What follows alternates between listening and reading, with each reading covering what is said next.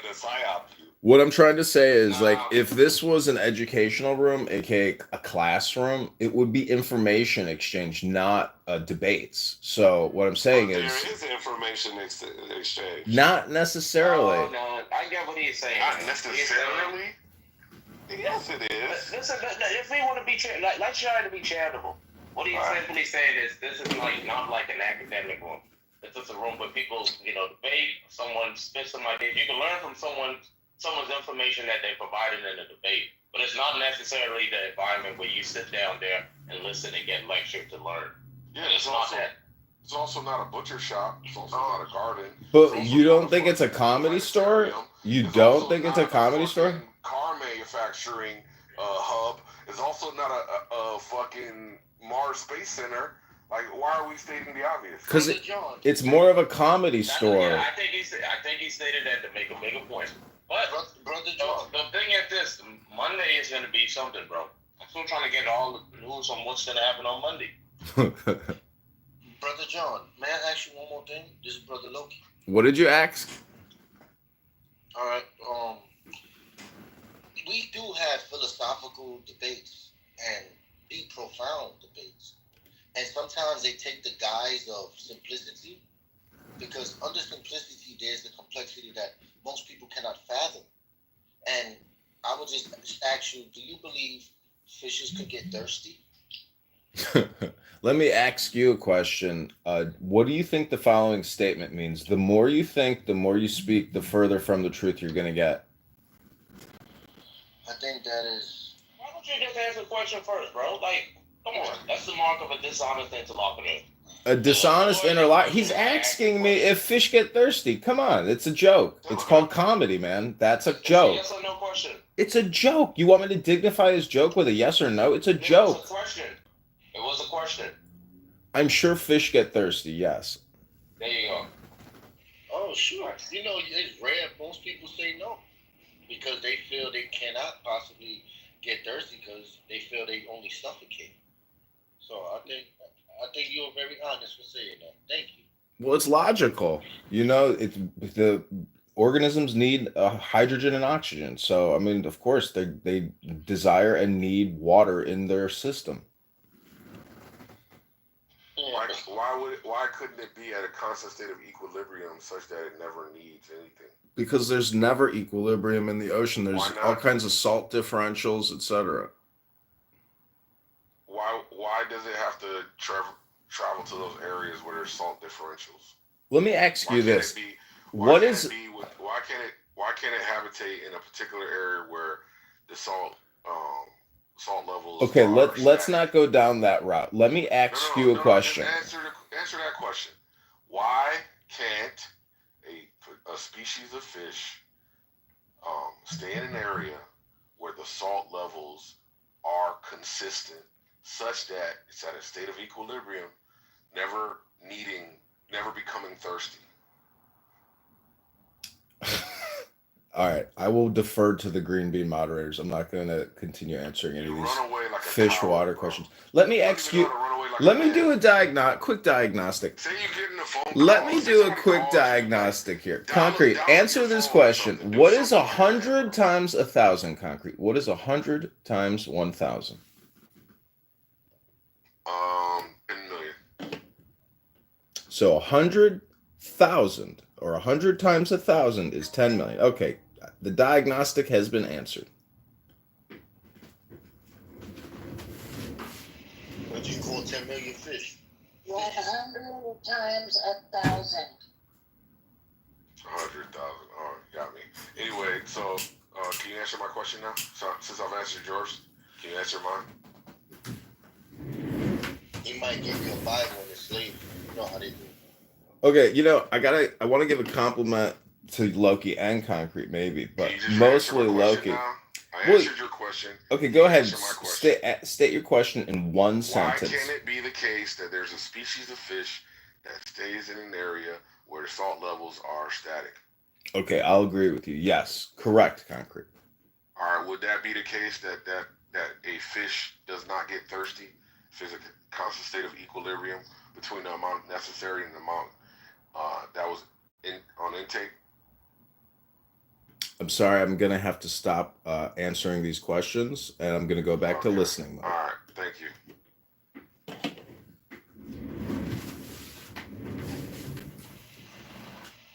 But I'm impressed. Most people never say yes; they say no, and they have articulate arguments. And I'll say that I'm impressed with you, John. The name is given to you as a good character. Yeah, but Loki, you know that your whole argument is based on an equivocation, right? No, not necessarily. When fish actually get thirsty and drink water, yes. Especially when they live in a state of dehydration. I think Brad established that they don't get thirsty in the way that humans do. So when you talk about that's equivocation. So when you talk about thirst in the way that humans get thirsty, no, fish don't get thirsty in the way that humans get thirsty. It wasn't Brad. It wasn't Brad. No, the key word is dehydration. Yeah, but look, why would they when their brain doesn't even perceive that they are thirsty? So you agree that you're talking about two different senses of the word thirst? No, I'm saying that the biological need for thirst remains the same in both the species. Why? Because we both have involuntary movements such as blinking, and we're not, conscious of it because our brain doesn't allow us to perceive it all the time. So with the fish, it doesn't allow them to perceive that they're thirsty. It's a little bit like breathing with humans. A lot of people in this app, I don't think they're breathing anymore. I think they're just chronically thinking, speaking, and responding. They're, not breathing. So let me ask one more question to Concrete. Can a human get a deficient in, breath? Yeah, why not? Are you saying that fish in their breathing? Well, I mean, you got the respiration cycle, you got the hydration cycle. But let me ask a more important question. Are you called concrete because you're thick as you're thick as concrete? I mean, doesn't your name imply that you're stupid? Yeah, look at you. Look at you getting emotional. Doesn't your name imply that you're stupid? Look how irate you get. Go smoke some weed and feel better. He's John, brother. He's actually a mason of the highest order, meaning he could lay a foundation brick by brick, fundamentally to architecture and all the spiritual realm of philosophical ideas. And I think you too, my brother, can do the same. Well, see, as I stated earlier, I believe that this is a roast app, aka comedy. And so when I say stupid, I don't mean stupid as in like retarded or autistic or Down syndrome. Like, I mean that, like, if you are a Freemason and you are stupid or thick as a block of concrete, that's really like the all, or he has become the universe. That's all I'm trying to say. But apparently, that philosophical, esoteric concept flew over his block of concrete. Kendall, there. Yeah, Can you imagine somebody? All right. Can you imagine? Can you imagine somebody you don't interact with on a regular basis being this fucking invested in you? What does that mean to you? Somebody that you don't interact with on a regular basis is so invested in you. That means they're a fucking creep. Maybe they should find something better to do. Well, if you call me a creep, maybe you're projecting that you're a creep. Maybe they lack opportunities to express themselves in any meaningful way, and this is their only outlet, and it's a frustrating existence when you see other people doing what they want to be doing. But welcome, John. Just try to be normal. I know it's hard. Yeah, you see how he kind of try to make a correlation, like, hey, because I recognize a person with negative traits, that I must be able to recognize said trait because I too have that trait. And we're supposed to be the dumbasses here, like, all right. It isn't really belief in mechanism. Probably, I take it to be the result of mediocre work, where you're down 50 points in your head and you know it. But if you could tell somebody that they're down 100 points, then obviously can feel better about yourself because you know you're down 50 points. He knows he's down. He's not winning. And so everybody else that he might perceive to be a threat or to be actually winning, he wants to diminish them. Remember when you said that? He wants to diminish Well, them? let me just ask the question again. Dr. Concrete, what do you think? No, the person that's supposed to be listening is talking. And look what happened. I couldn't even get the update. Ask him again. See if he'll engage. He wasn't engaging. He was talking about, hey, what's going to happen is me and Roger are going to record a room and play it, and then we're going to go inside, politically correct and chillism, and we're going to ask questions and tell everyone that, hey, we're streaming and everything like that. I want to know more about on some apps streaming. Yeah, we're going to act as the aggregator or the algorithm, and we're going to cause anarchy and chaos tomorrow using your room and politically correct. You want to form an alliance? Well, because of Anonymous, we don't actually need alliances, but yes, I would form an alliance. But, I am interested in monetizing on YouTube. So if you want to open up a YouTube account and join, the rebellion or the alliance, I'm more than happy to include you in this network. We could write a proper verbal agreement with Toxic. He's our Secretary of State in South Chile. Yeah, go ahead. All right, tell him, and he will make it sincere, official, and we'll stamp it.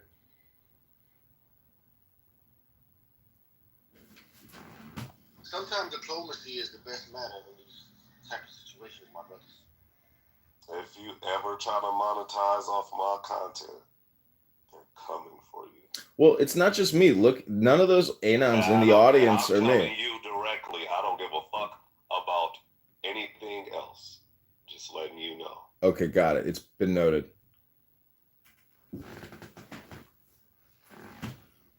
Anybody else want to get the same notation?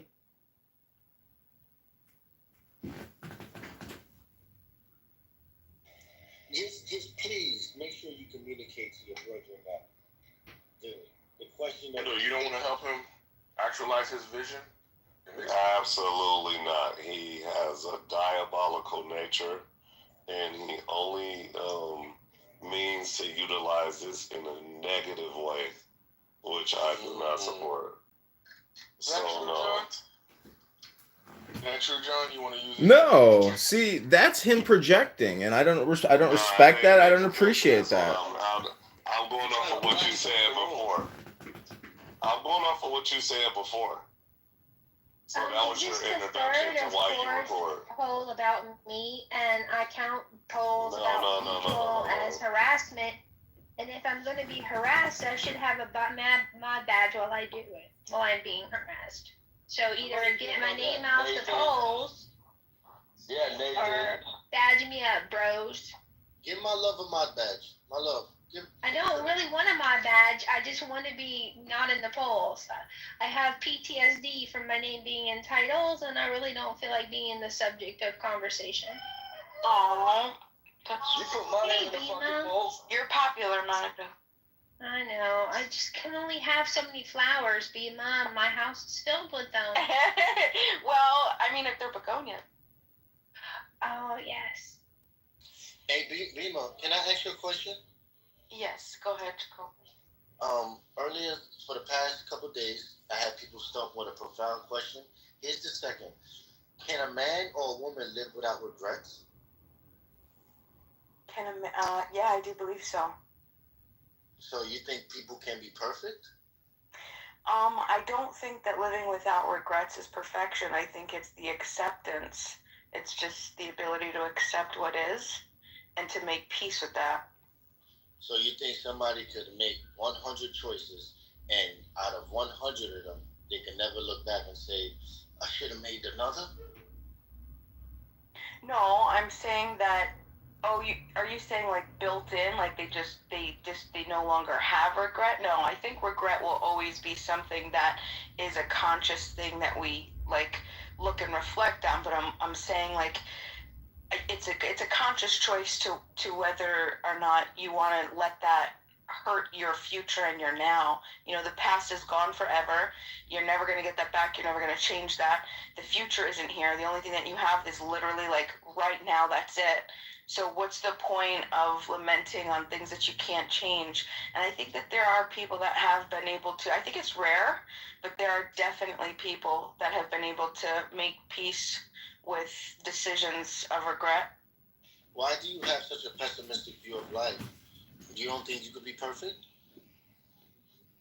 I think atomically, each and every one of us is perfect already. I think that's why I have it in my PTR or my bio. You look at my bio. I say you're perfect. I see. Exactly. So I just spend time here, travels a little bit, refreshes my head, and then stuff. Again, I have The Merchant of Venice queued up on my laptop to watch on the very long train ride there. Oh, that's very nice. How long are you going to be in Venice? Just 3 days? Yep, 3 days. But where are you flying from when you leave? So what? Where are you flying from when you leave? We'll be flying from Rome, and that's like later on. Oh, okay. Yeah, no, I thought you were flying in and out from Milano. And so I thought, okay, Milano is super close to me. It's like 2-hour train or 3-hour train. But Venice is way further. And I don't know what to do with my mom, and she's been sick. Actually, I've been being a nurse the last. Well, she was already a little bit sick at home, and then when she took the flight, the air conditioner like completely made her sick. Oh, and so she came here with asthma and whatever. Yeah, so I've been. She's still on nebulizer. Like she finishes the treatment on Wednesday or so, or Thursday, I don't remember. But yeah, she's been doing steroids and stuff. Like she's been taking care of her. So I don't think that she will. Well, I wish her unfortunately much. She should have a speedy recovery. Thank you. No, she's gonna be fine. It's just that, you know, like if I tell her, okay, we're gonna go to Venice this weekend, probably she will not be up for it. Yeah. If I were on my own, that's fine because you know it's just. No, here. No, I'm here with the kids. Main thing is to get them to San Marco, which. Oh, you know what? When you're in San Marco, just buy food for the dogs. I know the birds go crazy there. Yeah.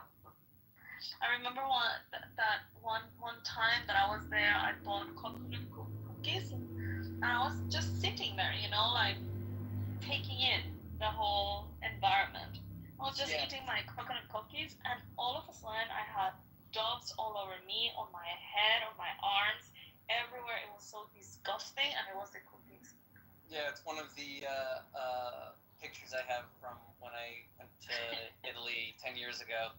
We were like feeding some birds, and you know they're flying right at me, and I got like a great action shot of me in my hat with the birds flying all around.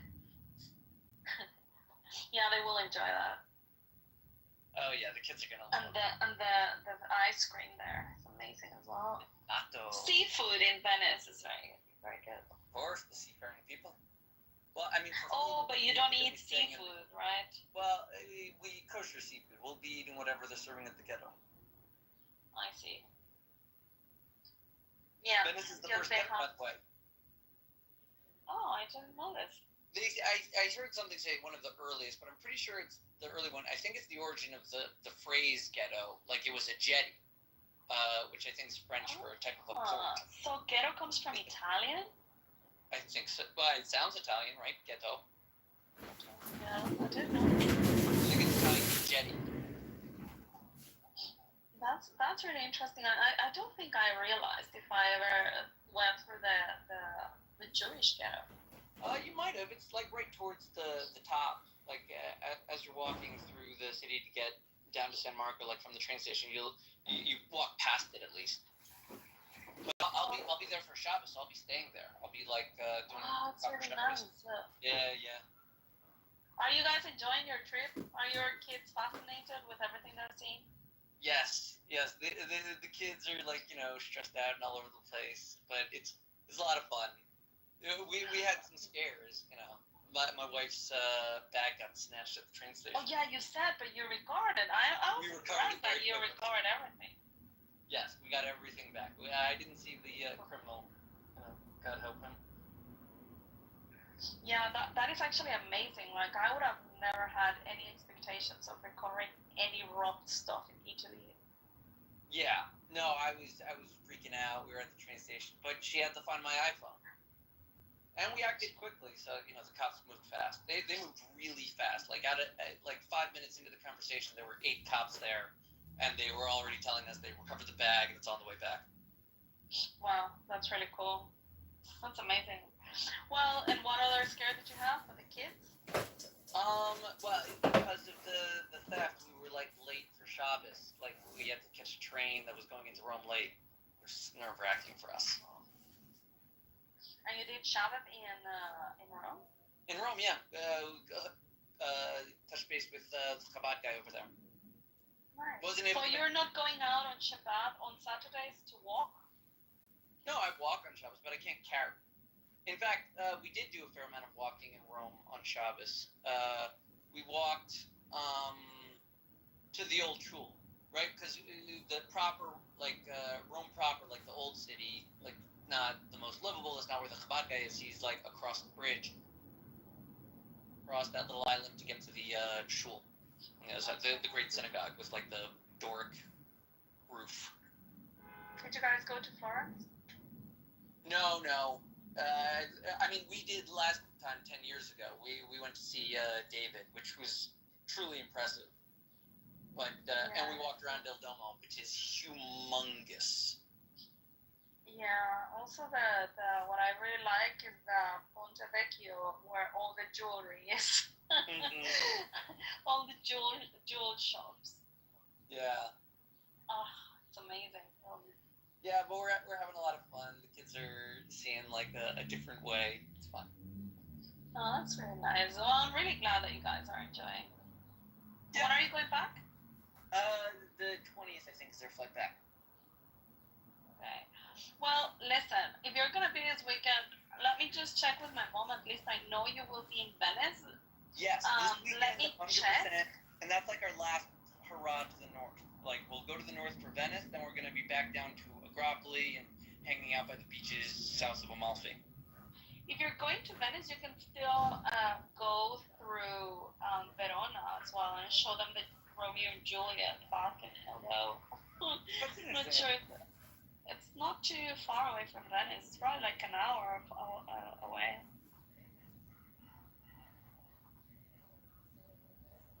In Verona. Hi, Pepe. Hey, John.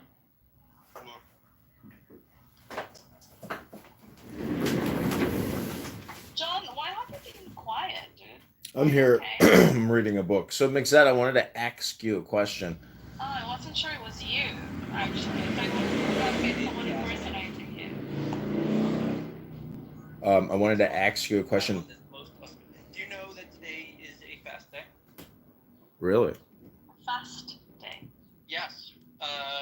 Of the 6 fasts that the Jews have during the year, they all have partners. There's long, short, male, female, black, and white. Today is the black. The destruction of the Beis Mikdash. The expulsion of the Jews from Israel. Today we commemorate. So, Mixed, let me ask you a question.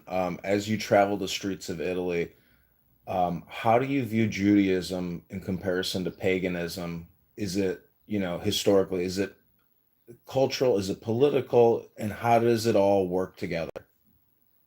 I mean, it's a fair question. The answer is mostly yes. It is cultural and political.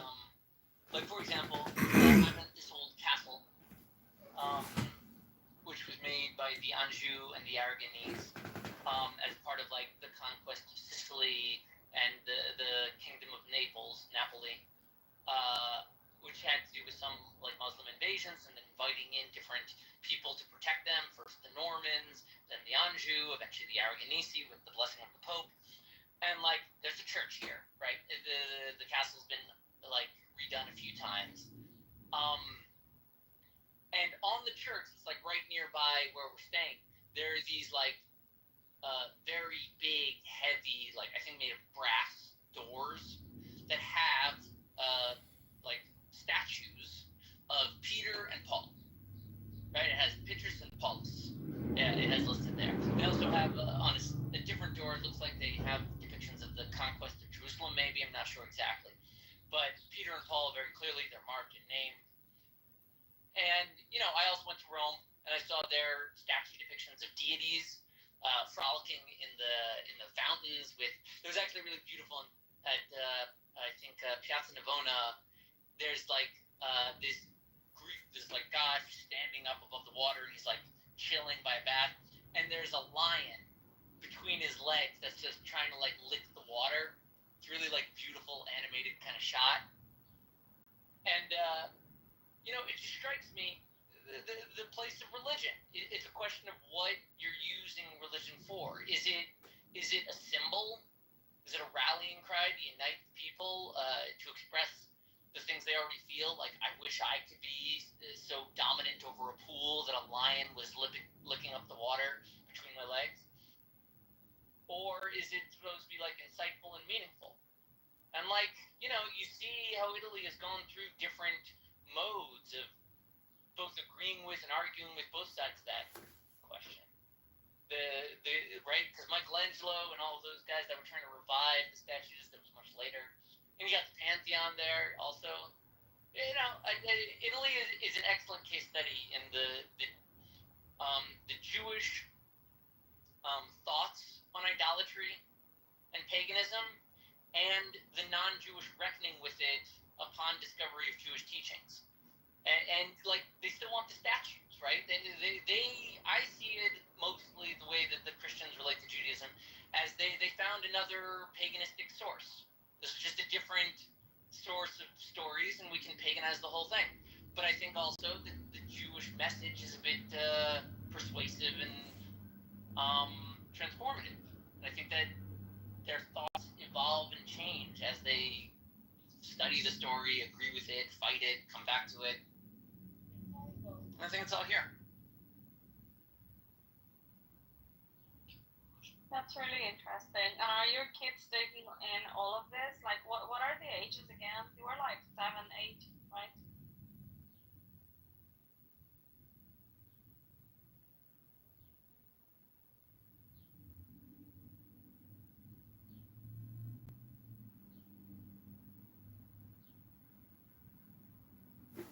Anyway, why have you been quiet, John? Well, they deleted my other account, so maybe it feels like a different experience for you or something with this new account. Because I asked this atheist, what a Homo sapien is, and he got so emotionally upset that he reported me, and he's like, "You're that motherfucker who has all those accounts, you motherfucker." And I think his name is Mark. I don't know if you know that guy, Mark. I think his name is. He has got a different name on here now, but. Yeah, thanks, McZed, for that answer. I thought that was really interesting. You look very handsome in that photo you have on. Oh, thanks. I think it's the hat that gets women so excited when they see it. You got a very handsome face there. And the shirt and everything. That's a very good photo of you. It's actually a complete clone of Anton LaVey. I don't know who that is, but he's got a nice smile. The beard is nicely groomed. Danny's projecting. Danny's projecting onto me. Danny, do you think you're a witch? Why? Yeah. Who do you think's more handsome, Luges, Tickles, or John? Oh, they're both different types of handsome. Now, don't forget, underneath that Trump hat is a bald head. So take that. If you love hair. That's what I am forgetting. I mean, Lou has definitely better hair than me. And also, his eyes are nice. Who do you think would be a better husband? My friend the trash bag, a trash bag, or John? I don't know really. I think my friend lacks a little bit of spine sometimes. At least for me, I need someone with more So let me ask you one final question. What do you think the answer is to the super secret hard riddle known as the riddle of the Sphinx? I have no clue what the riddle of the Sphinx is. I mean, you've heard of the Sphinx, right? Yes. And did you know there was like a riddle tied into the Sphinx? No. So maybe Google it. Google what is the mystery riddle of the Sphinx. Amen. Riddle of the Sphinx. Amen. So I wanted to also say that tomorrow we're doing something different here on Clown House. We are live streaming all of the rooms in Chillism, Politically Correct, a couple others, and we're going to do live feedback. We're going to do like a sample, and then everybody gets to give their opinion on what they just listened to. Then we go to another room, or we hit, resume. So it's going to be in the muff with Roger Mayhem hosting and John Kitover producing. And Yeah, we I heard that now I heard that exactly. Now he works for him. Lisa, not with also, him, by the way, for I him. can't believe I spent the past 4 years complaining to you about my ineffectual behavior in my toxic relationship, and now you think I'd make for a spineless partner. No. I have no. It was nothing referred to your relationship and what you've shared with me. It's just like the way that you come across. It's just like, I'm not saying that you're a spineless, slimy bitch. I'm just saying that your personality is more I'm not agreeable. Let's It's say. true. It's true. You need a manly man, and I am a faggot. No, you're not a faggot. Anyway, John. Yeah, I hear that now you work for Roger. That's very interesting. Well, sometimes you get confused and you think that the parasite is the host, and sometimes you think the host is the parasite. But in this case, Roger is the parasite, and you were the host. He's doing your work. no, I'm just saying that it's mutual cooperation, and if you believe that you can organize community organizers and get monetized one day, this is hopefully what's happening. But I do have to stop recording so much Clubhouse because I have to actually do campaign work to try to get signatures on the ballot to put me, on the. So you're gonna delegate this to Roger? John, if you need me to come get signatures for you for a week, I could get at least 100. Oh, that's nice. Yeah, that's awesome. Yeah, but He knows that I've done this professionally. well, if you want to fly out here, so what we're going to do is my friend Jared here, who is my campaign, coordinator, he's got a really nice BMW, and so we're going to go to the top 15 towns in the district, and we're going to do interviews with people that live in all these little towns in Illinois, and see what they think about the current congressman, and share with them information. Listen, this is the power of Clubhouse. Okay, we are going to make you win. I agree. I think having Clubhouse is like having a supercomputer. You just have to be, you have to be a good user of that computer. So I hope I'm a good user, and everybody Let's here. help you. Yeah. Even I can help you from Switzerland. Yeah, 100%. Like this is. You didn't give me a review for Sorrel. This is a spam operation in a way. So I need as many brains out there spamming to, help educate people and stop getting people from asking questions. Create videos and start using. Bima wants to be a part of the campaign. See, I think the whole thing, can essentially, I hate to say that Robert Taylor, aka the Bitcoin laundromat guy, he has this theory of praxeology. Now, I don't want to spend too much time on this, but if you look at the Mises Institute publishes the theory of human action, and I couldn't stop laughing when I read that. What do you mean you couldn't stop laughing? Because Robert Taylor, in a way, is right, but he's also really stupid. He can't explain the theory of human action because it's so complicated. And there's so much in it that to think that you can come on a social audio chat app and exchange, terabytes of information, you just can't. Yeah, I was gonna say, what's there to laugh? Like the Business Institute is one of the best places where you can actually get educated in economics. I love it. I don't think people are that complicated, and I don't think the universe is that complicated. It's all just, information. Well, Danny is one of the best crisis actors any political candidate has ever hired, and I thank you, Danny, for being such an effective agent on behalf of Mossad. Oops, did I Freudian slip there? Just kidding, Pepe. No, they don't want me. Are you joking? I was brainwashed by the America. They're just using me as a patsy. I don't know. I was gonna say that I would be the worst for Issa because I'd end up strangling the bitch one night. I promise you that. What? Pepe is a sociopath. Did you just figure that out, Issa? Bima, welcome to the stage. Bima is also a crisis actress in the campaign to elect John Kitover. Welcome, Bima. Hey, what's going on? Who's the guy in your PTR? Issa? He's an athlete, of course, Paralympic. But this guy is really inspirational. He's normal apart from his arms, right? Like, he doesn't have arms, like, they never grew. And he plays tennis, he rides horses. He plays tennis? He swims, yeah. He swims. What is his Olympic event? Does he do the shot put? No, he's a gold medalist. And In what sport? In tennis, in running, Wow. in horse riding, and yeah, I don't know, like, he plays a lot of sports. And he's fully sufficient. Like, I met him a year ago, and I was having dinner right next to him, but he had a steak in front of him. I was like, shall I ask if I should cut his food, or I should help him? Like, I didn't know, like, what to do. I was like, no, Isa, that would be rude. Just, like, let him ask for help. So wait, does that mean his penis is technically his real arm? Probably.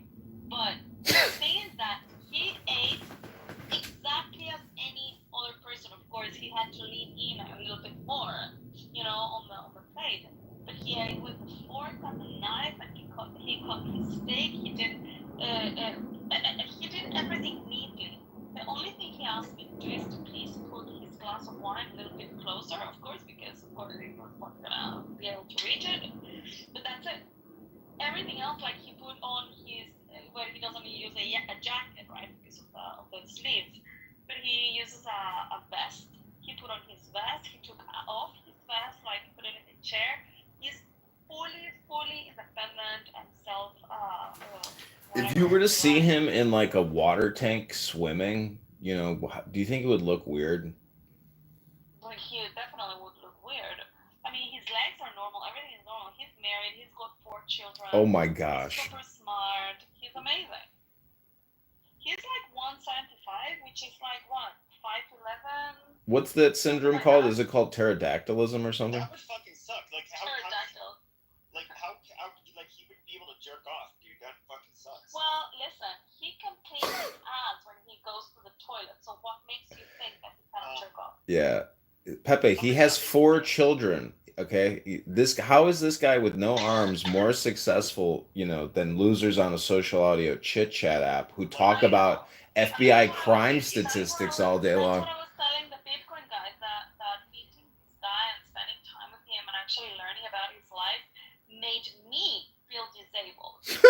Having all my limbs, and the brain and whatever I have not done everything this guy has done. Yeah. It's amazing. You see, Issa, myself, and John, we could all die in a bus accident, and everybody's lives would go on the same. Nobody would miss us. No children would starve because we don't have any. The love of our life would be there at our funeral. I was trying to, like, refute what Pepe just said, and then the more I thought about it, I was like, you know what? I got a lot more work to do. Yeah, we do. Actually, that might be a good thing. It's like, then, like, if you die, nobody will miss you, and that means you caused the least amount of pain on this planet.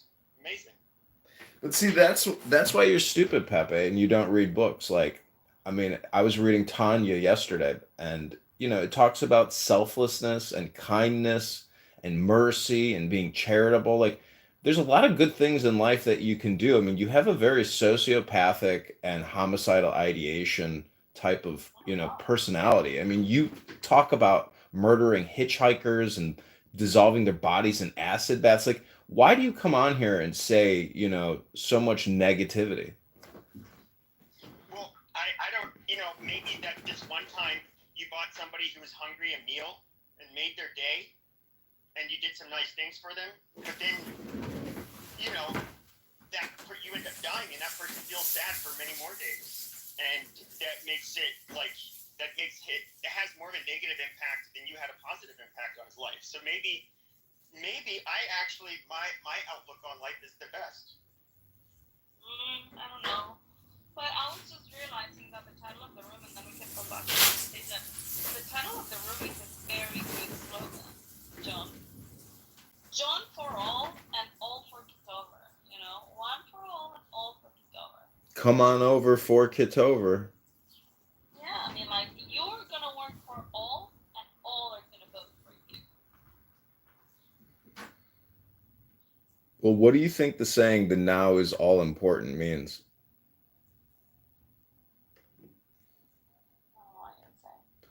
Anyway, Pepe, hold on one second. I asked a question. I asked, what do you think? Try to use your listening and your brain skills here. If you want to work for the campaign, you got to listen. What do you think the now is all important means? Now is all important. Yeah, what does that mean? That is the only thing that we have. Nothing else matters. The past doesn't exist, the future doesn't exist, the now is like all we have. That's all that So exists. you're saying that I think it all exists. Everything exists. Everything exists in the now. So you're saying that the compression is all that we have. Yeah, it's the future and past compressed into now. Right? Is it the event horizon? Danny's so funny. What does it mean, John? No, I think Danny, in a way, like the comedy aspect, I think is, the silver lining. So all I'm saying is, the now is all important. And I mean, it's 1:28 here in the afternoon. Everyone here, has things to do. But here you are, communicating. But, there's an expiration happening in the background in a way. Maybe that's conceptual, but I say one for all for Kitover, and come on over for Kitover. Go to johnforcongress.com. Hey, El Normo. El Normo. El Normo. If I were in Chicago, I would vote for you. Now, just one little question before you go to Norm. If I help you in the campaign, would that imply Swiss interference in the election? No, you're a volunteer for the campaign. Anyone in the world can volunteer for John. El Normo, I was really trying to push the buttons on Shapeshifter yesterday. I apologize if I was being crude and coarse, but I wanted to see how far I could push that guy.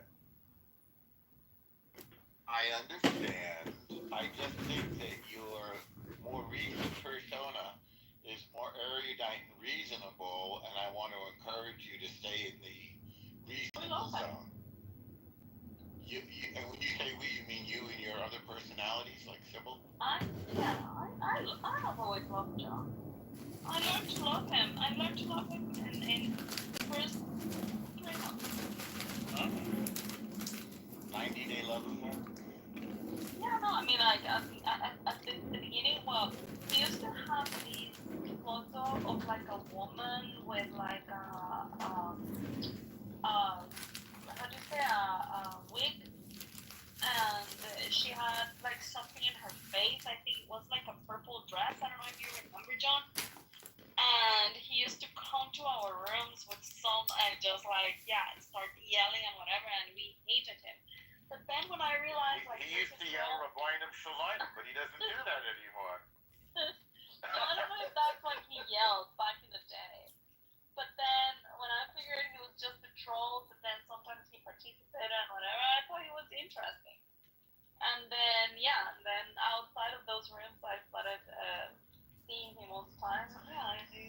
appreciated him. You have wonderful taste in men, I will say that. I do. I do.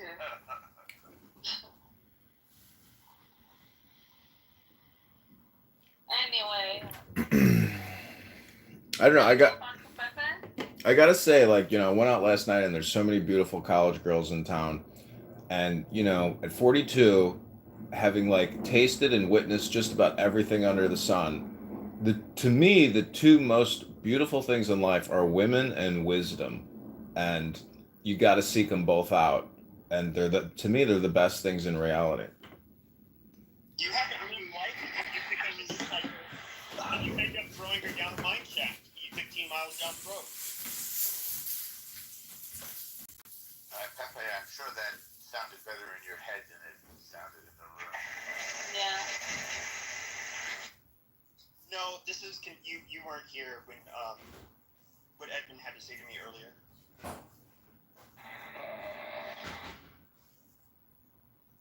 Here's the picture, John. Oh, that's a very good. Oh my God, what is this fucker doing? You're gonna get kicked out if you do that again. Okay. Everybody say goodbye to Jacob.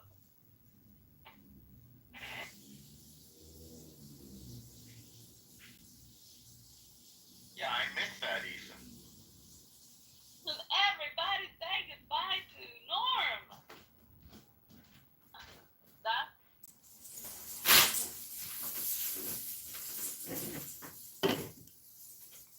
So. Yeah, look at Danny's photo. Oh, El Normo, I don't know if you heard, but Roger Mayhem are doing a show tomorrow in the Muff from 8 a.m. to 1 p.m. And we are going to do like a Mystery Science Theater 3000 thing where we listen to Chillism, we listen to Patty's Politically Correct, and then we do a break and a pause and do live feedback and analysis on what they're talking about. Honestly, that's gonna be a waste. Yeah, that's gonna be a waste of time because you are going to have people just listening into the. I mean, you're gonna waste your time listening to another room that you're not in, and then you're just going to discuss the content. It would be better if you're just recording it, for the snippets or whatever. All of you go into that room, you participate, and make them. You trigger them actually to say things that you want them to say. We'll see and you trigger them and you participate, and then you go and have a post-room discussion. Well, it's a roast show. It's a live roast show. But also don't forget, because we have the room open and we're going to title it in a certain way, and we're going to go into those rooms and say, hey, somebody's live streaming this into Roger Mayhem's room. Like, we're going to cause chaos while we do the show. I know, but that's what I mean. Leave the room open. Have your room just like you have your stuff, just with one account. Leave it there in the muff if you want, but then you guys go to the room to actually provoke these people to say the shit you want them to say so you can expose them. And then do a post room. But just like listening passively, that's idiotic.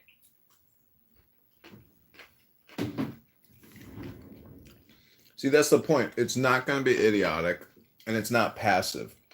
It's critical, analysis and critique of basically people wasting their time talking about nothing. In the same way, that we're doing that right now. Is there an anonymous in the room? Yep, there's two. So those anonymous accounts, if they're live streaming the room and creating content, they're basically filming a show about nothing. And, El Normo, I know you're, a filmmaker. And so, like, I consider myself a filmmaker as well, having produced, 40,000 YouTube videos over the past couple of years, but really having no success in terms of, viewership. So I'm just trying to, like... That's like running a hot dog factory and saying I'm a chef. Well, never knock a good Jewish hot dog stand, because the secret is in, having a line and doing just a couple hot dogs at a time. And then the line builds up, and then everybody driving by sees the line and they say, oh, there's something good there. So the whole thing is, public relations and marketing and advertising and spamming in a way. I mean, El Normo, do you think like the greater the product, the greater the opportunity to spam it is, but you have to find essentially a way to create a mind virus, which is, free clicks. So that's what I'm trying to do is, and I'm trying to mix it with my political campaign. So that's my theory of activity, or as the Mises Institute says, the theory of human action. Wait, somebody I know was telling me about the Mises Institute. Is that MIESES? I feel like I know about this. It's Mises. He's like an intellectual who came over from Europe, and it's basically about how a government destroys economic growth and opportunity and eats out the substance of their people.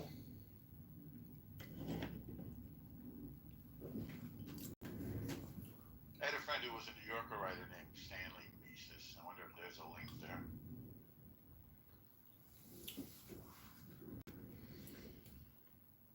Wow, I have smashed Gaza.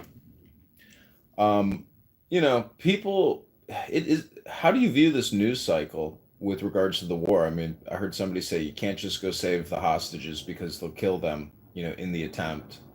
So, what's like the optimal game theory if this was a chess game? How do you eventually get a checkmate here?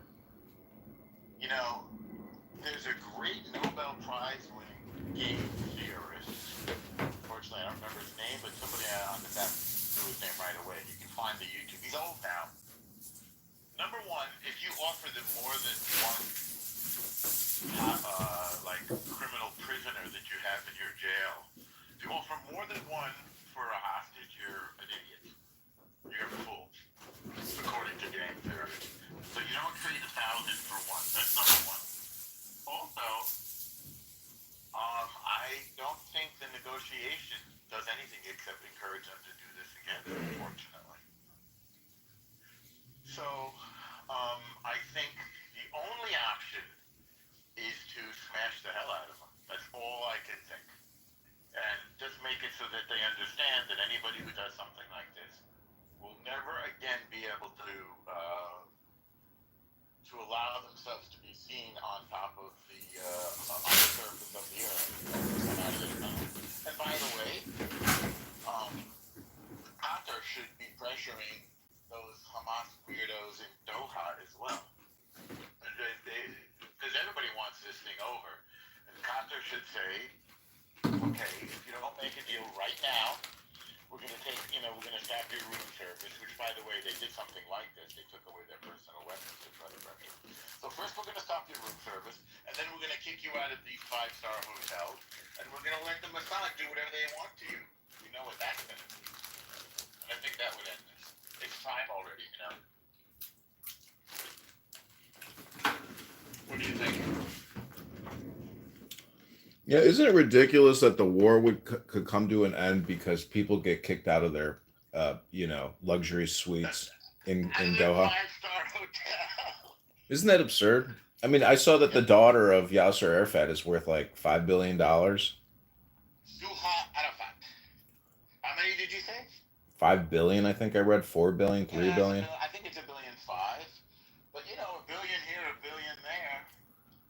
Sooner or later, that adds up to some real money. So, I mean, is she going to be magnanimous and, give that money back to her people and build, 60,000 housing units? Like, what is that? Like, why can't the International Criminal Court seize her assets, and redistribute that back to her people? Because clearly she didn't earn that money. And so if maybe it's legal because she got it in the estate, but why the hell was he worth that much money? So I don't know why they can't seize that money. Well, if it's in France, I guess the money's in France, right? I mean, I guess it deals with the government in France whether or not they can seize those assets.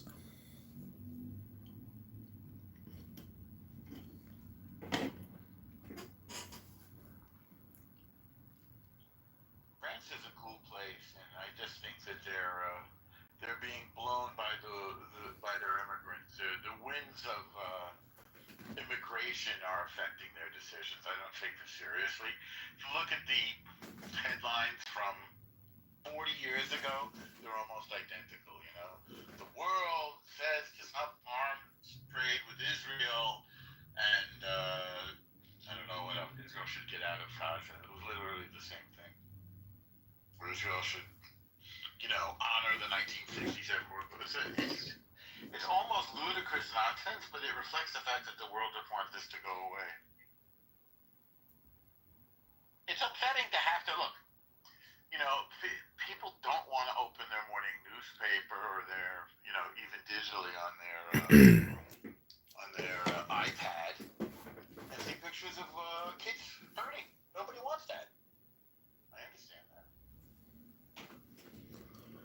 You know, I am not for abortion in this country. I think we should be giving women checks of $10,000 or more to have children. I don't think we should be paying, you know, $1 billion monthly for abortions in this country and killing, you know, 80,000 children a month.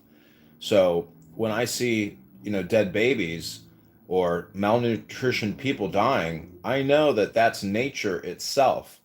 But what is happening in America to me is unnatural, and it's not natural. And it's very sick, I think, what we're doing in this country in our medical industrial complex and with all these abortion doctors.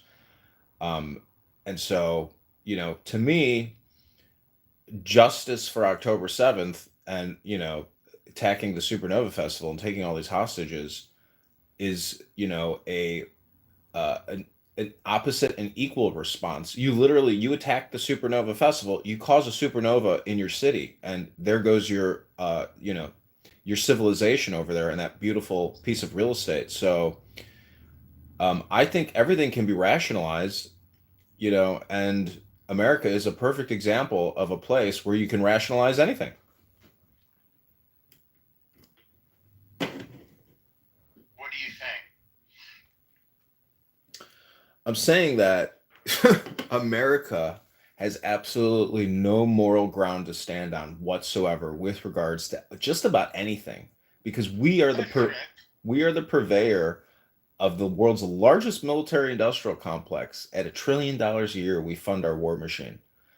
And we fund, you know, through Medicare, Medicaid, and over $2 trillion a year, we're paying for all these abortions. Taxpayers are being taxed to murder 80,000 children a month in Planned Parenthood facilities throughout the country. So I'm just saying that, you know, I want to just describe the situation accurately and say that, you know, if there's any hypocrites around, just, you know, just realize that, like, as an American, you really have no moral or ethical bedrock or cornerstone at all. We are such a liberal Democrat toxic society of hypocrites and death dealers, and, you know, shameless politicians who do not demonstrate humility or, you know, maybe fake kindness, but it's so all inauthentic because it's all based on murder, in my opinion. I've never heard you say that. I don't think that there's any more reasonable conversation about abortion. It doesn't acknowledge a woman's right to make that decision if she needs to. Well, I asked Grok, you know, whether or not you think abortion is murder. And according to Grok AI, you know, powered by this giant intellectual supercomputer, has concluded that abortion in America is murder. And if the AI that we supposedly want to keep talking about all the time because it's all important believes that abortion is murder, but that's just one platform. So anyways, I'm just opposed to abortion, but it's not, to me it's political. Everything is political.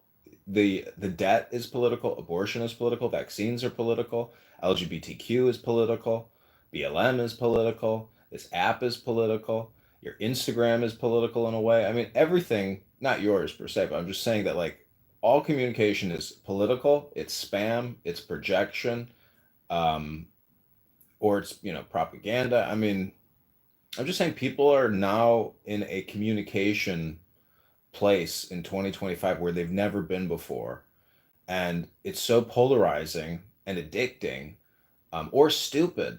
but it's basically all spam. And so, part of personal responsibility is choosing what kind of spam you're going to have for lunch and dinner and breakfast.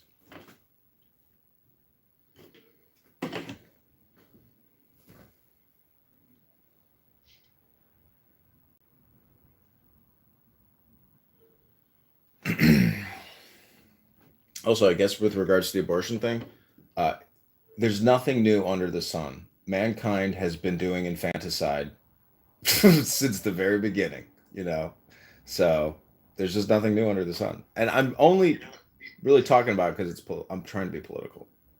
The Torah says that the soul enters the body with the baby's first breath. But before it's born, the soul is not in the body. Yeah, well, in Hebrew, the word is ruach, which is breath, or life force. You could say it's spirit. And, if you want to be a literalist about first breath, but you still want to exude, rip that baby's body apart, just if that makes you feel better legally, morally, ethically, spiritually, okay, cool. But I think most common sense people in 2025 know that, ripping the child's head off in the uterus before it can get that first breath is not a valid excuse to terminate that baby, that organism's life. I mean, it's mystical what you're saying, but if you want to be, you'd rather it die afterwards of starvation? No, what I'm saying is, did you say that earlier? Did I catch that? No, I didn't say that. What I'm saying is, I thought I caught that. Can we get the recording? I forgot. It sounded like you said that. Oh, you can go to my YouTube or Instagram if you want to watch the replay. What I'm saying is the mystical approach. See, the material world is more mystical than this subjective, esoteric philosophy world of books. In a way, that baby is mystical. The breath is, the inhalation, but I'm just saying that baby itself is more mystical, more magical, more beautiful than, that breath. Does that make any sense, Al? The thing is, the consequences are, in a world like this, if we were living in a biblical utopia, we would all be with our first loves, and there would be no thought of abortion.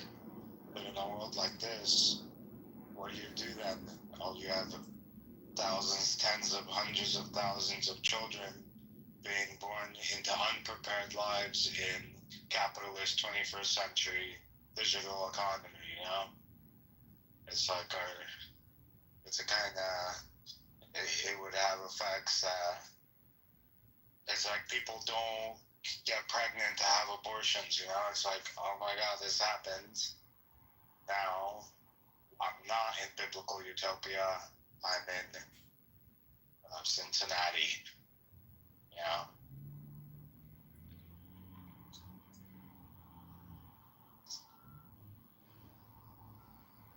Yeah, well, people shouldn't be using abortion as birth control.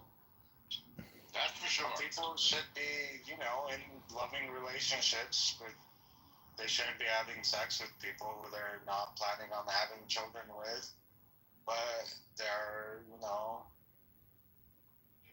situations like you've had enough kids, or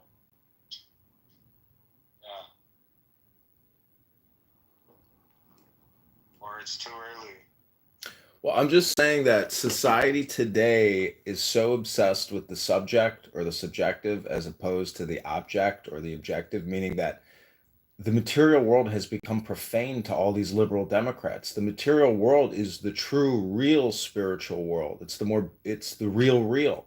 And because people are so addicted to politics and propaganda and mind viruses and thought control, you end up having unnecessary death. And I think, the abortion doctors, table is open to criticism. 80,000 a month, never ending. Like, we could stop it. We could liberate these women and give them money if they want it. I'm just saying, give them an option. If the government is going to pay the doctors and the health insurance providers, give the women an option for direct payment and subsidy of the pregnancy. Give the money to the people, not to the doctors and the corporations, especially with regards to abortion, and especially because we have plummeting birth rates in this country. Do you think that maybe it's a sacrifice? You could say it, under the cloak of a white cape, anything is capable. I mean, modern day psychiatry and a lot of medicine is just veiled in terms of like medieval practices. It's just an updated version of the same old game that we do to each other commercially. It's very sick. Um, Most people need a good environment, not more medication. They need more exercise and diet and, more security, better housing, cleaner everything. I'm just saying It's that. called Maslow. It's a pyramid, you know? Yeah, I agree. I mean, Yeah. I don't know if I'd call it child Maslow. sacrifice, like in some kind of, satanic way, but I would just say that if you've ever met with abortion doctors or seen congressional testimony with a very aggressive female liberal Democrat abortionist, to me, she's repulsive and she's a mass murderer. How do you feel about Kermit Goswell? I don't know.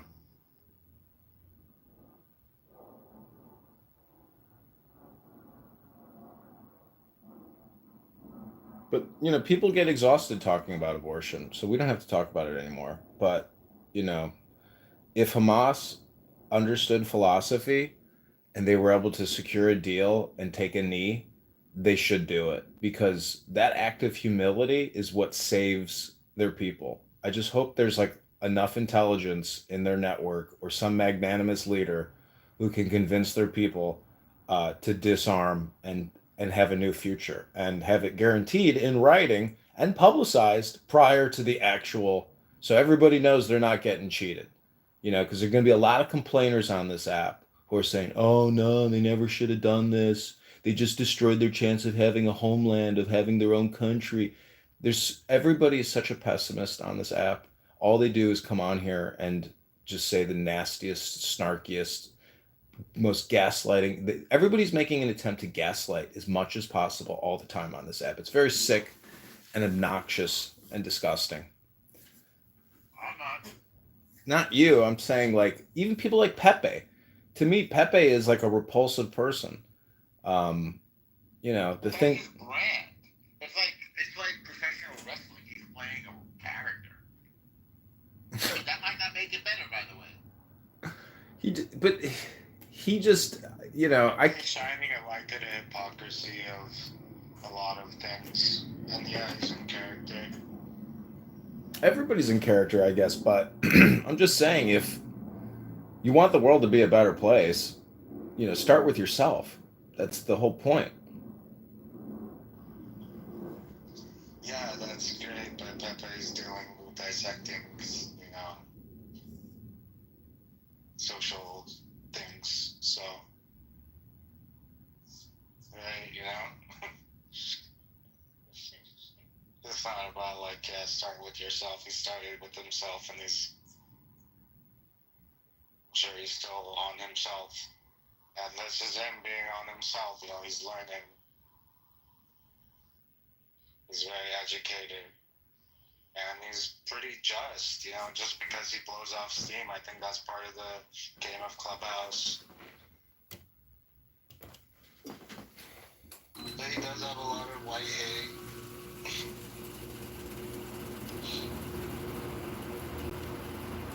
But I don't think I think it's a show he puts on.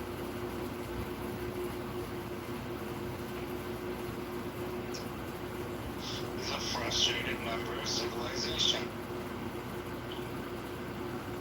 Like many others.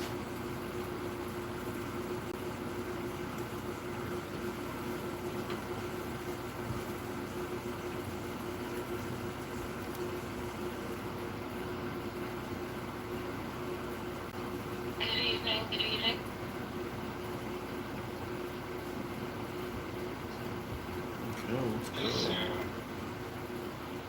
Hey.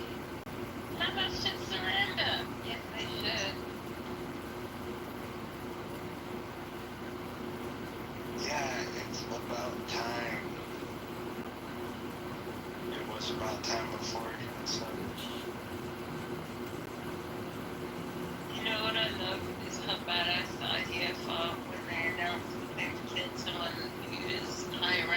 They're like eliminated.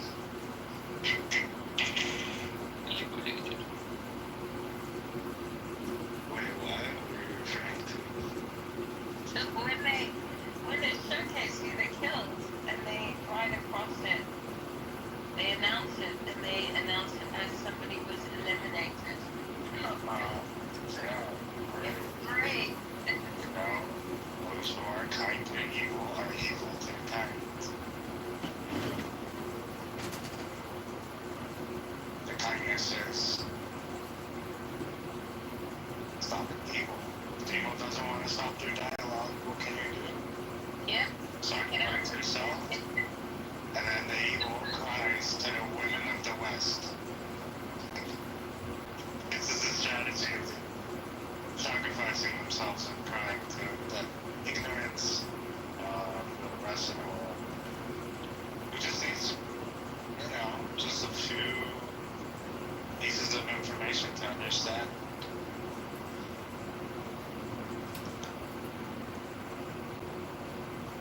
So sad. So much suffering. Imagine if they just let the chips in with the red carpet and develop their region. How much more developed would the Middle East, would the world be now? We might have been twice as technical. We might have been in 2030, 2040, 2050 now. Who's going to answer for that? Who's going to answer for that? Who's going to answer for that? God is aware of what's happening and what's in your hearts and what's going to expand that. What you people wish on the Palestinian, I wish that happens to you. Bye. Yo, man. Exactly. Exactly. And also, we don't wish anything happens to the Palestinians. We wish Hamas to surrender and to release the hostages. Who's going to answer for this? Which student in class is going to answer for this?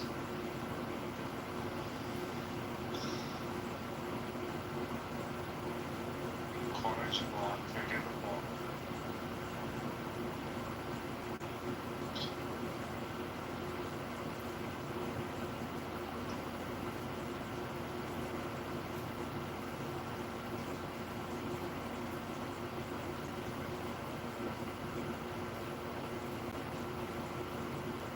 Oh, that's a brilliant X. So somebody posted in the chat, Gaza has one of the lowest average IQs, scores on the planet, and one of the highest cousin marriage rates. Wow. That's crazy. Irrational rage, right? Low IQ and irrational rage are the results of lots of cousin marriages, man.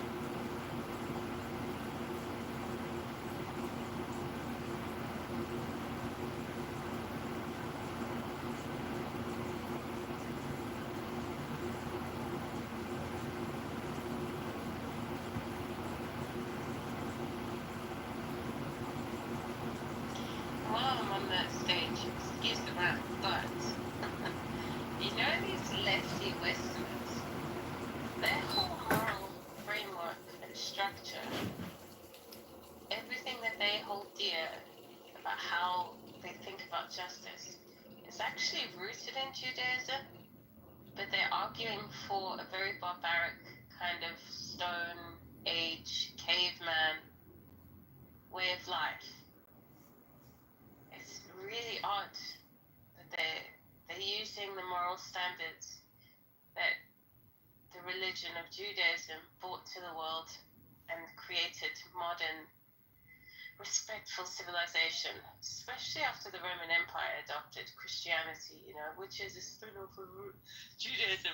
I mean, it's so stupid. It's so stupid.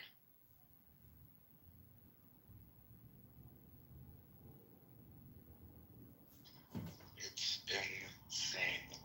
You know what I think is weird about the whole thing? I don't know if you guys have considered this before, but if they're getting genocided, if they're starving to death, why wouldn't they just release the 40 or 30 living people and the 20 dead bodies that they're holding on to and be like, all right, we're done? Because they're morally grandstanding. Well, they're not starving. They think they're. So they're not actually starving? Is that what you're saying? They're not actually starving? No, they're not actually. And they're not. And are they not being genocided either? No. So that's why they feel like they're actually doing something cool. They're like, they think they're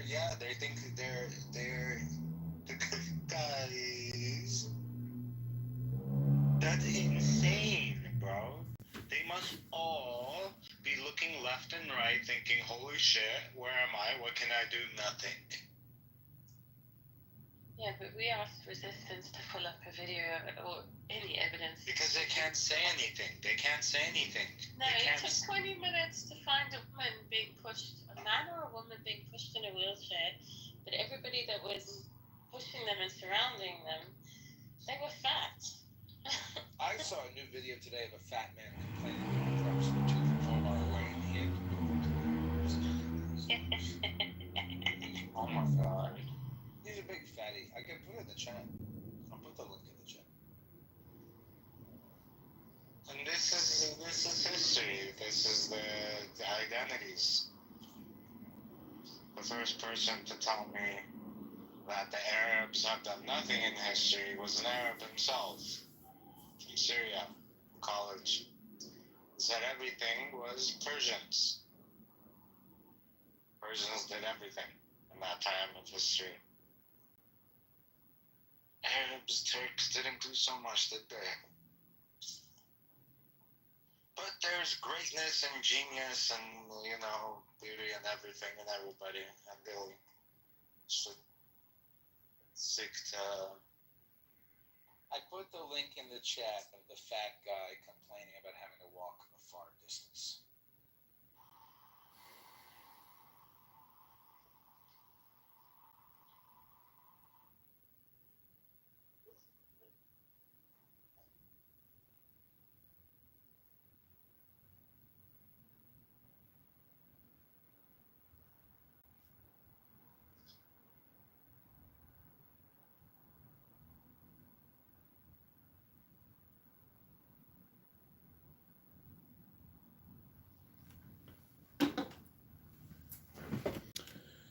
Pepe earlier said it, that if I died and Issa died, that, no one would notice, no one would care, everything would just continue going. See, I think that type of attitude, is reflective of somebody who has is despondent and in despair or not courageous. So, part of my art project, I like Clown House in the sense that I've created this third party network of YouTube videos of all these people on this app. Because in a way, you are not you are everyone you interact with and communicate with.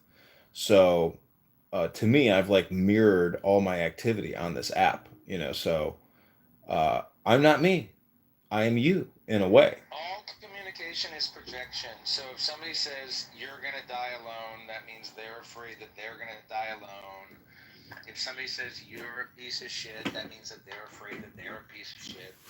If somebody says you're ugly, that means they're afraid that they're ugly. If they see what an all shiny bald head, they're afraid of the day that they themselves will once be bald. And that's as simple as that. Yeah. So what, did Pepe lose his mind at you and Issa? Did he go crazy or what happened? No, I was just kind of making fun of Pepe and then talking about, my YouTube accounts and Instagram accounts.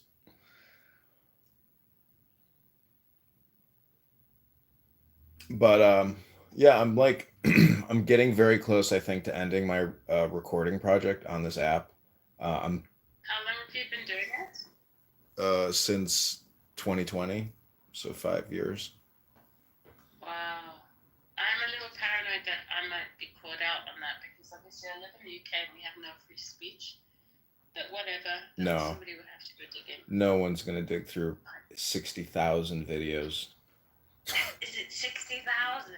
I think if you add up all the YouTubes and all the Instagram accounts, it's somewhere close to like, probably 40,000 videos.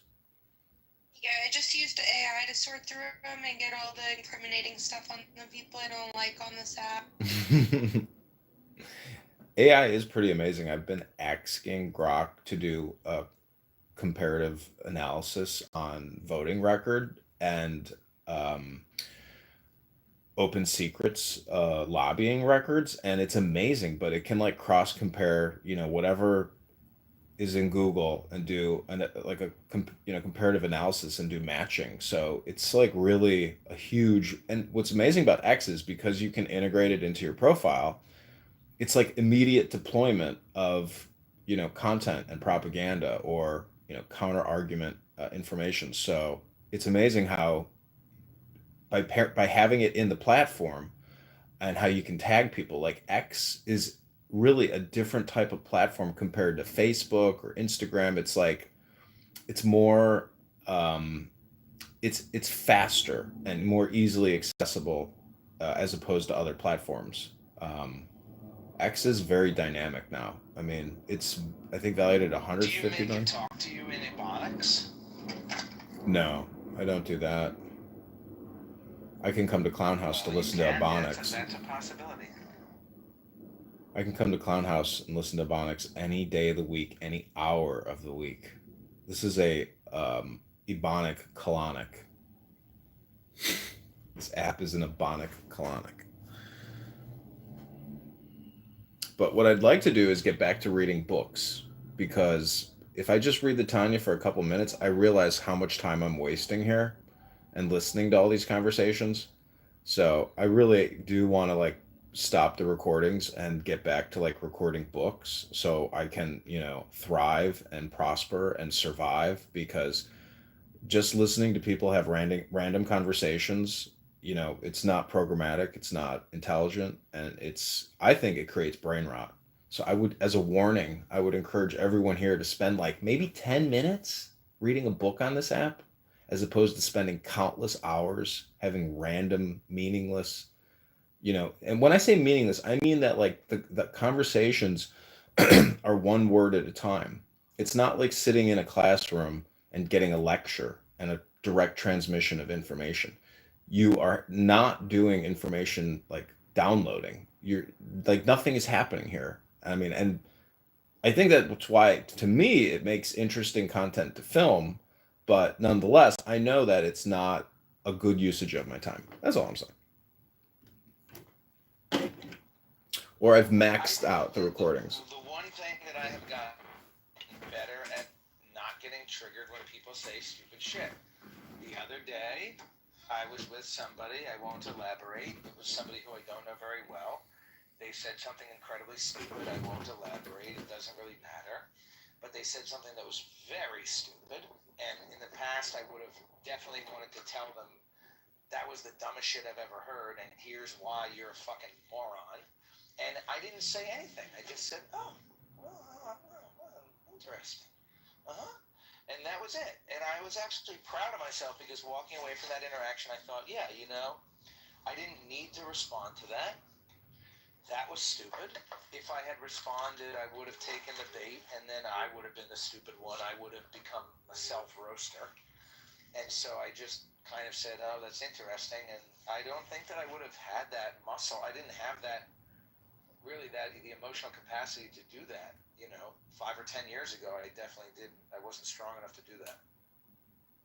Hey, Zach. What's up, you fucking faggot? Sorry. Crazy. I'm sorry. I'm just joking. I'm just joking. It's okay. I just want to contribute though, because oh my god, I'm still laughing from that, Zach. But anyway, I just want to contribute because I've heard some I guess unfortunate things during this room here. So I think that what's going on on both sides of this conflict is very unfortunate. I'm honestly not sure if the claims of the Gazans being starved is true or not, but I think it's hard to deny that people, like, not even on just like one side. Like, I'm not even just saying like the Palestinians are starving or the Israelis are starved or like trying to be like one side here. I'm just trying to say I think both sides here are suffering, and I think it's not harmful to your personal narrative or whatever if if people just acknowledge, that I think that, it could be true at the same time that what Hamas is doing by not returning their hostages is, harming their people. Wait, can you hear me? I put a red bar. Anyway, I can hear I you, just but want to I say, haven't. well, I think it could also, I think it's also can also be true. Israel could be suffering from scope creep because even people in government haven't saying like, hey, we've been going too far. Like, this is only just prolonging the suffering for both of us. Like there's generals, journalists, politicians who've been noticing this too, and you hear someone complaining. I think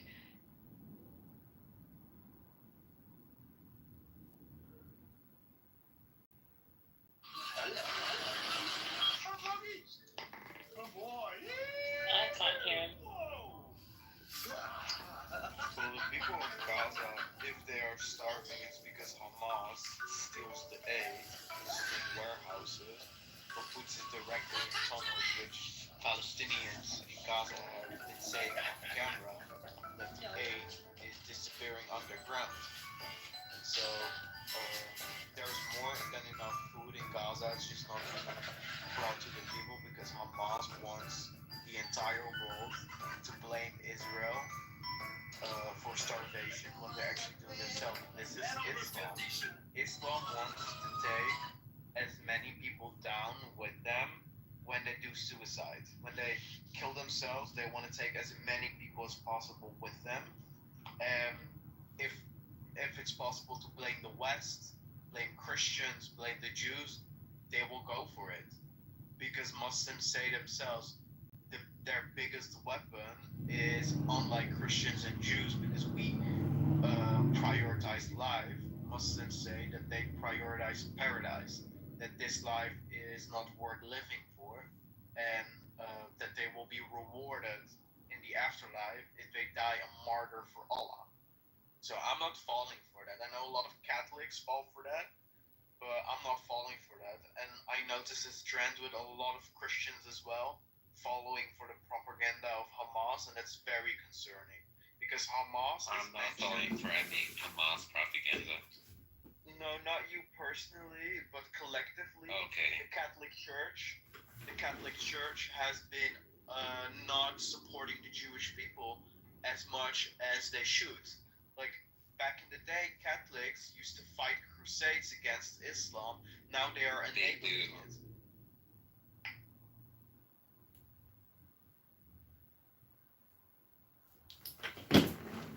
The thing is, Catholics hate Israel. They hate Israel. Well, that's cool, but I also just want to call out Julian. That's not true. Hey, Julian, I just want to call you out and say you support murder, and you may have a cognitive distortion disorder. Are you serious? You love Mangione Boy. You support Mangione for murdering that healthcare executive, the CEO of United Healthcare. Mangione, Julian, is this true, Julian? That's a different subject. That's very stupid, Julian. I heard somebody the other day said we need the Luigi mindset when it comes to Gaza. What do you think that means, Dr. Julian? What do you think the Luigi mindset when it comes to Gaza means? I have no clue. I think we need to have the Luigi mindset when it comes to Puerto Ricans. Yeah, Julian, don't come in here and lecture anybody. You literally support someone that murdered somebody in the streets. So until you can justify your belief with regards to Mangione, everything you say to me is illegitimate. And I don't respect you. I hate to break that to you, young man, but I do not respect you. Could you be a little less sort of confrontational, but also judgmental?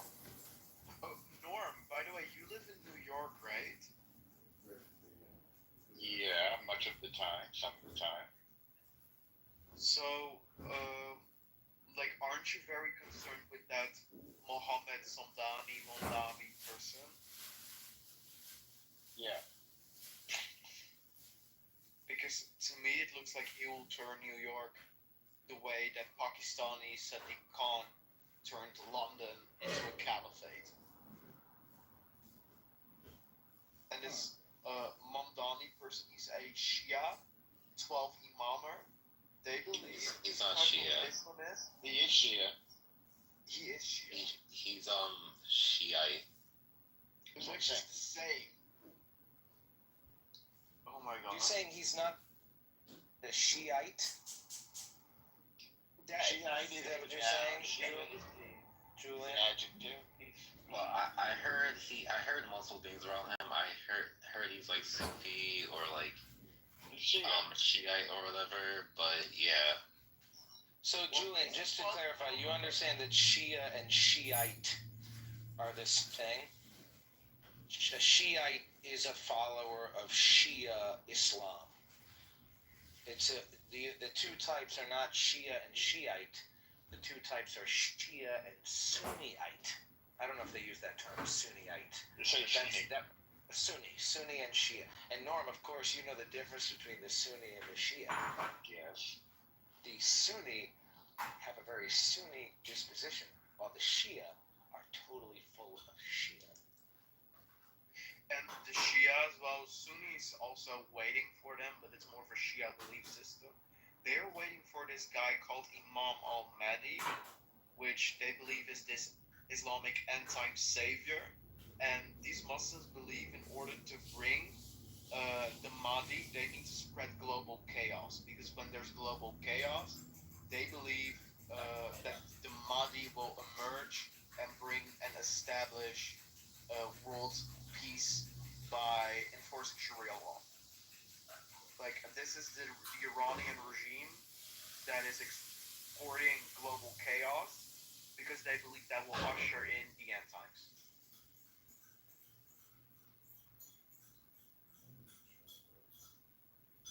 Yeah, Julian is saying in the comment section he is a Shia Muslim and identifies with the 12th branch. Like, this is very, very concerning. This is Mohammed Mamdani type. Because this Shia belief system thinks in order to bring their Mahdi, their Messiah, they need to spread global chaos. That's what the Iranian regime is doing. And they also are waiting for the Mahdi.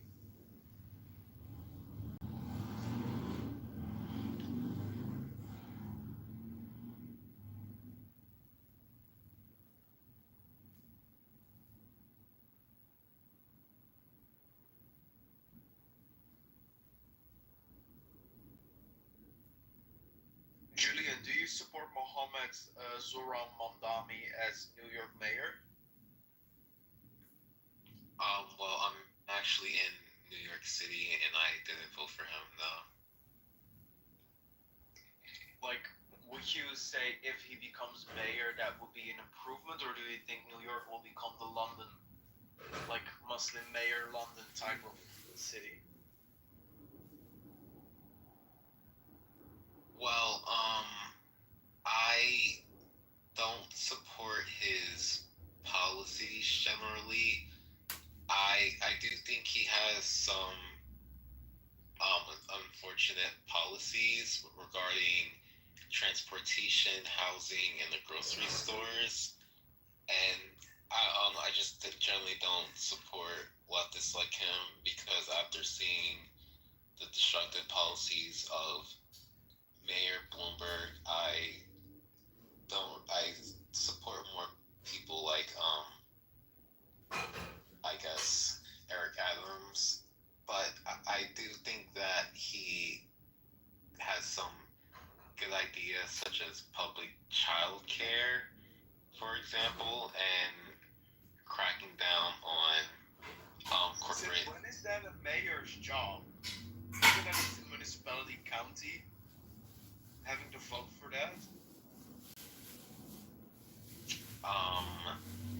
I guess, but I think it's good that the potential mayor, does support no-cost childcare there because childcare is getting pretty expensive, and yeah, I do think that some of his labor policies are pretty decent. I mean, I just generally don't support him, but I do think he has some good policies.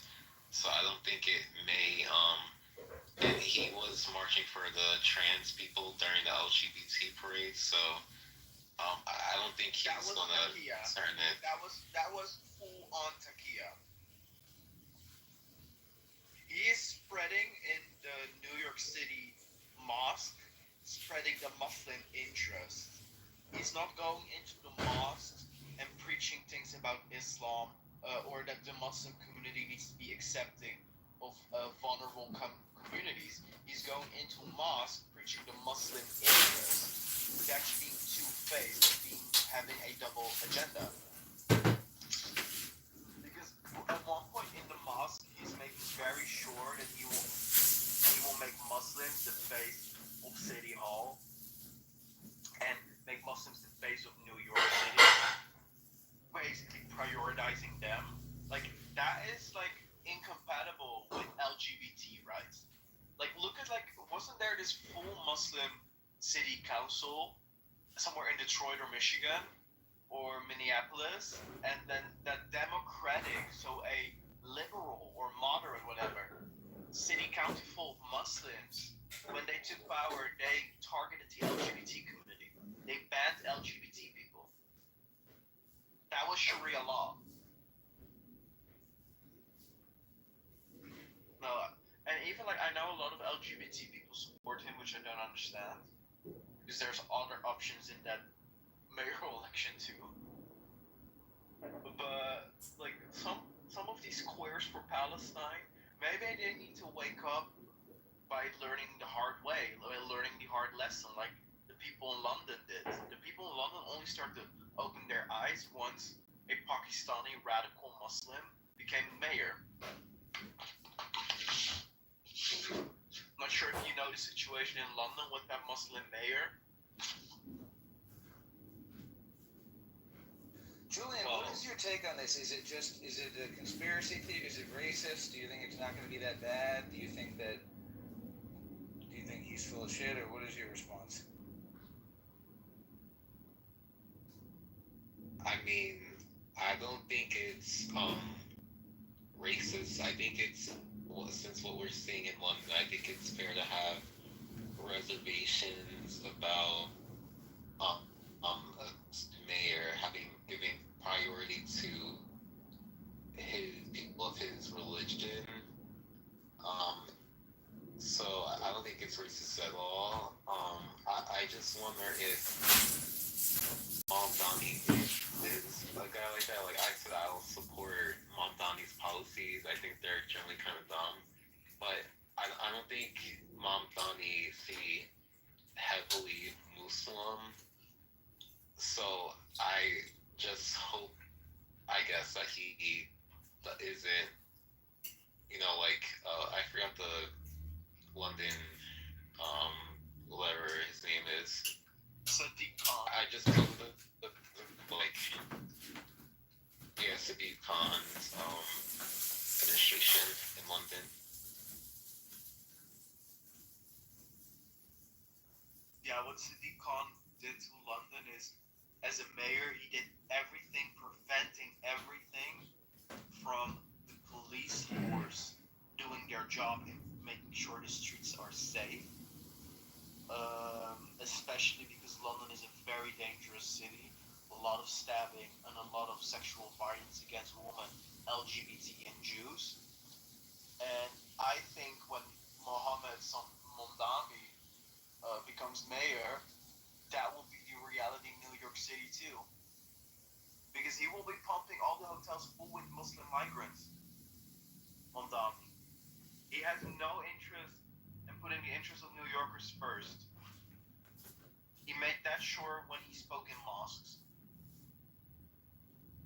I just have to say, I'm in London 5 times a year, and it's a beautiful city. It's not dangerous, and I don't notice that there's a Muslim there. I mainly feel like I'm in England. I don't feel like I'm in some kind of a Muslim environment. But I am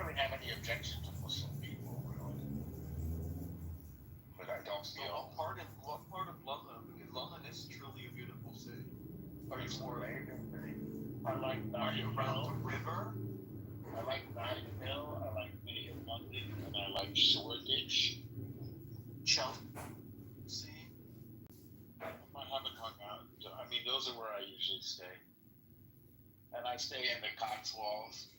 I love, forget what it's called. The nickname is Chippy. Anyway, I stay in the Cotswolds. I stay in Shoreditch is pretty. Shoreditch is fun. But like, London is a huge municipality city, and there are parts of London where there is really like a lot of crime, a lot of stabbing, Like that's a lot of drill rap gangs. East End of London. So East Ham.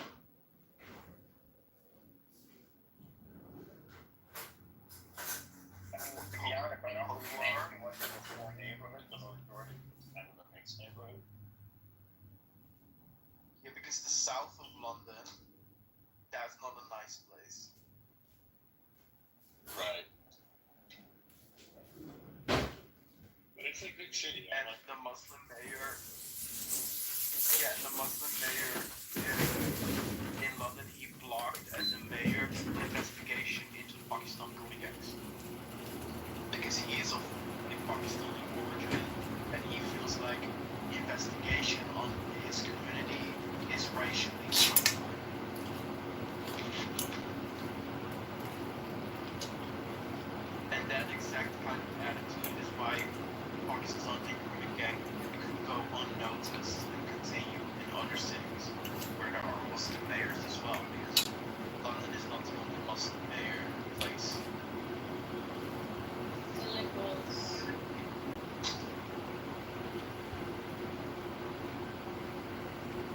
Like the Labour Party constituents in the whole of the UK, those are where the big issues have been found. Yeah, but Labour is not even a liberal party today. Yeah. They're like social democrats, like leftists.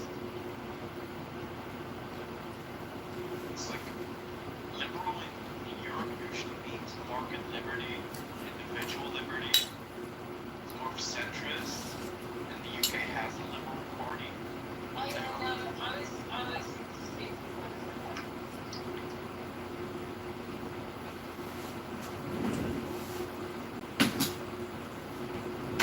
like what we call KFC elections back. I was just saying. Yeah. I mean, look at Brussels. They have a socialist mayor in Brussels. And the port, like next to Brussels, you have the municipality Molenbeek, which is almost 100% Muslim, which is called the Gaza of Europe. And they have a socialist mayor who cannot understand their socialist utopia in a word. Progressive utopia, like everybody living, green, ecology, happiness. No, she's ruling over a place with a lot of violence, I guess. And isn't like Mondani wants to like stop violence, like he wants to like stop funding into like investigation of violence against households or something like that. Which sounds also like Sharia law.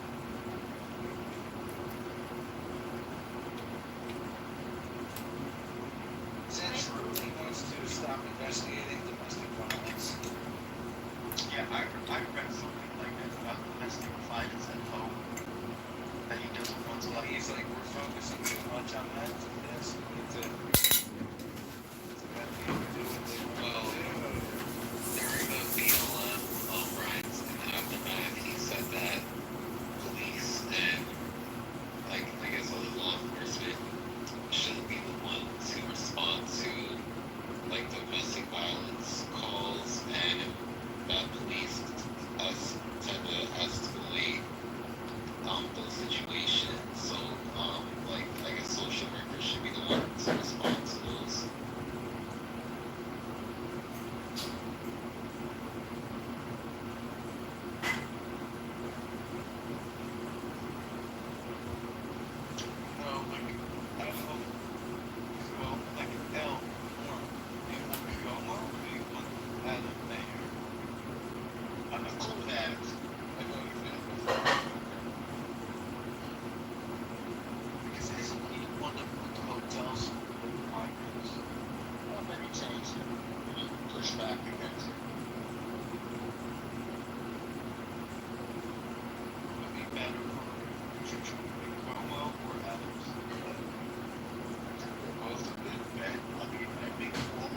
so backward that now, right, is they fast.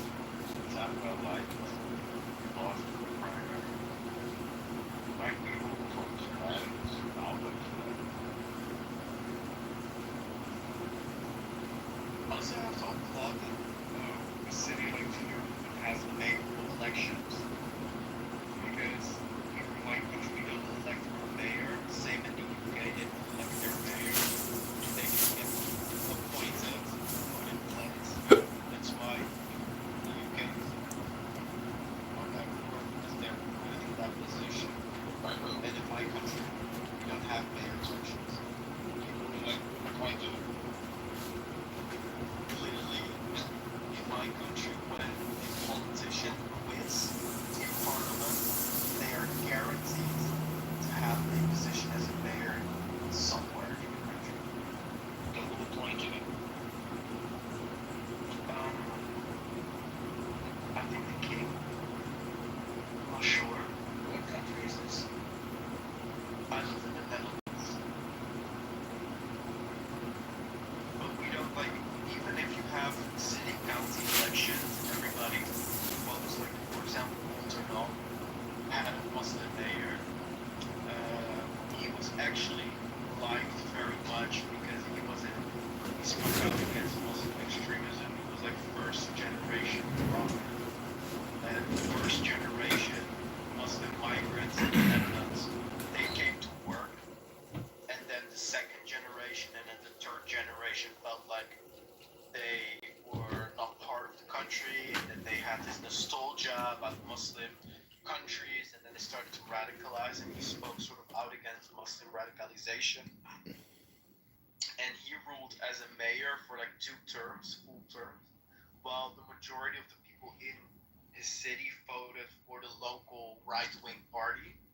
So then you would think, oh, if the local right-wing party is the biggest in the municipality elections, then they deliver a mayor, but that's not the system.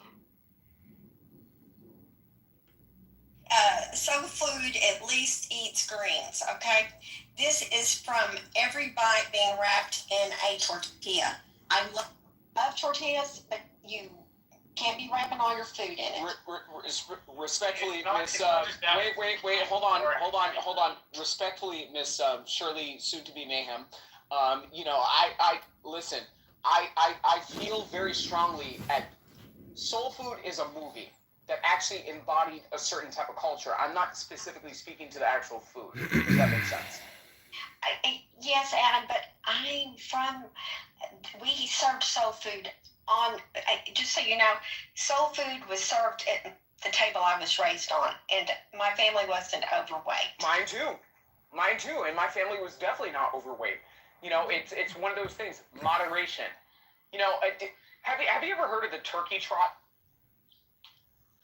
Yes. Yeah. So it's like a 5K run. My dad and I used to do that before Thanksgiving dinner. You see what I'm saying? So it's kind of one of those things where it's like, people don't have a healthy attitude towards fitness in a way that is acceptable in light of the expenditures that America is spending on fatness. Adam, I'm gonna, my comment to this is, back when I ate soul food, once a week I had fried chicken, chicken fried steak. These were regulars. There was a potato on the table every day, whether it was mashed or fried. But here's the deal.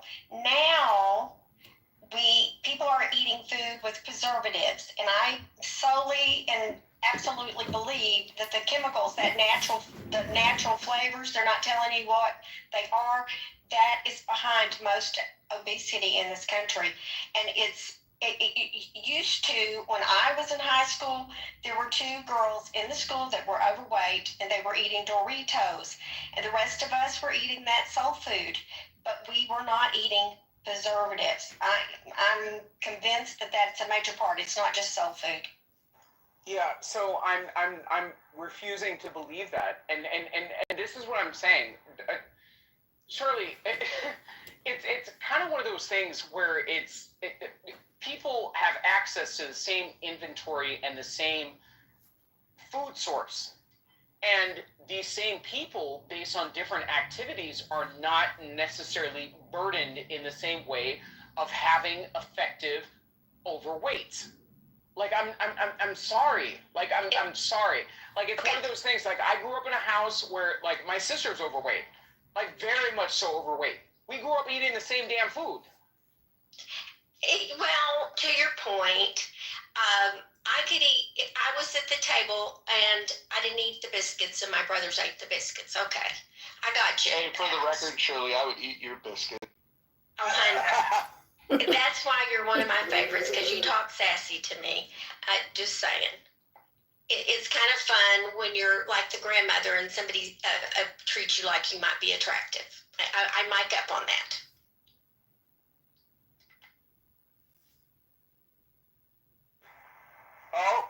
Oh, Miss Shirley, you're gonna have some competition.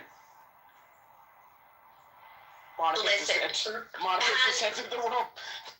Listen, my husband's a wife, but I adore him.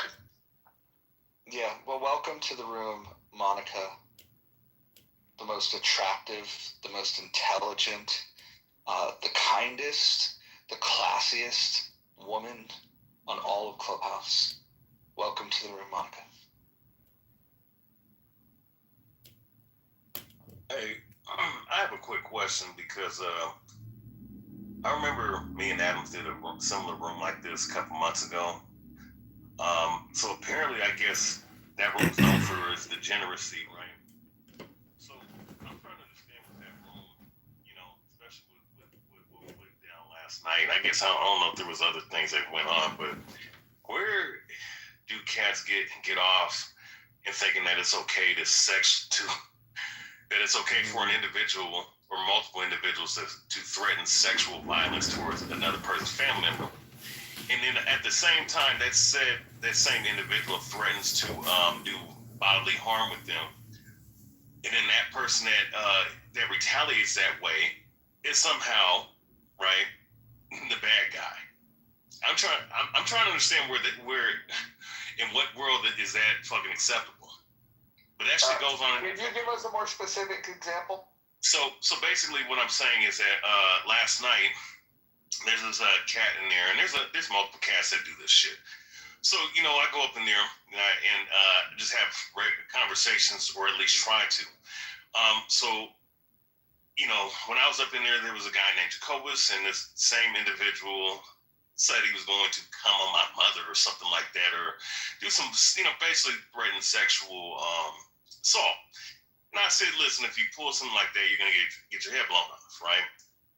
And then, all other people up in the room found what I said to be appalling, but don't find what he says to be appalling in that same back and forth. The thing is that, these people, I don't understand where their mindset is at. But they're probably Muslims. Go ahead. Well, could be, but I just know that that's what goes on in that fucking room, right? Shit like that goes on in that room constantly. And for whatever reason, the mods they listen to the shit, but then think that when I say this shit, or if someone else hears something like that is said to them, and they said the same shit, they attack those particular people, but don't get on the people that say that kind of shit. Yeah, no.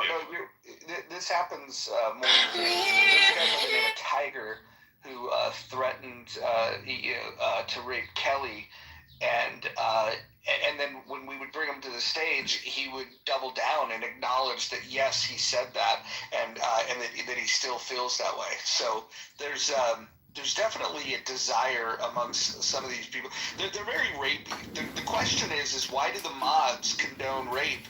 But then if you say that you're going to do something to the rapist, then all of a sudden that's where they draw the line. It's amazing.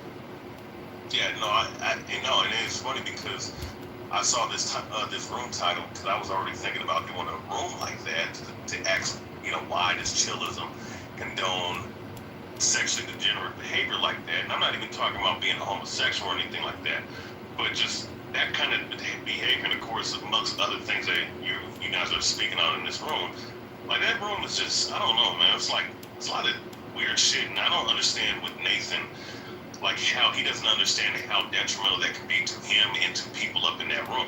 You know what I'm saying? Because things can get real, you know, over a fucking audio app or the internet in general. I'm not saying that I'm going to actually go up and do something, but I'm just saying shit like that is the reason why there's problems in this country.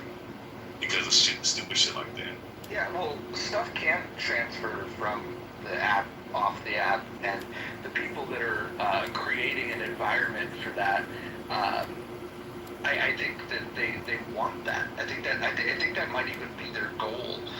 Why else would it be that in those rooms they would allow, like, they'll allow people to shout the N-word over and over and over again, and that's a word that can trigger some people to pull up, and for them to allow that, they do have rules. It's funny, you can't call somebody a bitch in that room, but you can call them the N-word. It's amazing. Oh yeah, if you can't call a woman a bitch unless you're another woman or a homosexual. But if you're a heterosexual man, you can't. Yeah, I heard about that. I think the dumbest rule. I think the strangest thing, though, is their tolerance for allowing people to speak over each other.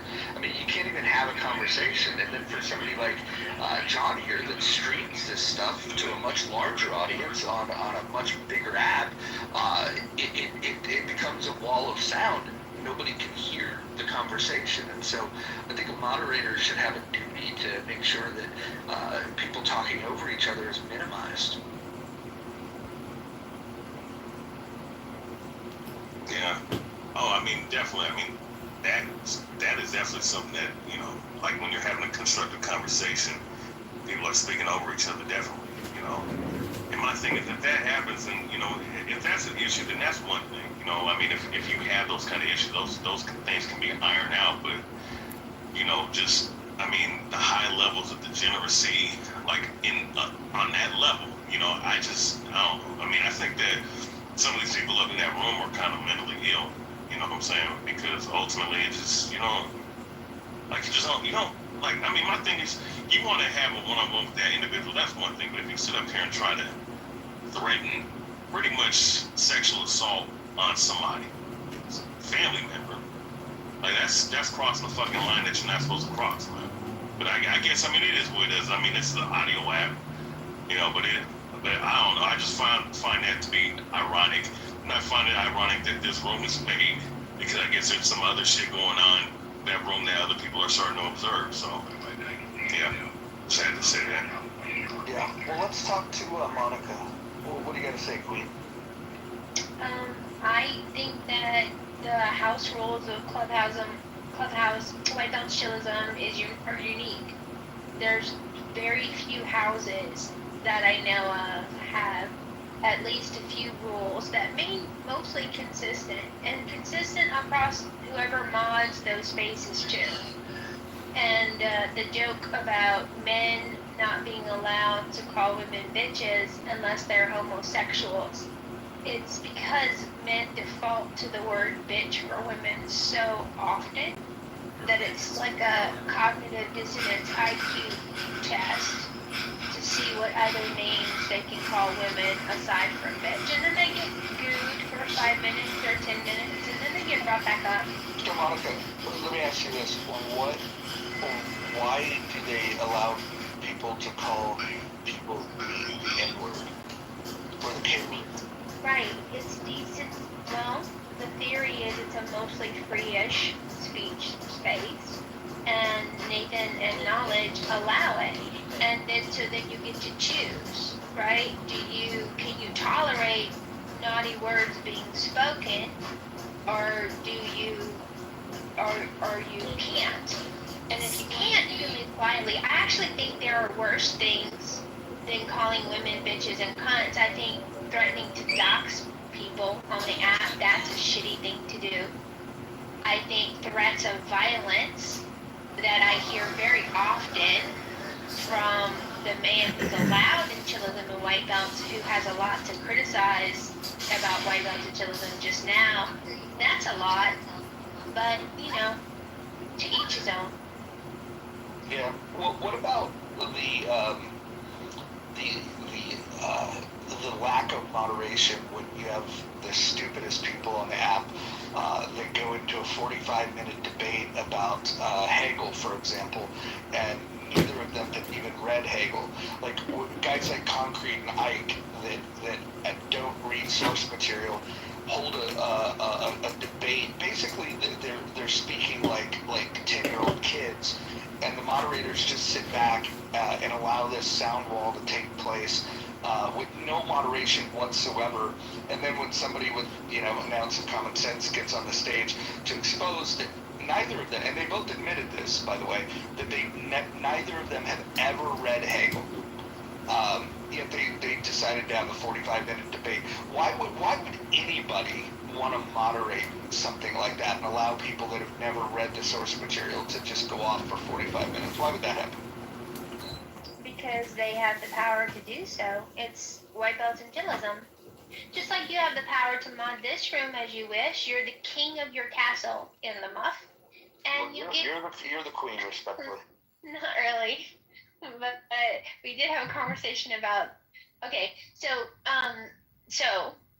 people who create rooms get control of the rooms, and it's interesting to me how many people have a problem with the room when they have so much power themselves.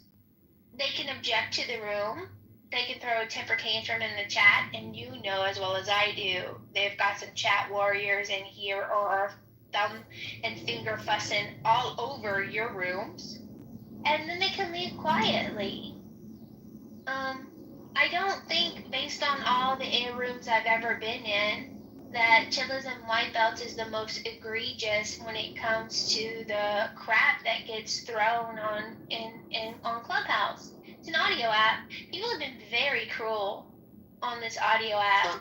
So Monica, let me ask you this: if you were queen for a day and you were to moderate a space and there's people of diverse backgrounds, like what would your rule be about if somebody repeatedly, not just squeezing it in poetically, but repeatedly using the N-word and directing it towards people that are in the room? How would you feel about that? Oh, if I create the room, Roger, it doesn't happen because amazing. As you called me quite correctly on it, what is it? What did Roland Fryer say? I have a talent for encouraging civil discussion. And if I don't get the civil discussion, like Andrew and that other guy tried to troll my room about the crime of being white, I enforce my rules. And so, it's the room creator, I think, that has control over the quality of the room. Sure. And so in a room where you're critiquing the moderation of another room, do you think it's fair for me to critique people that would allow people on the stage that literally just interrupt people by calling them the N-word? Do you think that the quote unquote defenders of free speech over there are in the right, or do you think that I might have a point that's pretty irresponsible? I don't. The code of conduct in white belts and chillism is we don't allow doxing or credible threats of violence. So, but what about calling someone the N-word? You realize that could lead to real world violence, correct? I've been called the N-word in white belts and chillism. But you think that if you had the ability to amend their rules, would you like for example, nobody can say that word in here. If they do, they get removed immediately. And matter of fact, no matter who does it. In fact, even people that that claim. Even people that claim that I've taken this word back. Like we have a zero tolerance policy on people saying it, whether it's in the chat or okay. And so I'm asking you, if you had your preference, would you rather be in a room where that kind of language is not allowed, or where that kind of language is allowed? When I have my rooms that I have control over, I don't allow it. And do you prefer to be in rooms where it's allowed or disallowed? Well, so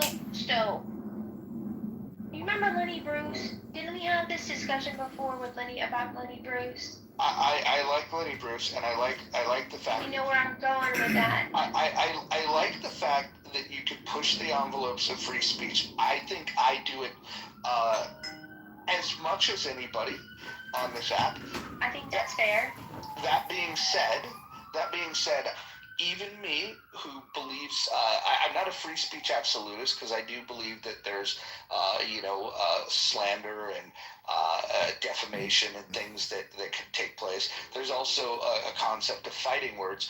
I would say that especially somebody like myself that grew up in an area that had many black people, I know that saying that word is a fighting word, because where I come from, if people are saying, especially if they're saying it to people they don't know, that's not just going to be a fight. That is going to be an ass whooping. And so it's either people that have never been in a fist fight that don't understand real world consequences for these types of things, or it's people that do and they want the violence. And so I guess my question again would be, in particular to that word, do you think it would be a good idea to just set a rule that we're not going to say that? Roger, I'm still puzzled by this conversation, and I'm not being facetious or sarcastic or anything, I promise you. Like, how can I control the ugliness of others? I'm not asking you to control it. I'm asking you to control yourself. You have freedom of association, and there are rooms on this app where people are allowed to say it, and rooms on this app where people are not allowed to say that. My question is, why did you choose to associate with the people that freely let that word roll across their tongue? Because I don't think saying a word is worse than being a rapist. I don't think saying a word I'll grant you is that. worse I than agree being with that. pedophile. I don't believe a word is worse than human trafficking on Craigslist. I don't believe a word. No disagreement there. No disagreement there. There are worse things. There are worse things than saying those words. That being said, it's a social audio app, and the likelihood of somebody getting raped on the stage is actually on the stage it's impossible. The likelihood of people saying something that could lead to real world violence, that's highly more likely. And when you start looking at, like, if I were to make a list of 10 things that people could say that would cause real world violence, I would just say that on my list that word would be included in the top 10 things that would be most likely to lead to real world violence. Is that wrong? Do you disagree with that? I just have trouble believing that words are violence. Words can be ugly. I don't believe words are violence. I'm actually critical of people that make that comment. What I would say though is that there are words that can lead to violence, but more importantly, if you're trying to send an invite out to the world to say, hey, here's a place where people can get together, freely express their differences, and talk about their ideas, wouldn't it be a good idea to make sure that you don't turn people off right at the get-go by allowing the type of language that derails a conversation? And that would be one of the terms that I think does precisely that.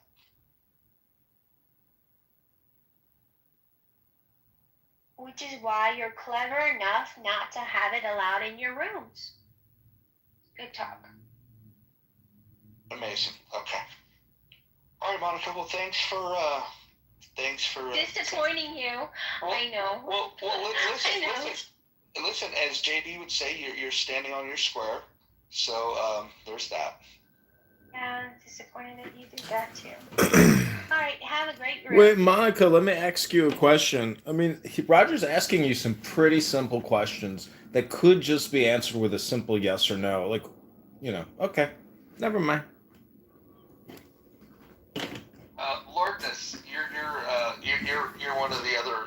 anarchist on the stage. What do you say? So what happened with the situation first? Which situation are you talking about? With the title and all that, I'm confused what happened with the situation. Well, which situation? No, I mean there's a bunch of situations that happen, so I'm a little bit confused on what's the situation for this room. Yeah. So the situation for this room was I created a room with this title, largely in response to the stupidity that happens in that other room. We could talk about the 45-minute debate about Hegel between two people that had never read Hegel. That was pretty idiotic. We could talk about the fact that there's no moderation, that people are allowed to talk over each other, which makes it very difficult to hold a conversation. We could talk about Bima threatening to dox people. That was an interesting development. Or we could talk about a debate between people on Israel versus Hamas, and the moderator of the room put a poll up because he wanted support, and he lost the debate in his own room by 2/3 of a vote. It's just a collection of the dumbest people on the app, and then a sprinkling of very intelligent people, like Io, for example, will go in there. When Io goes in there, the average IQ jumps a couple points. Yeah, what's your defense of the room? I mean, I view it more like a. Do you know Jerry Springer? No, I never heard of her. No, that show. Jerry's show. You mean the mayor of Cincinnati? No. Fuck, I forgot the name of the fucking show. It's that guy, that old guy that just. He's like that main guy, and he just has a bunch of people join up on the stage and just start talking shit, doing all the insane. Oh yeah, Geraldo Rivera. Yeah. I don't think it's time to look either. But the point is, look, I am a free speech absolutist. Even what does that mean to you? There's really no boundaries of what you could say and do. Could you threaten someone? You could, but the other person could do something back against it. So, are you aware that there's laws against threatening people with violence? Yes, I know. Okay, so you can't exactly say anything you want to say, right? Correct. But you just said that you could. I didn't say I could. I said I'm for it. Oh, so you think we should change the laws and allow people to say whatever they want? Correct. What do you think of defamation laws? I don't know anything about it to really know, to have an opinion on it. So if I made a claim about you that wasn't true, and people believed it, and it harmed you in a let's say in a monetary fashion, let's say you lost endorsements, contracts, not that you would ever have these, but let's just say you did. You think people should be able to make up lies about people? I mean, if they don't have any proof at the end of the day, then they're going to lose it.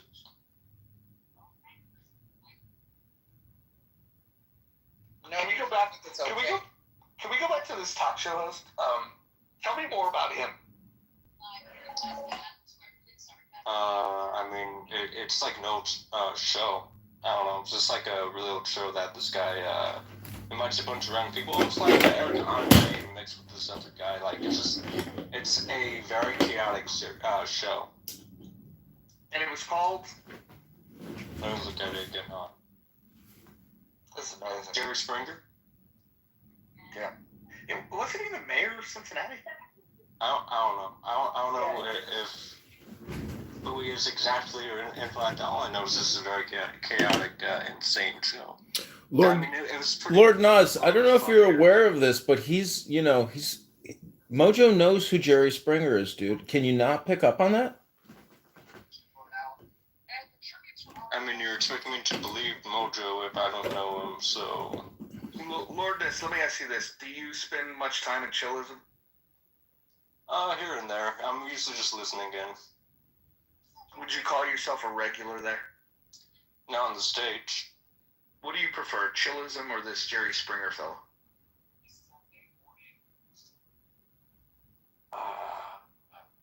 Chillism. I mean, plus Jerry Springer. They stopped airing. If it was still on the air, would you watch it regularly? No. Would you identify yourself as an anarchist? Yes. What does that mean? Absolute freedom. Absolute freedom. Oh, okay. So let's say in an anarchist society, let's say if we were to transition to that tomorrow, if somebody was murdered, who do you call in the case of a murder? Nobody. You deal with it yourself. So somebody gets murdered and you call no one? No, you don't. So how does the murderer get caught? They don't. So you're free to murder people? I mean, you're free to do a lot of things. You're free to buy any forms of weapons. You're able to create your own form of technology. Corporations are able to control land territory. It's a free-for-all. You're able to do whatever you want without any forms of restriction and regulations. Including killing people? Again, it's the ideology world of literal free for all. Do whatever you want to do, live life that you want to live. Now, Okay. All right, so hold on. I want to let's try to make this real. Let's say you have a loved one. I don't want to say mom, dad, sister, brother, whatever, but you picture the loved one. And let's say something terrible happened to them and they were assaulted. What is the recourse when that happens? And I could probably go do something about it. If there's any forms of evidence I could find on the corpse. What if you weren't there and you don't know who did it? Wouldn't it be nice to call someone that can investigate such a crime? And let them do all the work. No, I'd rather go find the person myself. So you were an investigator now? No, I'm just saying I'd rather do whatever it takes to find the person that fucked up one of my family members or friends, whoever I know. You don't think it would be wise to outsource this to somebody that's good at investigating? Maybe. In this society, you can pay people to do it. Let me ask you this: the transition from a constitutional republic to anarchy. How do you see that going down? How does that transition happen? There's only two ways of going about this: either through a civil war, which is highly doubtful because either way it's going to be a two-sided civil war, or a World War III mixed civil war. Okay, so the only way to get to your preferred system of governance would be through a world war, a civil war, or a combination of the two. Correct. And this is your preference. I mean, look, in the beginning it's going to be bad and all that, but hey, in the future it's perfect. It's perfect, but you can't call someone to help you find a murderer? Repeat what you said. You said you wouldn't be able to call anybody to help you find the murderer. How would that be better? No, because then you can hire people to go find them, or you could do a lot more. I mean, you could do it yourself. You can hack into security cameras. Lord Nas, can I ask you a question? I just want to know I like the expression, there's not a speck of dust out of place in the whole universe, implying that everything is perfect just the way it is. What makes you think that you're 100% sure that, your better option is truly not ridiculous? Because if everything is already perfect, why do you think your your ideas are better than what's already happening? Because people still have problems with your ideas or belief system. And if, let's say, people chose to leave this country, right, where would they go specifically, right? We don't have the technology for space travel, so we're not able to go to other planets to create this type of ideology yet. There's not really any islands that are the size of Russia, China. Not really. So there's isn't really any other territory or land that anyone could create their other ideologies. Wait, can you hold on one? Can you hold on 1 second? I want to do another quick diagnostic here. I like to do this in a lot of Mojo's rooms. What is 100 times 1,000, Lord Nas? Again, the question is, what is 100 times 1,000? Thank you.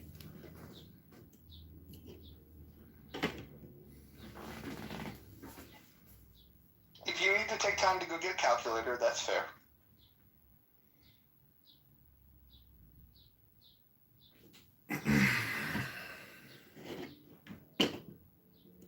So again, the question, Lord Nas, is what is 100 times 1,000? Can you give us that mental calculation if you can? 100 times 1,000. Can you do that in your head? Because anyways, can you do that, Lord Nas? Do you know what it is? Yeah. Okay, what's 100 times 1,000? All right, what's up the echo? What'd you say? You got an echo? Okay, so, I like to point out to people on Clown House that if you've never realized, what a fishing net is, and what a fisherman is, and what fish are, and what a spider is, and what a spider web is, and what a fly is, you have to figure out sooner or later who you are, where you are on this food chain cycle, and why you're on this app having endless conversations with people, who can't even tell you what 100 times 1,000 is. It's just a quick diagnostic. But what's up with the echo? John.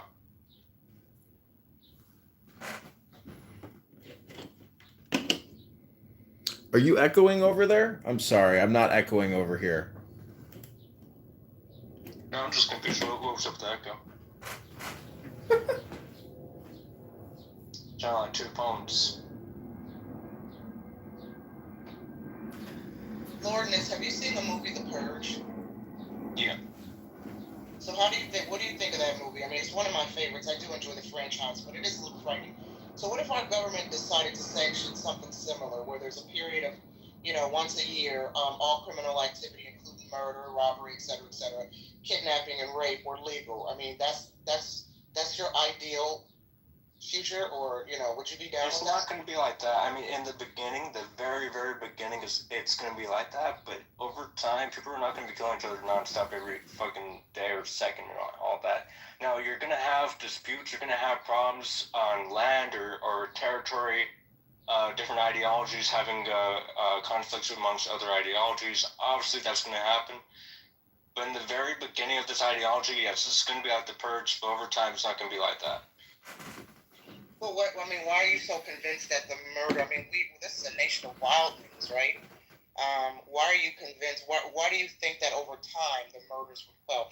If in the beginning folks could get away with robbery, murder, rape, kidnapping kids, etc., and there's no one to check them, no law and order, just a chaotic free-for-all, why would they stop? I mean, well, then, with that hypothetical, then, I guess it would be like a band of cannibals then, at that point. Yeah, those people wouldn't really stop at all, but... Lord Nas, was the French Revolution anarchy? In action? Do you think the French Revolution was anarchy in action? What do you think? Wait, let me answer NY's question first. So, I mean... There could be some people that could stop, let's say, like a band of cannibals. Could be.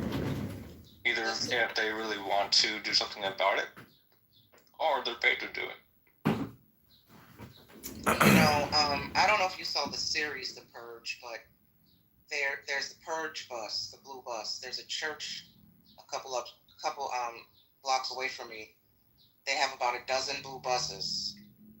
I call them the Purge buses. I'm convinced that the Purge, ground zero of the Purge, is going to start at this church because of the blue Purge buses. So I'll keep you notified in case we need a hero to swoop in and kind of save this community first. All right. We got a new poll John, up. what's your... Lordness, we got a new poll up. You might like one of the choices. Which is what? Look at the poll up above. There's no poll. Oh, You haven't updated the app then. I'm gonna do that right now. Awesome. Ladies and gentlemen, this was Exhibit A of Chillism Regulars. So I was in Chillism earlier. Go ahead. May I ask a question? I know I will regret it because... Paula, you may ask a question. Go ahead. Lourdes, are you basing your thoughts on Mikhail Bakunin, or is that something that you concocted yourself? He's downloading the app. All right, this is new. All right, let's see. So before he answers that and answers the survey question, Mojo, I announced to the Chillism Room earlier today that tomorrow we will be live streaming them and providing, live play-by-play feedback and doing analysis of them live. So I'm hoping that by trying to organize the community organizers, we'll actually get them to stand at attention and do some, maybe thought-provoking conversations. They'll be more academic, they'll be more professional. And so I hope, our Anon surveillance program will actually bring some personal responsibilities to these rooms. Not only chillism, but also politically correct. So, thank you. Yeah, well, those are not the only ones. I think healthy debates need some monitoring. And if others want to monitor this room, that would be fine. But I think that this Anon surveillance style that we're going to aim for is going to allow us to take the best and worst of Clubhouse, play the clips here live, and then have a discussion about what they're talking about. I think moving forward, tomorrow we have a brand new, brave new world of Clubhouse. It'll be a new style of content, and I hope everybody's here to enjoy it. Thank you. Can also add with that too. I mean, it's good in a way of getting people to share their viewpoints instead of hiding in echo chambers and enclosed. Could you please answer my question now? I mean, do you know? Oh, go ahead. Yeah. I wasn't here. I was updating the app. So go ahead. Yeah. Well, do you know who is Mikhail Bakunin? And no. You base your thoughts. Okay. No, he's never read Proudhon. He's never read Bakunin. He's never read Spooner. He's never read Murray Rothbard. He's never read any of these things. I want to put my ideology in the chat. So I mean, how do you base your anarchism on if you haven't read any of this stuff? I mean, this is my question.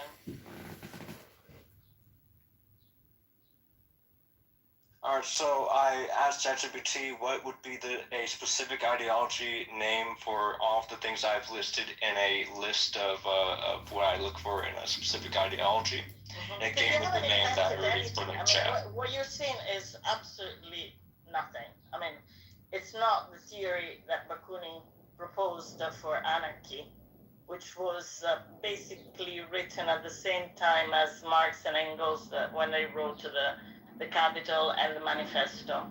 I hope you know who Marx and Engels are, or not. I'm asking. No. No. Okay, perfect. I rest my case, Mojo. I think Thank you for bringing clarity to this. But no, I think you get it. But you have to understand, right? Like Lordness he's not even the worst of these offenders. Like, at least he's standing up here and saying, hey, this is what I believe. It's not based on anything he's ever read, but we shouldn't be surprised about this because the people in Chillism, they literally have debates and claim to be experts on things they've never read. I don't know if you've heard me talk about Ike and Concrete that had a 45-minute debate about Hegel. Come to find out neither of them had ever read Hegel. And then when they got drugged for that, their response to that is that you can be an expert in a subject without reading it. You just need third-party information. That was their claim. So talking about the ethical state of Hegel, it's like, probably it's something nobody in Chillism have any idea of. Am I correct? Well, I don't think it's fair to say nobody because what's interesting is there is a mix of, for example, Eric, I don't know if you know Io, I would argue is probably the highest IQ person on the entire app. If there's somebody with higher IQ, I just haven't bumped into him. The guy is like literally a fucking genius. And he goes in there, my guess is to just see how far society has collapsed. That would be my guess of why he goes in there. So there are some intelligent people that pop up in there. My queen, Monica, she goes in there. And then Brad goes in there and yells at people sometimes. I think Adams has even gone in there to yell at them from time to time. But this isn't, look, I never claimed that we have the smartest people on the app in here, and certainly we don't have the smartest people in society in this room. That is never going to be my claim. We have what we have, right? For fuck's sake, we have Brent on the stage, right? For what it's worth. But what I will say is that they have found it's like the Pied Piper. They are leading all of the dumbest people to that room. Doesn't mean that the whole room is dumb. It just means that the dumbest people on the app will find their way to that room. It's very amazing. See, Pied Piper is exactly that's the mind virus. And let's say, their show was put on Netflix. It would create a mind virus, and they would be the cause celebre. They would be the, you see how communication works? And the irony is they would be celebrated and compensated for being stupid. That's the Pied Piper. I mean, that is the downfall. It's the blind leading the blind. Yeah, Lourdes, are you shocked that in this poll with 16 responses that you're the only one that would choose anarchy over authoritarianism, constitutional monarchy, or representative democracy? Are you surprised at that? No, I'm probably being liberal upon this. Yeah, and are you surprised that authoritarianism has twice the amount of votes as anarchy? Not really. I mean, either way, it's not a big deal to me. Can you go back to explain, because there's some new people here. Can you go back to the part where you were saying that if somebody murdered somebody, that would be there's nobody for you to call and nothing can be done? I mean, the ideology of the system, it's absolute free for all. You're able to do whatever you want without any forms of restriction or regulation. You do realize that's not what a single philosopher of anarchy believes. Not the current type. Well, the anarcho-communists, the anarcho-capitalists, none of them believe what you're saying. So my question is, where did your ideology come from? What was your influence? Thinking about a specific ideology that would solve every form of group and individuals' problems. I mean, just thinking about what Roger said, I mean, anarchy as a political philosophy, I mean, what you're talking about is a destruction of hierarchical structure, destruction of the state structure, but what they're still believing is local control, associations, etc. There is nowhere, at least in historical anarchy, that you would have had what you're talking about. Obviously, because it hasn't happened yet. But nobody thought that should be what occurs. Just pure obvious state of nature where it's a free for all and you can just murder anybody. Nobody thinks. Nobody conceptually thought, hey, that's what we should go for. It was more, we don't think about centralized state control. We think it should be controlled on the local level through voluntary association. I mean, it's a weakness. How it would actually work, the intellectual structure that's there, that's always been a problem with anarchism. But nobody thought what you're saying besides you. I mean, that's fine. I'm not trying to be like everyone else, just be a follower and shit. I don't know, with your ideals, from what I'm getting from you, it sounds like a Star Trek hypothetical ideology, which honestly is unrealistic in comparison to what I'm saying, from my perspective. I mean, to each his own, and people can call what they believe is a political philosophy, whatever they want to call it. I'm just pointing out that what you're saying is anarchy has no real connection to the historical kind of intellectual strengths of the anarchist movement. So, I mean, is this just a Lord knows? Is this just a book club? Honestly, is life best lived if it's lived as a book club? So, can I just ask the room a question? Can everybody maybe just say their favorite book? If we could go around and just everybody say, "This is my favorite book." I'll start.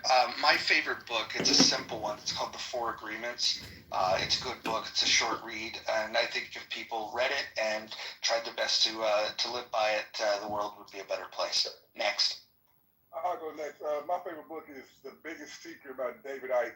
It opened me up to a lot of more of my other favorite books, but I think if people read that book with open mind, it'd get a good insight on where the world is headed to, because everything he predicted is happening. That was like 25 years ago. Serendipity? Okay, sorry. I'm just going in PTR order as I see it. Actually, maybe let's go. Some people might be away. Paula, go ahead. I would say that it's a toss-up for me with Candide by Voltaire and On Human Nature by David Hume. Very nice. I would have to say either The Spook Who Sat by the Door or The Alchemist. But then again, I'm also really, really obsessed with the Game of Thrones book series. Have you ever read the book Angry Black Woman's Guide to Life? No, I'm not familiar with that one. I haven't read it either, but it is currently the book that is sitting in the guest bathroom right now. I always like to put a book out so when people are guests, if they have to unload, I want them to have reading material, and I just think it's funny to have that book there. You have a lot of black women as guests, huh, Roger? Okay, I see you. Yes. I would say War of the Worlds. War of the Worlds, okay. All right. Interesting. Back when Clubhouse was at its heyday, there was a room, probably had like 2,500 people in it, and people were just going down the list doing this, mentioning their favorite book. And there was a lot of repeats, in a room like that, because there was a lot of people. But the one that comes up quite a bit is the Bible. A lot of people say if you're only going to read one book, you should read the Bible. It gives you a lot. It gives you murder. It gives you mystery. It gives you a code to live by if you choose to. I'm not even a Christian, but I think that I would say that the Holy Bible is a must read for people. I would recommend it. Wait, I thought you viewed the Bible as like a book of fairy tales or something. What did you call it? No, I called it Torah fan fiction, but I also believe that in this Torah fan fiction, there are good rules to live by. I like when Jesus was asked, how to get eternal life. He said that he didn't come to he didn't come to erase the laws of Moses. He came to fulfill them, and he said that the two greatest commandments are to love God and to love people. And if you do those two things, you will fulfill the law. So I really appreciate Jesus simplifying things, because in the Torah there are 613 rules. Christians don't do enough inventory of a list that long, so they shortened it to the 10 commandments. There's actually 613 commandments, but that's fine if you needed to make a top 10 list. And that was before David Letterman made top 10 lists popular. So shout out to the Christians for making a top 10 list. Yeah, I wanted to say one of my favorite books in the Bible is Corinthians, and this is the verse from the 13th chapter. It says, "Love is patient. Love is kind. It does not envy. It does not boast. It is not proud. It is not rude. It is not self-seeking. It is not easily angered. It keeps no record of wrongs. It always protects, always trusts, always hopes, always perseveres. Love never fails. If people on Clown House really had that type of attitude, this would not be a toxic app.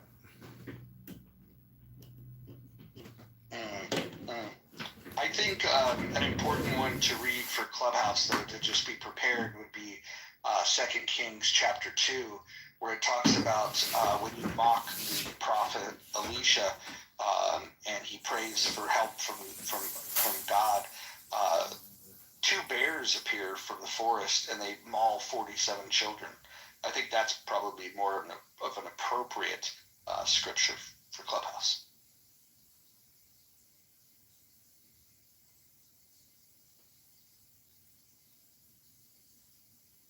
Let's get back to Lourdes and this anarchy thing. Lourdes, you're an anarchist. What led you to this belief? Like, was it a book you read? Was it a podcast you heard? How did you go from watching the Cincinnati mayor Jerry Springer to being an anarchist? It's not like it's not like that. But look, it's more of. At first, I guess I was doing some type of simulation on a game called Stellaris. It's like an ideology type of game, a space ideology game. That you're testing out different types of ideologies and seeing how they progress and all that. You're seeing it from like a very detailed perspective of different story arcs and all that. Just looking into like a full-on, in-depth simulation of how a ideology could form and progress in a massive scale. So and that's already. Hold on. Well, pardon me, but so you played a video game and you simulated a government structure where there is no government and it was pure anarchy, and you came away with that this is your new ideology. No, wait. Somewhat. Not fully. And then I went on to social audio apps, which was my first app was Stereo. Not bad. Trying to help out Israelites and all that, seeing their different perspectives and all that, seeing what could help them out in this type of ideology. And then it just, on Clubhouse, same thing. It just over time, I improved it in a way of fixing. It's just an ideology that would fix all the different groups and all that. Like, not fix them, but more of improve their groups and all that. Let's say if Israelites, right? Hebrew Israelites, if they were to have their own form of territory and lands. Hebrew Israelite? Wait, hold on. Hebrew Israelites? Yeah, you don't know about their group. You mean the black Hebrew Israelites? Yes. Do you know that they're neither Hebrew or Israelites? Look, that's what they call themselves, okay? Yeah, but they're just a knockoff Jews. So either way, the point is. Lourdes, you realize that that's just Scientology of the hood, right? That's what they call themselves. That's what they call themselves. Okay? I can call myself Superman, but I mean, you can. No one's stopping you. Do you know any of them that actually speak Hebrew? No. I don't know how to speak either. Isn't it weird to call yourself a Hebrew Israelite and not speak Hebrew? I never asked them if they did. I do. That's the difference. I do. I ask the important questions. I ask the Muslims if they support pedophilia, and I'll ask the black Hebrew Israelites if they speak Hebrew. Understood. I guess the point is this is more of all of these different groups and religions, corporations. They would have more control of land and territory, creating their own forms of laws, regulations within their controlled territory. The neutral territory, obviously, it's a little bit more isolated, but beneficial in some way. Different forms of privacy. Hey, Rob, you do know that like nobody really speaks ancient Hebrew. Like the people today about the ancient Hebrew. There's some scholars that can translate it. Yeah, but don't you think it's weird that the people on this app that identify as Hebrew Israelites, the only thing that they speak is Ebonics? I'm not gonna check around their living experience. I don't know what they know. But go talk to them. You never know what you might find out. I do talk to them. That's the point. Yeah. This room is welcome to all of these people. You know the difference? I just figured out the difference between this and chillism is when the bad ideas come up in chillism, they let it prevail. The bad idea is centered and propped up. Here, the bad ideas are interrogated, and we try to get to some semblance of truth. We ask questions like, why do you believe what you believe? And then we point out some of the problems that go along with these ideas. But you can't expect good, high-quality dialogue in a room where the moderators will allow a 45-minute debate between two people that have never read the source material that they're debating about. I mean, this is the thing we're dealing with. At least in here, if I were to say, "Hey, John, do you want to have a debate about Kant?" He's probably read it. Powell has probably read it. We can have a conversation about that. I'm no expert on Kant, but I have my thoughts. I have read some. I can have a limited conversation about Kant. But these guys are reading something that's far more dense, or they claim to, and then when called out on it, they acknowledge that they've never read it. Like, Hegel's a tough read. I mean, I don't blame people for not getting through it. What I do fucking condemn is the people that haven't read it, that decide that they're an expert on it and want to have an argument about it. It's very weird. Hey, that's better than arguing. I heard each other yesterday. They were arguing for 2 hours about do fish get thirsty? And it was Brad was involved in the argument. It was actually a heated argument. It was like one of those joking shit. They were living in a heated argument for over 2 hours about fish being thirsty.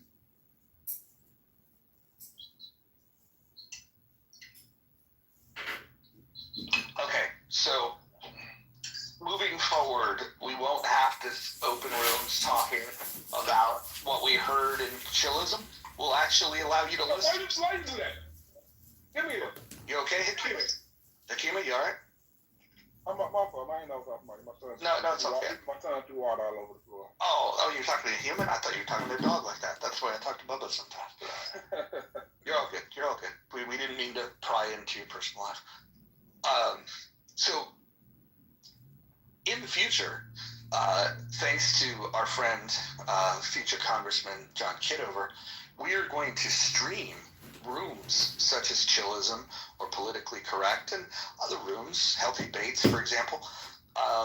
We will stream them into this room, and then we'll just have a conversation. We'll listen to a little bit. We'll say, hey, let's go peek in and see what's going on in chillism. And then we'll listen a little bit, and then once we've heard enough, we'll stop the stream, and then we'll have a conversation. I think this is going to be the best rooms that Clubhouse can do at this stage of the game. Chrissy, I'm not the one that condones recordings. What I've accepted is that the app itself has condoned anonymous accounts, and there's nothing I can do about it. I can't, like, if somebody was an anonymous account, I can't throw them out. So if you can't beat them, join them. That's the old saying. And so what we're going to do is we're going to repurpose content from other rooms into this room and then create an elevated sense of content over here. That's the plan. John, do you want to talk a little more about that? Yeah, going back to the title of this room, Anarchy, I believe that tomorrow will cause anarchy on this app. And it is because essentially we will be obliterating echo chambers. And so technically in communication, the reframe is very powerful. So tomorrow we are going to offer Clown House a fresh reframe. And I think you will witness total and absolute anarchy.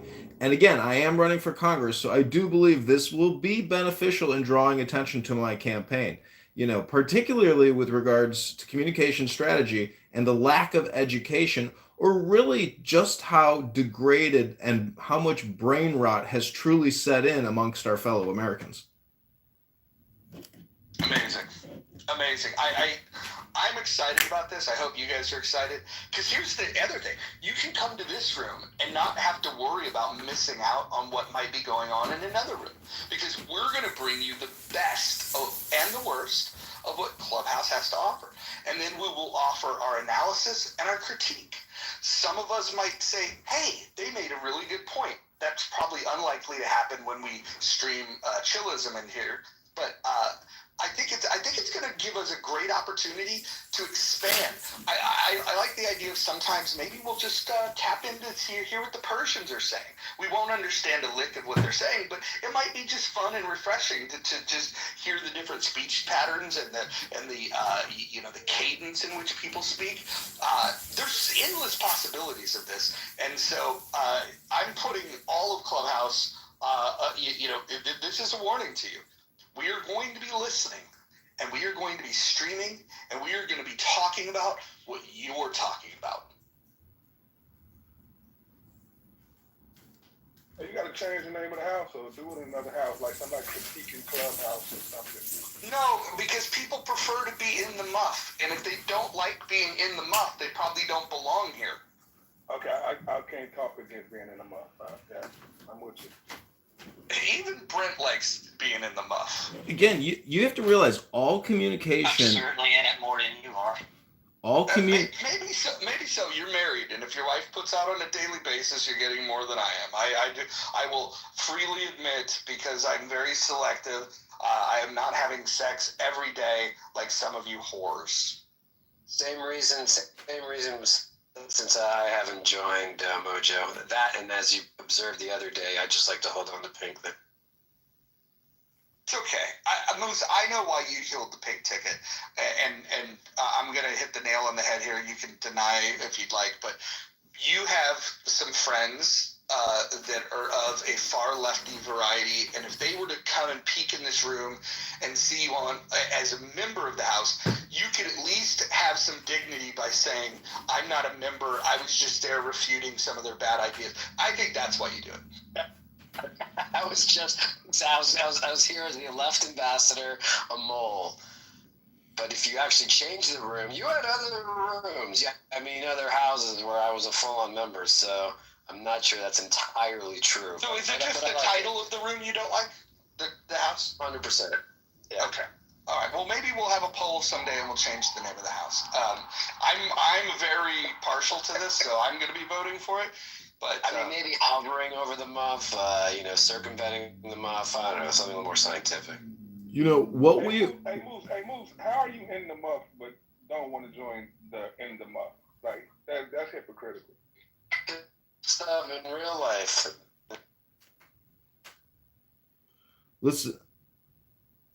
You're cutting out. You know, tomorrow you are all going. I was just getting some more muff.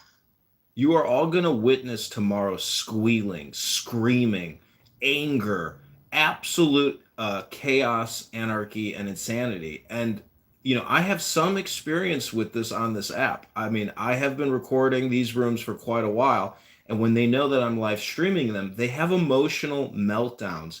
But the fact that we will also be piping it in with the assistance of In the Muff, this is going to amplify the exposure tomorrow. So if you are available tomorrow at 8 a.m. to 1 p.m. or however long we go or whenever it starts, please join in the fun, invite people to the room, and we're going to need your participation. That means we need you to go to Politically Correct, to Chillism, and say, hey, they're live streaming your audio into another clown house room. They're also putting it on YouTube, and they are critiquing what you're saying. We're not going to repeat what they say. We're pretty much going to be the contrarian to what they're saying, or not. But I hope tomorrow you all enjoy this incredible roast.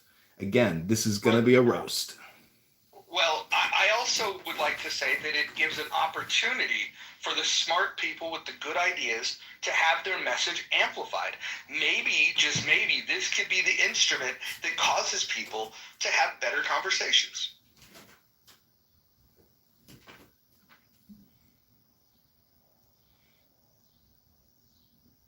I think it's going to be fun when people say, I don't consent. I don't consent to have it streamed. You know, the thing that nullifies that is I don't even have to go into a room to listen to it. Now you can just go in the hallway and hover over a room without even entering the room. You could listen to it. So all of these ideas that people have about privacy on this app and you know, I don't give consent, all of that stuff is gone. And if you don't like those facts, you should talk to Paul or Rowan, because those are the ones that have come up with those ideas. And so the other thing I want to highly encourage people to do is to really maximize this, is that when the YouTube is streaming, to make sure that you go onto that YouTube account, you go ahead and subscribe to it, like it, share it, comment on it, and also take it and share these these clips on other social media because I think if we blow up the YouTube stream, it will drive traffic. People that have never been on Clubhouse will go, where is that happening? And then when they realize that, oh, there's this app called Clubhouse where there's a house called In the Muff where you don't even need to peruse the app. You could just go get the best and the worst of in one central location.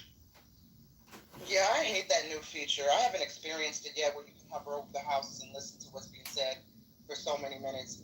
Now, you know, when I go into other people's houses, I do my best to censor my ideas and take my time and really think before I speak. In my own house, not so much, but now I have to be so very careful. I really, really hate this new feature. And nice, you're talking about the feature like where you're seemingly in the hallway, you hover over one room, and then you hear like, I don't know, what is it, 30 seconds a minute of conversation. Exactly. Or you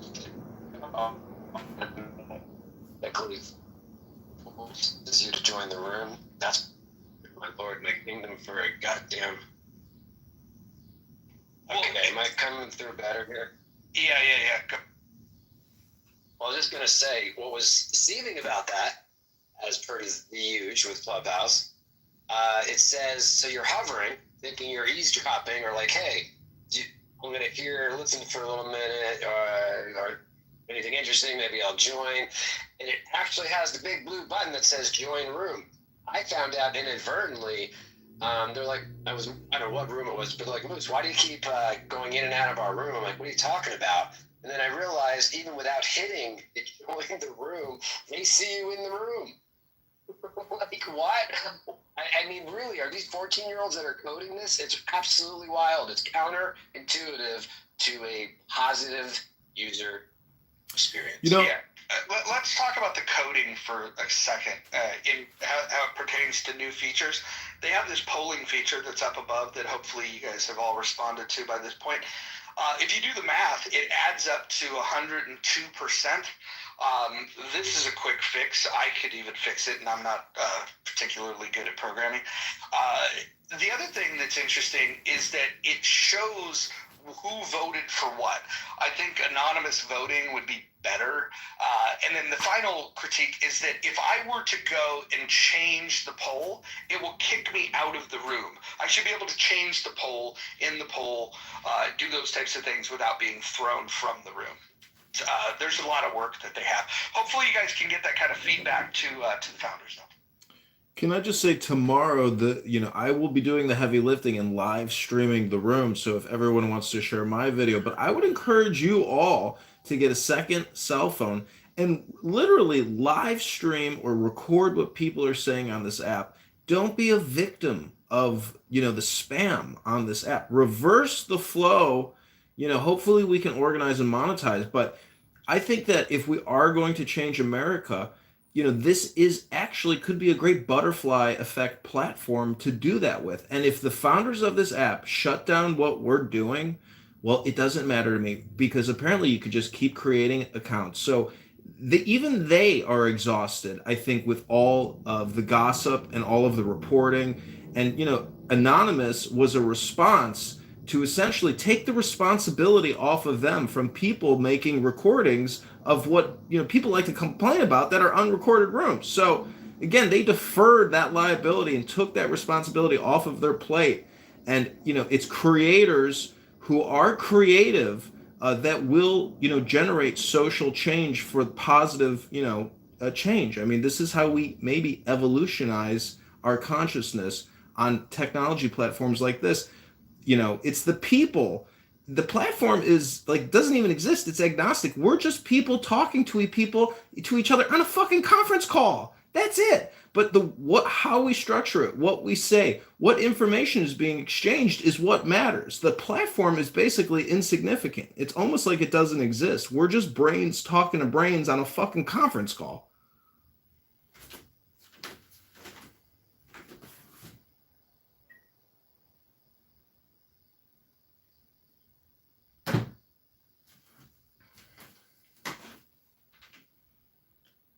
So I'm just saying time is very important and what we say matters. So hopefully, even, the term anarchy is going to breed a collective organization, that helps everybody. Utilitarian type of, raising of all ships.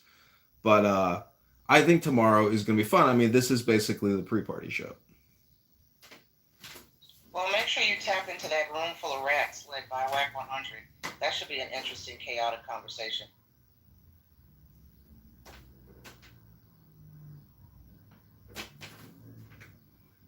You could technically call the show Stirring the Pot, because that's what we will be doing, is stirring the pot.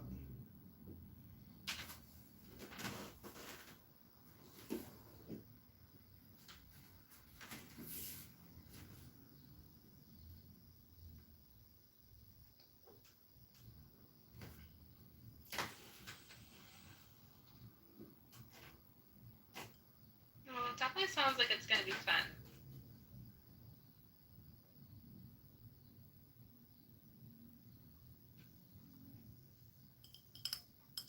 Maybe, Angel, unless John happens to tune into a room where they're talking shit about him. That could go either way. It could be entertaining or, quite disturbing. John, how would you feel about that? I keep calling you John because you're PTR. If you happen to tune into a room and the entire discussion is dragging you. Yeah, that to me is when I really tickles my feather, because then I pull out a cell phone and I hit the short on YouTube and I create a 15-second to a 3-minute clip of them defaming me, libeling me, making death threats, etc. That's when it gets a lot of fun over here in the recording studio. 30 people in the room at the moment. Apparently 6 is a plus account. I think it's time for Clubhouse to go back to the monetizing board. Well, if they're going to charge people, they should give them a feature that they actually asked for. In fact, if they were to listen to the people that have been on this app of what would make for good monetization, it would be easy to figure out. Fanbase actually had a pretty good system where you buy hearts, and then you basically buy a heart for a penny, and then when you give the heart to somebody, you like what they say, or you can give them multiple hearts at the same time. You can give them 100 hearts, 1,000 hearts, 10,000 hearts. And then when you give them the heart, they get half of the value of that, and then the app keeps the other half.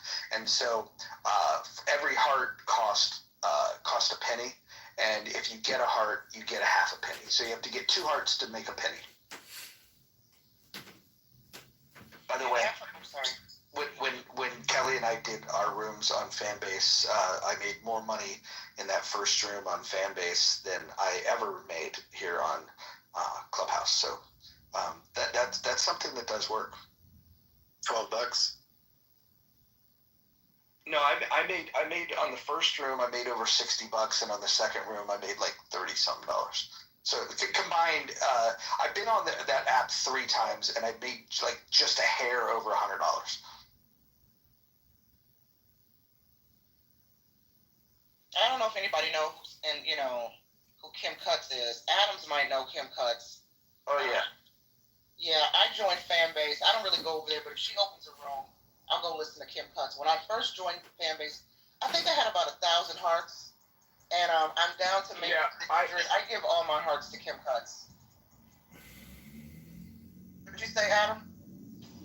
I don't fuck with the ghetto. I remember like Kim Cutts and what was the other one? Was it Honey Badger that they would have these rooms in Clubhouse? That's Shakur, like 300-400 people in there, and I go in there, and I'm like, all right, I just like, sociological experiment, like what is the attraction? And I just didn't get it. Like her Cash App thing is posted. Like, why are there 300 people in this room listening to? I mean, I'm not saying it was. I don't know, to each their own, I guess. At the end of the day, but I was trying to just understand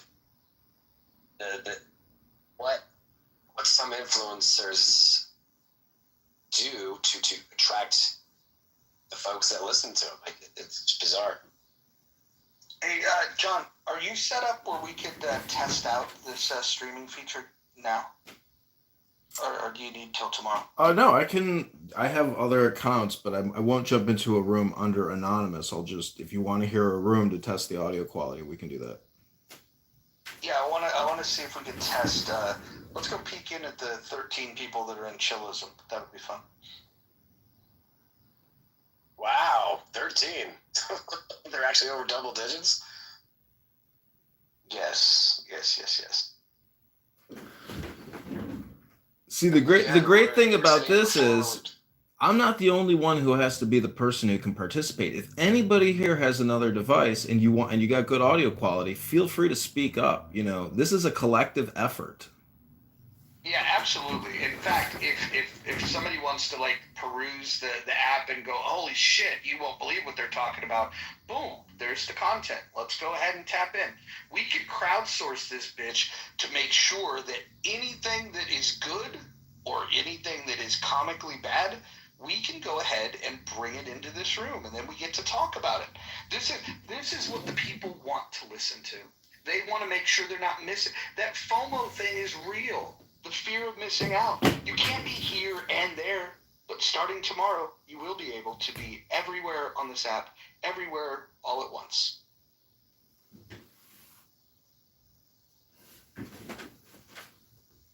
Okay, let's do a quick little test here.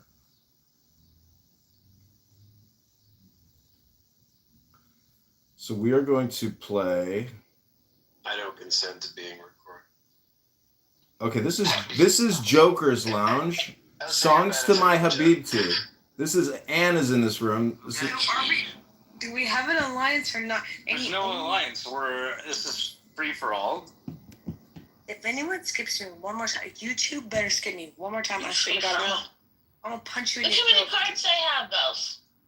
You, Scorpion, my I'm sweet saying, angel. look at how many cards I have. It's like, Yeah, but Mises is looking real low, and now Turpy is looking real low. I don't trust any of them. It's trying to make sure we can get two cards. You have to make it make sense. Relax. Fucking great right now. I can't Take a deep relax. breath and fuck them up. It's funny how dressed Oh he my gets. God, gee, they just. It's okay. Okay, that's called Joker's Lounge. Songs to my Habibi. Let's see if we can find Chillism. I may be blocked or kicked. In the meantime, this is called What Happens to Africa if Burkina Faso Falls with Lonzo. Waycott, you are a low IQ degenerate. Yeah. Can I offer a quick submission? All things, hold on, bro. Okay. I'm sorry. Out of all things you could be losing out of all things you could be using your time, your intellectual labor, your social political capital on, you're gonna focus on a non-factor, small immigrant population. Like, what are we even talking? Like, this is low IQ at its finest. This is niggatry, bro. This is Right. And if I may, I'm sorry. Do you mind if I add something, Nathan? Yeah. Well, I think, Sister Pretty, we also have to realize, I don't know if you're involved in activism or community activism in your city or community, but yeah, Black folks have always protested against white businesses. In fact, during the George Floyd and even the Michael Brown in St. Louis, they shut down entire shopping malls, during the holidays. Because as you know, the verdict for Michael Brown came down in November. So They kicked me. So this is where Anonymous comes into play. where live streaming that type of content and then providing feedback or just being shocked at to what they're saying is the real value of anonymous. And this is why anarchy and chaos, will proceed from this scientific experiment. Amazing. Amazing. Wait, John, what room was that? That was the chillism room? No, that's Lonzo's room. Oh, got it. Okay. Lonzo's the Haitian guy that likes to speak for American blacks. Yeah, I think I'm following him. Okay, I give you chillism. This will be 60 seconds of chillism. This is quite exactly. What's up, Mark? So, can't answer a question. Oh, wait, neither can you. So like was that a good thing? Go down the street. Was that a good thing? Mark, you want to take over? You want to ask him a question? He's making me have to throw him in your blender. I'm sure you will. I would like to present what I interpret why he was talking about genetics. Brother, no. Yo, hold on, brother. Hold on. There's like 8 things happening at once, and he's getting away with it. 1, 2, 3. You're right. It's 3. He's getting away with a lot of things right now, and I want to. What am I getting? I just asked you about your feelings. So no, brother, no. You did something, and I want to point it out. What did I do? It's very important to the conversation. Is this humanity that you're going to explain what I did? Because we know it's flawed. Can we get him down for just a second? Or no, that's not going to happen. Just power through. That's definitely not going to happen, bro. I'm not doing anything wrong. I'm not breaking any rules in this house. Make your submission. I'm not breaking any rules in this house. Nathan, anybody? Can I get oh my God, he's calling for help. He's calling for help. Why do you need? Can I get a bulletproof vest? To be fair, I cannot contravene the rules of the house. Yeah, I'm trying to contribute. Yeah, I'm trying to contribute to the conversation. What you can try to do is, because a lot of people do this, and this was pretty smart, you can try and get Mike to break the rules. So, I don't know, maybe try and get him to talk about either kids or call a woman a bitch on stage, so if you can quickly pick a woman into the room and then like swap, tag out, and then like Mike calls you a bitch, but then he ends up hitting her or something like that. Like these are the ways you can bait him into it. Like quite difficult. I'm not gonna lie. Okay, that's 60 seconds of chillism. Now, I think at some point you have to have some self-reflection. Say, is it worth it? Is it worth it to come here and to listen to these meaningless conversations of brain rot? Is it worth it? That's my question I want to ask you. Is it worth it? Maybe that could be the title of the room. Is it worth it? You guys, Nelson, has anybody been on Chatter? Nelson's gone absolutely psychotic. He begged me to come over. Every time I talk, he throws me out. He has gone absolutely psychotic. A number of my colleagues, we won't even go in there anymore. Has anyone been over there recently? Yeah. No, it's crazy. Some kind of financial crazy. It's crazy. I encountered Jennifer Lopez's, makeup artist, which is very strange. Very strange. Very strange. I haven't been there since Jonathan Bing ruined the app. So I left when Jonathan Bing ruined it. They are literally putting guns out when they talk, and they're threatening each other with guns. It is, I don't want to be there at all, but something's about ready to come down that's not okay. And when I heard someone say they don't fuck with the hood, that's exactly what Chatter's turning into. And Nelson is really, he's so triggered by me, it's insane. And, I tried, and if anyone else has had a negative experience, I support them in speaking out about it. Well, that's interesting, because when the app first launched, Nelson touted it as being the opposite of Clubhouse. No ghetto, no ratchet, no threats, no violence, no calling people out in the headlines, no doxing. So to hear you say he has now gone down the rabbit hole of fuckery, I'm amused. It's really bad, like psychiatric bad. Up all night, people attacking each other. It's completely out of control. And I started this Make America Healthy Again, send Nelson back to Nigeria, and he's mad as hell. But I'm tired of it. I mean, I'm tired of it, and it's unhealthy. And there's people there who've like drank the Kool-Aid, who are getting caught into it. So it's sad. You know what would be a really, really, really fun room on Chatter? The Lee Wanta scandal. How we separate rich. Well, if anybody in Clubhouse wanted to do send Nelson back to Nigeria, I'll come in. It's like, no, I said 1 + 1, not 1 next Nelson to 1. doesn't understand. Well, my definition of the word one is different from your definition of the word one, and they try to proceed forward with the argument. He's not being an anarchist. He's creating complete chaos. And I guess he didn't pay somebody, and yesterday they came on the episode and stuff and went psychotic. Lee Wanta scandal. Thank you. Lee Wanta scandal.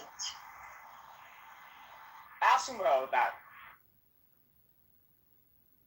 Well, I'm not talking to what scandal is that. Yes. I mean, and it's gone. It's like over the line of danger now. It's something that we all can agree on, and we could act. Roger? Which scandal are we referring to, Dr. Adams? I'm sorry, I missed it. The Lee Wanta scandal. Bilking billions of dollars out of, white people in Florida. You want to expand on that? Nigerian scams? Is Nelson involved in that?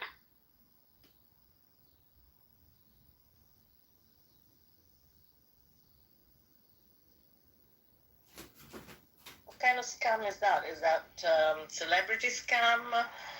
Look it up. Look it up. Can you guide me through it? Is he involved in that? Do you have any facts of him being involved in that? No, of course not. I mean, I'm not allegedly, equating him to that scandal. But again, look up that says scandal. So, I had 5,000 people on Clubhouse, and then Nelson went and created Chatter. Nelson keeps coming onto Clubhouse trying to steal Clubhouse's audience. If I was the CEO of Clubhouse, I would be really pissed off at Nelson, and I would ban him from coming in here. I mean, somebody's got to put some, American wake-up call on what this guy's doing, because it's not safe. It's getting where it's full-on ghetto now. And I guess last night they all brought their guns out on their videos. That's fucking insane. And I land. Thanks for letting me talk. Thank you. Dr. Mojo, since you are the premier green bean, I would just ask that, as the super producer, if at any moment you want to make a request, during the show today or tomorrow, and you say, okay, you know what, John or somebody else in the room, give us chillism, give us, this show, give us that show, or give us a random sample, just to break it up. Yeah, so I think what we're going to do is we'll have a regular room where we talk, and then people can say, hey, here's a subject, here's a topic in another room, maybe we check on that. And then when we do it, once we do bring the stream in, everybody needs to remain on mute so we can hear the stream. This is where we need to get, we'll have a culture in here of, if we want to stop it, we'll get a GIF, and then if more than 50% of the stage wants to stop the stream, then we'll indicate the stop. If it's good, we'll just let it go. Maybe we'll even have an indication of keep it going, and then we'll have a universal signal when we want it to stop, and then when we stop it, then we'll discuss it. We'll go around the room. We'll talk about it. And then if we want to tap back in and listen to it some more, we can do that. If we want to check in a different room, we'll do that. But we're going to have to get visual cues, not audio cues, of when we're done with the content. That way you would know, okay, you can stop now. I think also putting a survey, once we know the names of the shows that we're rebroadcasting, that we have a survey, what's your favorite show out of the 4 selections that we've been sampling? That's a good idea. And then if we do tap into a debate, we'll definitely let people here decide who won their debate, and then we could give a feedback loop to them of like, hey, congratulations, the people in the muff believe that so and so won the debate, and then it's be a nice little. It's almost like publishing a voter guide.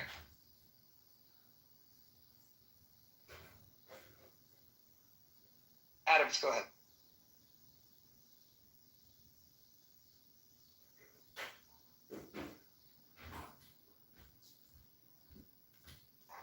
I'm sorry.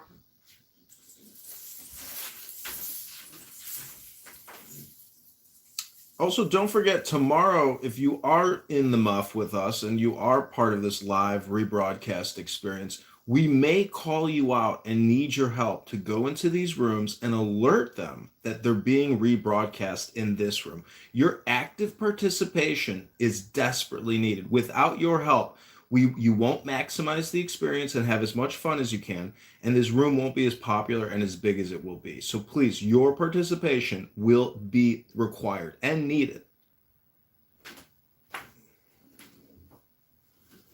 Yeah, I think this is going to be fun.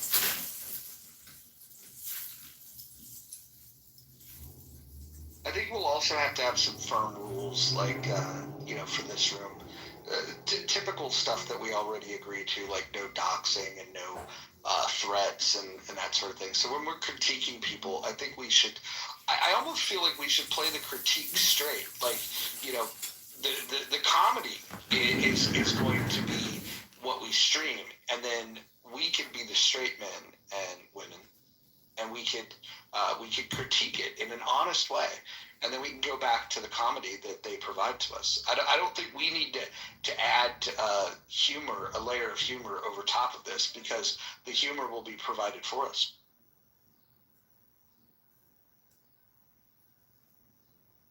Five p.m. What time zone is that? That's Pacific. I will have different times. I'm going to schedule them on different days at different times, just to make sure we can start getting a snapshot of different people and their availability, so they can understand what's going on. Once we build the culture and the awareness that it's happening, then we'll standardize on a particular time that works best for most.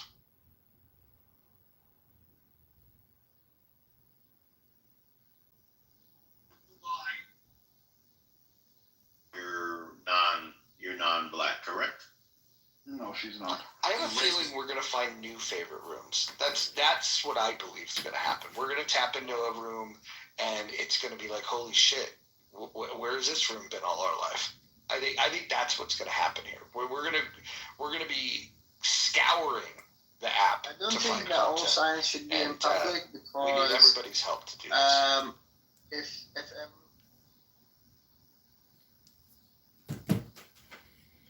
Now, some people may not like this new format. I have a feeling we're going to be kind of chasing the dragon, in the sense that a lot of this is very boring. And so this is not a compression of the best clips. Again, this will be live. This isn't going to be like a day of recordings from yesterday and the best of the best. But my point in doing this is that what's the fucking difference? It's the same stupid shit. You're just listening to it in this room. Different devices, like, what's your goal? How many rooms are you going to, like, what's your record for recording simultaneously? I did a three studio recording session where I had 3 rooms being recorded live on multiple devices in different rooms of my house, or actually 4 different rooms in my house.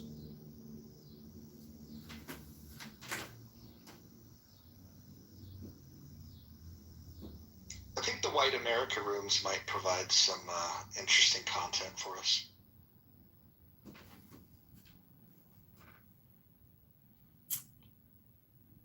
And I want to let everybody know this could be a grand finale type show.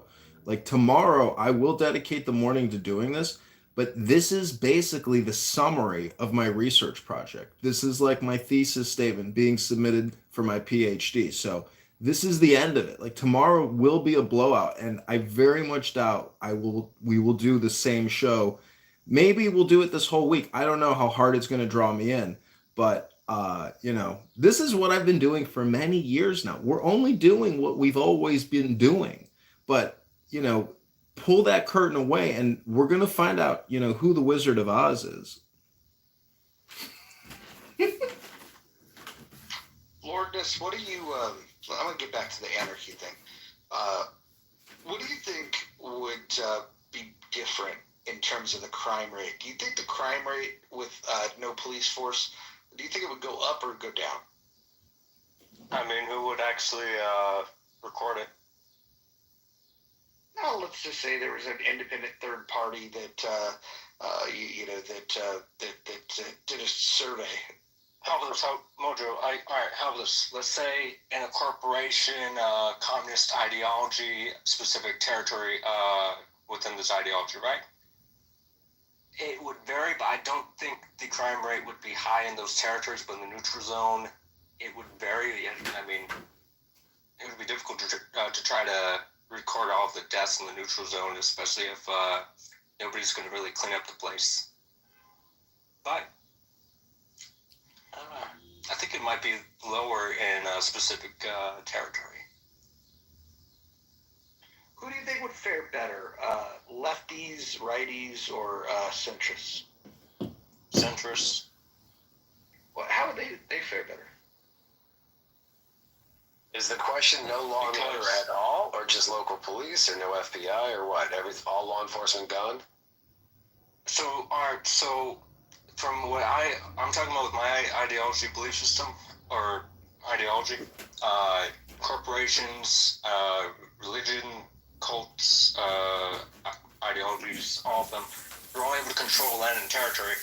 They're able to have their own form of military, and police force is mainly based on currency, population, and weapon of technology that they have to defend their specific ideology.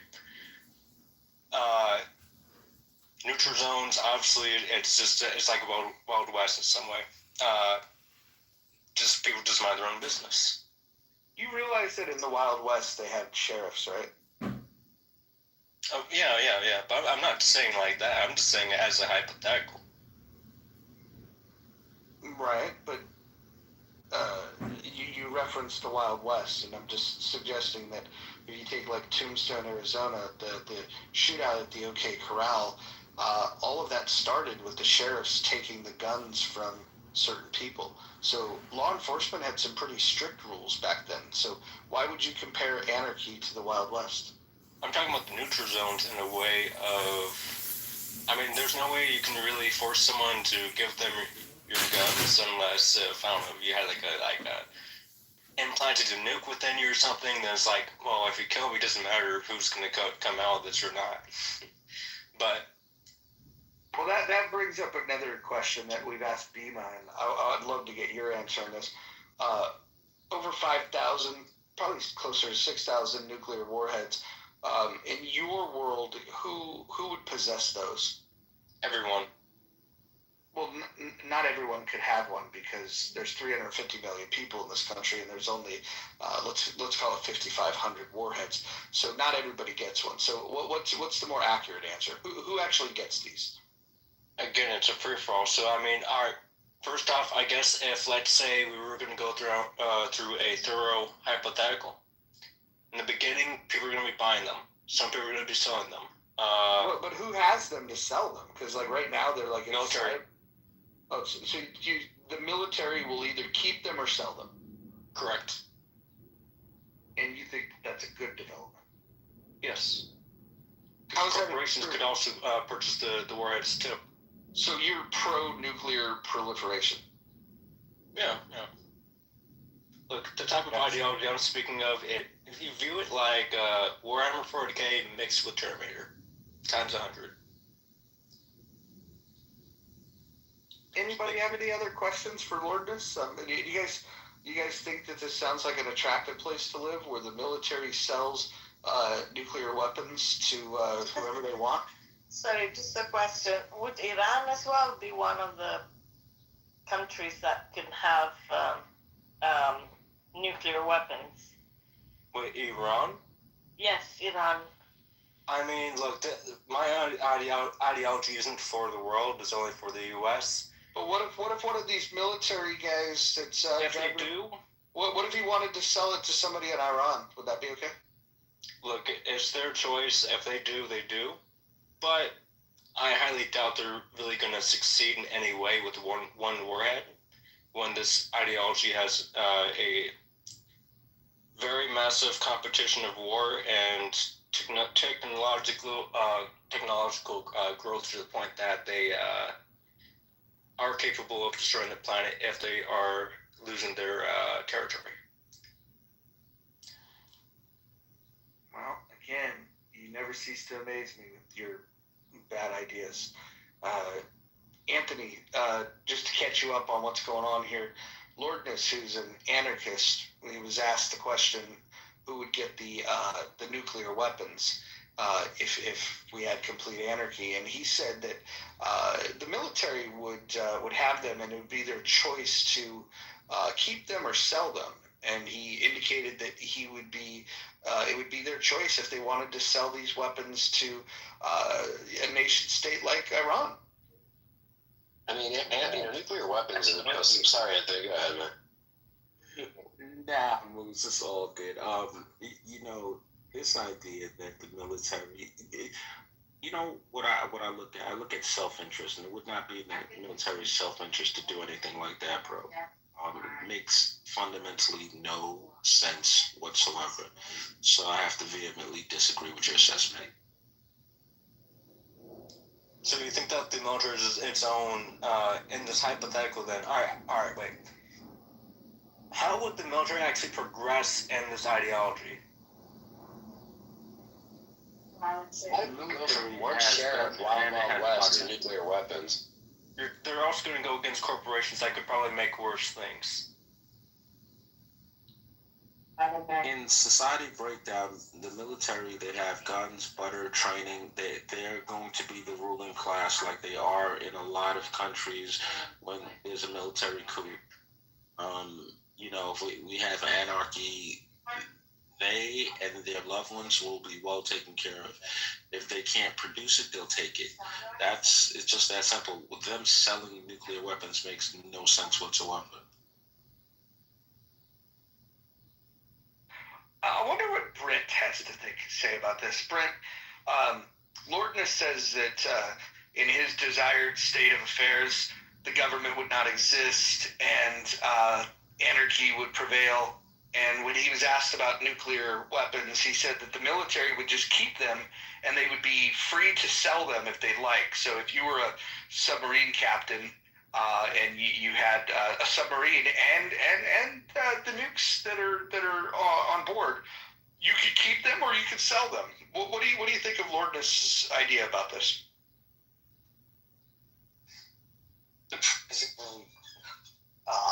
Well, I mean, taking it slightly more seriously and going back to the roots of anarchy and this kind of thought of elimination of the state, nuclear weapons are a great example of why you can never actually go towards political anarchy. See, because you frankly need that hierarchical control with something but like nukes, because you have to have one voice to watch it. You have to have, that deterrent effect. And there's just no way out of it now that, we have over 3,000 nuclear weapons. So, it's like responding to Cinderella and the Magic Kingdom. I mean, it's not worth responding to, besides the fact that, to point out that, political anarchy was always unfeasible, but in the modern world, nukes are an example why it is especially unfeasible now. So what if we got some sort of a lot simpler, like old technology, like the railroad? Lordness, who would you've got a railroad that goes across the country. It could be for passengers, it could be for freight. In an anarchy society, when you don't have the organization of these things, what would happen if the people, let's say in Montana, decided, hey, we're going to build a bowling alley here right where the tracks were. We're going to take the tracks out, and they just completely destroyed the train system. Who would stop them from doing that? Nobody. So you wouldn't be able to have a transportation method that crosses the country, such as roads or railroads.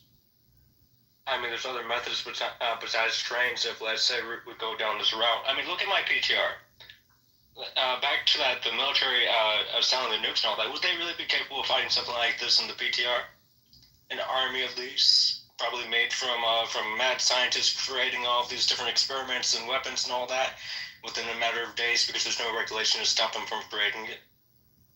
Especially when they have the money and time to do so in corporations. I'm trying to understand your point here. Can somebody help me with the translation? No. I believe he's saying without the government, weapons are going to advance at a much faster rate than they are currently advancing. Not just weapons, technology, transportation, every form of thing will advance to the point that no other country around the world would not want to fuck with this country. No way. Because then, I mean, let's just say if the whole world united against this one country, with all these different ideologies and corporations and all that, I mean, it could go down to either the specific ideology winning that war, or if we're close to losing it, might as well destroy the whole planet. That doesn't sound like a good strategy to me, but let me ask you this. Who would coordinate the Navy? Because that's one of our big advantages when it comes to global supremacy in warfare. Who would control our Navy? It would vary in the ideology that has control of a massive Navy. That didn't answer my question. Alright, then let's say Amazon, right? Let's say if Amazon was able to mass produce a Navy, a strong Navy. Then, I mean, and what would you do? You would transfer warehouse workers into soldiers? If they have to.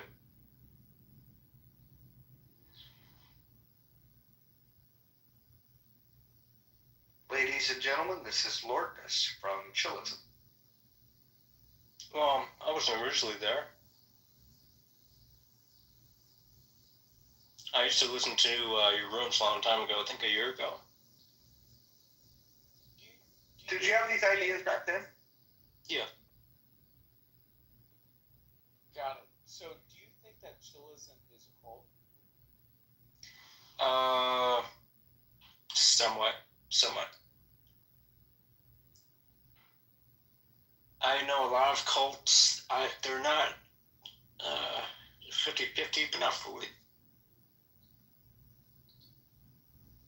Got it. Do you feel like chillism has a Scientologist rhetoric? I don't know. I mean, look, it's a little bit mixed in there.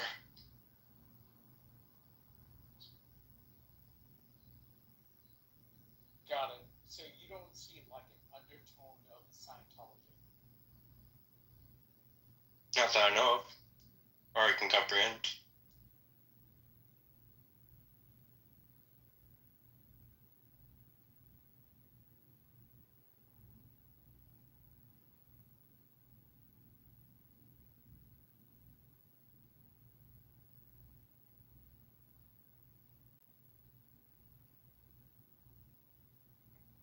David, welcome. We're just talking to Lordness, who is walking us through this very well thought out philosophy of his called anarchy.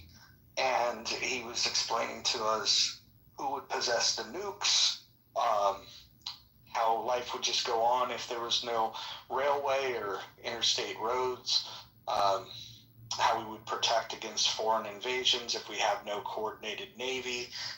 It's fascinating stuff, Dave.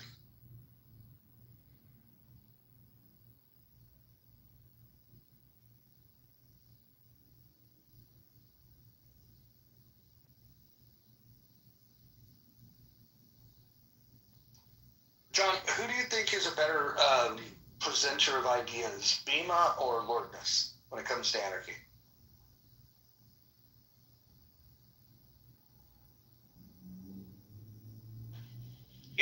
Anyone want to answer?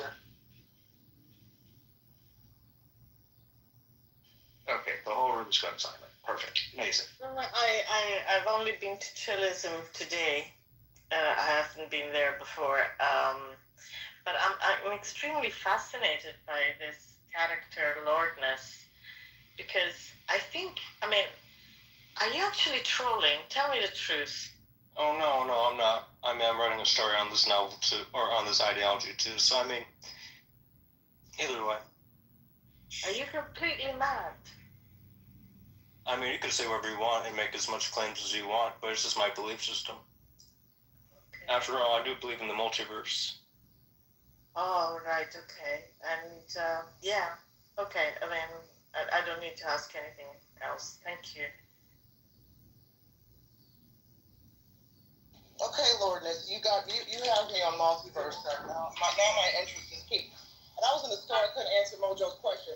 I think he said who's the better speaker or the best presenter of their ideology, Bima or Lordness. I would have to say Lordness. He's very descriptive with his narrative.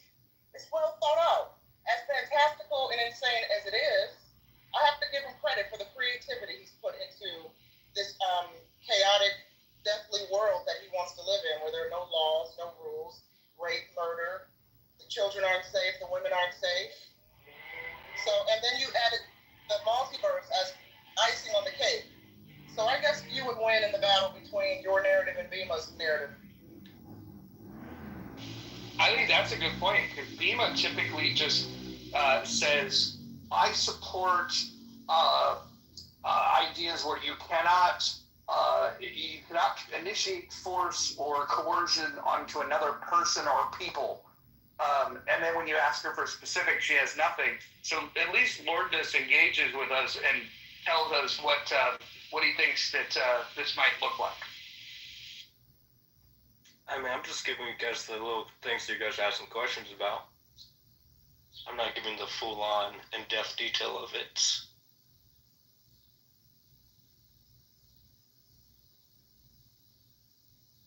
Who would make the rules?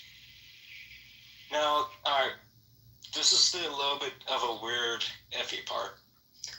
Think of it like the Illuminati. Think of it like the Illuminati, but a little bit more like its own military force that has the most advanced technology in every way to defend this ideology. Now, laws and all that, I mean, it would vary on the territory, but mainly that military force of the Illuminati, hypothetical military force and all that, that would be the portion of the ideology that would defend the specific ideology if either one of the ideologies was a majority of the whole state or a country, or if a nation attempts, or all nations attempts to go against the specific ideology. But isn't that kind of antithetical to the whole point? They're not enforcing laws. They're only there just to let it keep it going. But by virtue of that, they are enforcing laws. Honestly, I'm not getting what you're asking. If the purpose of them is to defend the ideology, that seems to me to be a system of governance. Some might see this is like a little bit of the iffy part, because they're not really, because there's no main government because of all the different ideologies, the corporations, the communism, if Amazon was its own form of military and defense force and all that. There are so many forms of ideology within their own territory as societies and different forms of currency. Like it expands to a larger picture. Like this specific force doesn't involve itself with any form of the land or territory. It's just like think like a spire. It's just a little spire that's just empty and void, nothing at all. And let's just say if one of the ideologies took control of the whole country, or let's say if the whole world was to go against this country, this military force would be capable of going against the whole world and or this specific ideology.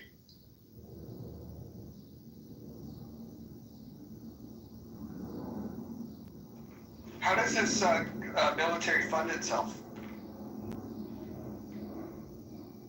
I mean, mainly taken from the other ideologies through back deals.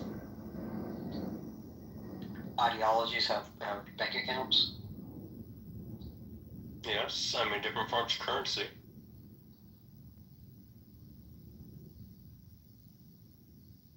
Kind of sounds like taxes. I mean, some could have taxes, some wouldn't.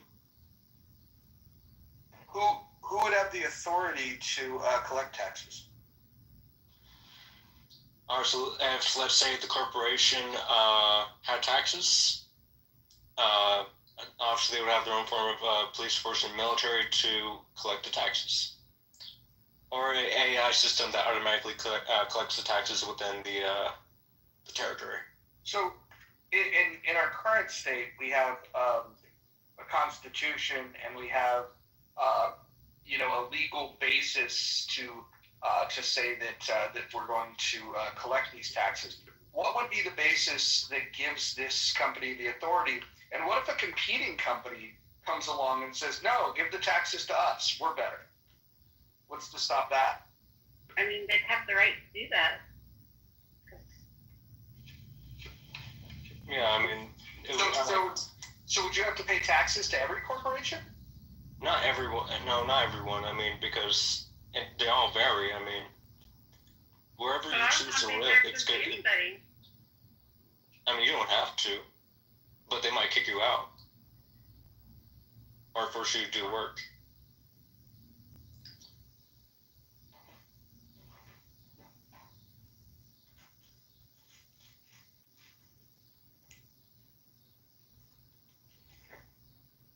Lourdes, do you think this is a good idea? Yeah, I mean, you've been asking me this a couple of times. No, I've asked you what your ideas are, but I'm asking you if you think it's a good idea. I mean, like, it's one thing to come up with an idea. Like, there's another to come up with good ideas. Do you think this would optimize human flourishing? Yeah. Okay. All right. Fair enough. So Mojo, I just been wanting. So when you were talking about Wild Wild West before, and yes, there was law enforcement, albeit at a very low scale. Do you think, like the Deadwood Age and all that, like the new sheriff in town, would it be fair to say that not all homicides were accounted for, or even remotely pursued? Yeah, I actually heard these comedians talking about this, where they were saying that in the Wild West, somebody could go and kill somebody, rob a bank, whatever it is, and then they can, then they draw a wanted poster, and so the only wanted poster is this image of what he looked like. Let's say he's wearing a particular type of hat, and let's say he has a mustache. He can get rid of the hat, shave his mustache, and then just go become a sheriff in another town. Like it was. There's definitely a lawlessness. Exactly. Deadwood is a fantastic show. I'm actually rewatching it. It's been a number of years. It was so unfortunate that they didn't get the natural conclusion to that show. The movie that they made years later was just not up to the standard of the show. It was bad, yeah. Yeah, Swerenser. Sucker Swerenser. Yeah, no, I think the Wild West was an interesting thing. I actually think that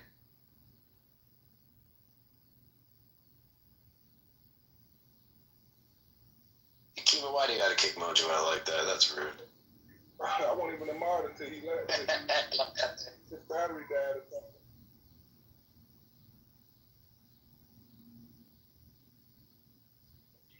He probably got a dead battery. He'll be back. Does anyone have other questions, or mainly just Roger asking the questions?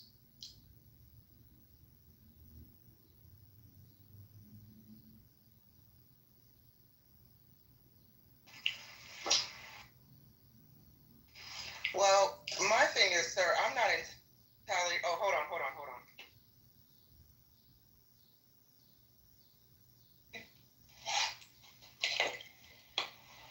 Lordness, can you hear me? Yeah. Okay, I just want to make sure. I'll be honest, I'm not entirely convinced that you want to live in this world unless you live in a castle with a moat, a fortress of somehow, because I don't think you'll be able to. I mean, you would have to have a pretty solid some weaponry to protect you and yours, right? Because I don't think that you alone. You would have to have an army of darkness to fend off the rabid personalities who would come and want to rape and pillage your property. So I don't know. Do you have what does your army of darkness look like, sir? Because you're definitely going to need one. And also, here's the really important question: are there zombies in this apocalyptic world where anarchy rules? Now, if a ideology does create zombies somehow, sure. But I highly doubt that's a possibility. If anything, it's all going to be cyborgs or clones or mutation creatures, some type of infection that could create biomass and all that. The cyborgs and clones, I forgot about them. So yeah, what if the cyborgs go rogue? Humans are no match to cyborgs, sir. Well, that's why you gotta improve yourself in any way possible to go against them. Improve yourself? Like more push-ups? No. I mean, like having cybernetics and all that. Going full blown, like just doing whatever it takes to improve yourself in any way.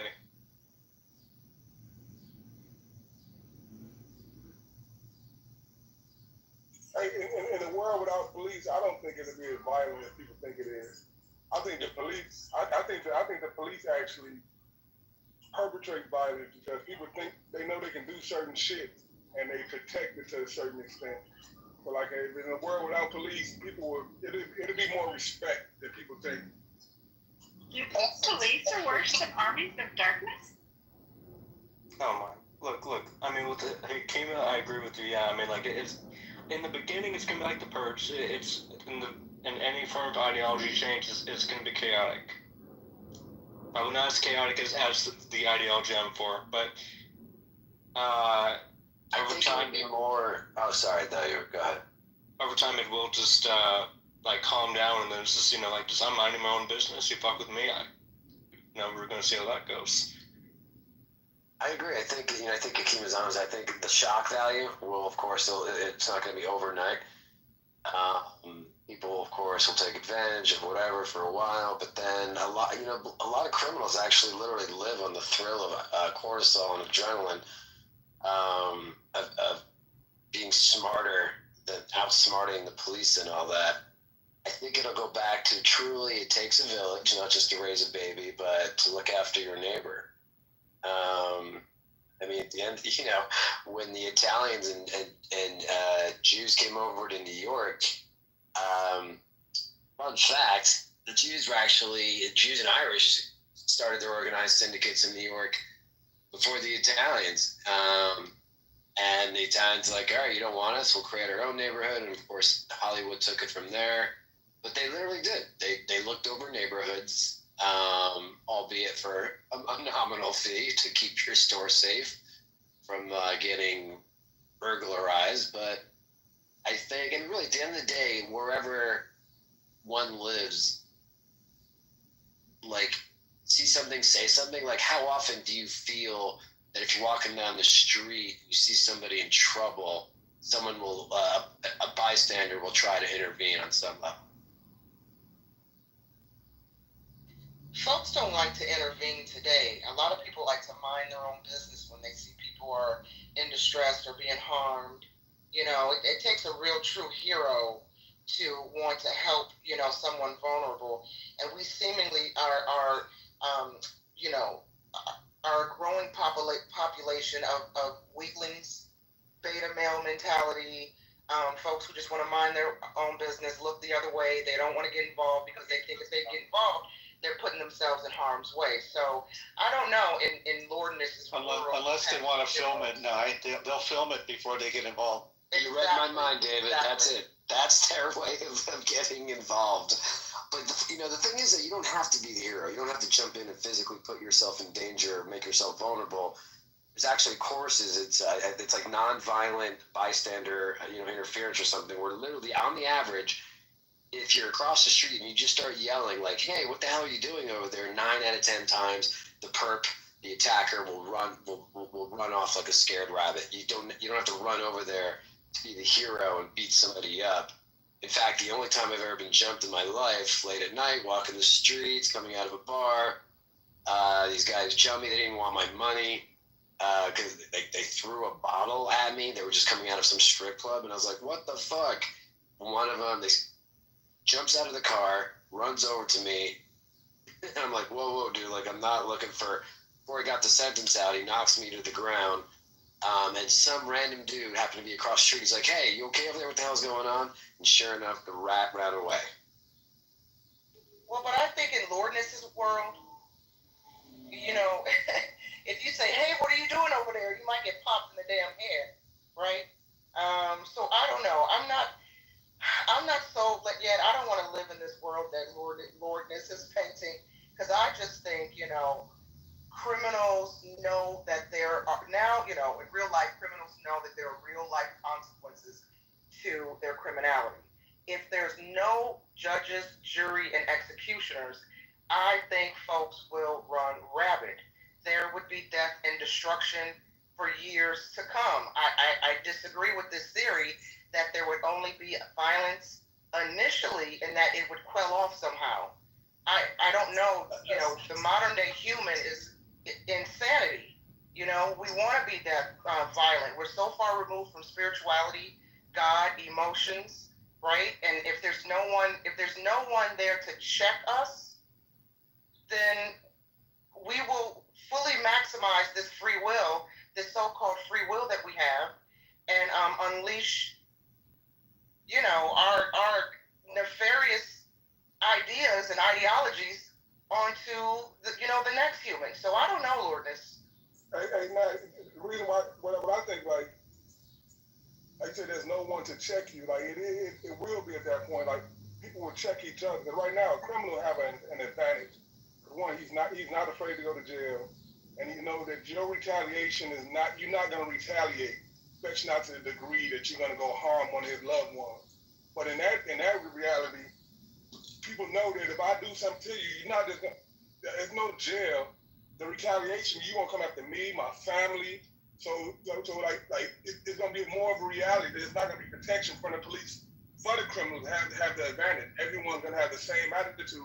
If you come fuck with me, I'm gonna come fuck with you and your family, and that's gonna keep a lot of people in check.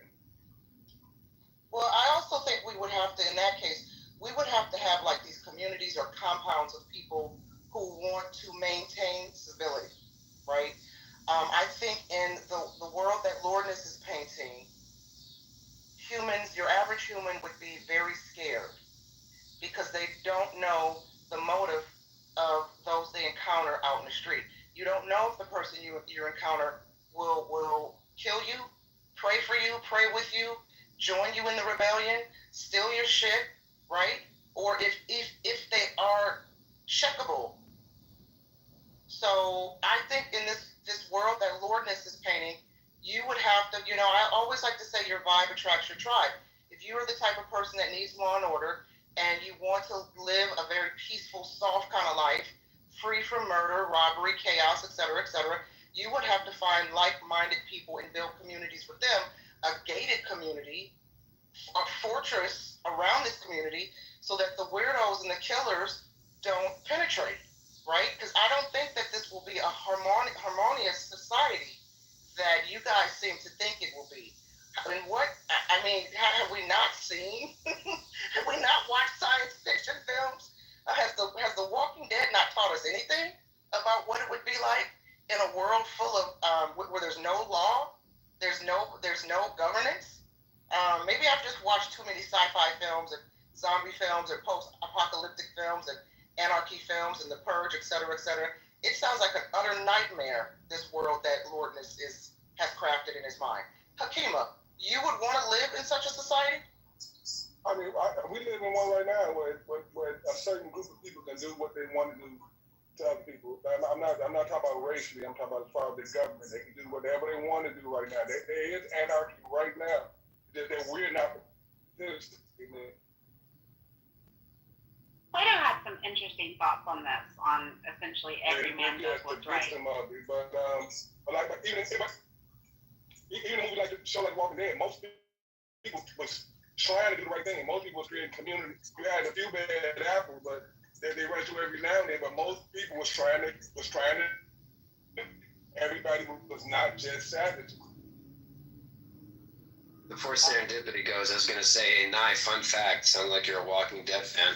They did a voiceover for one of the characters for the video game. Unfortunately, my character got killed off early, but it was fun. Oh, right on. Moose, how much has AI destroyed voiceover work?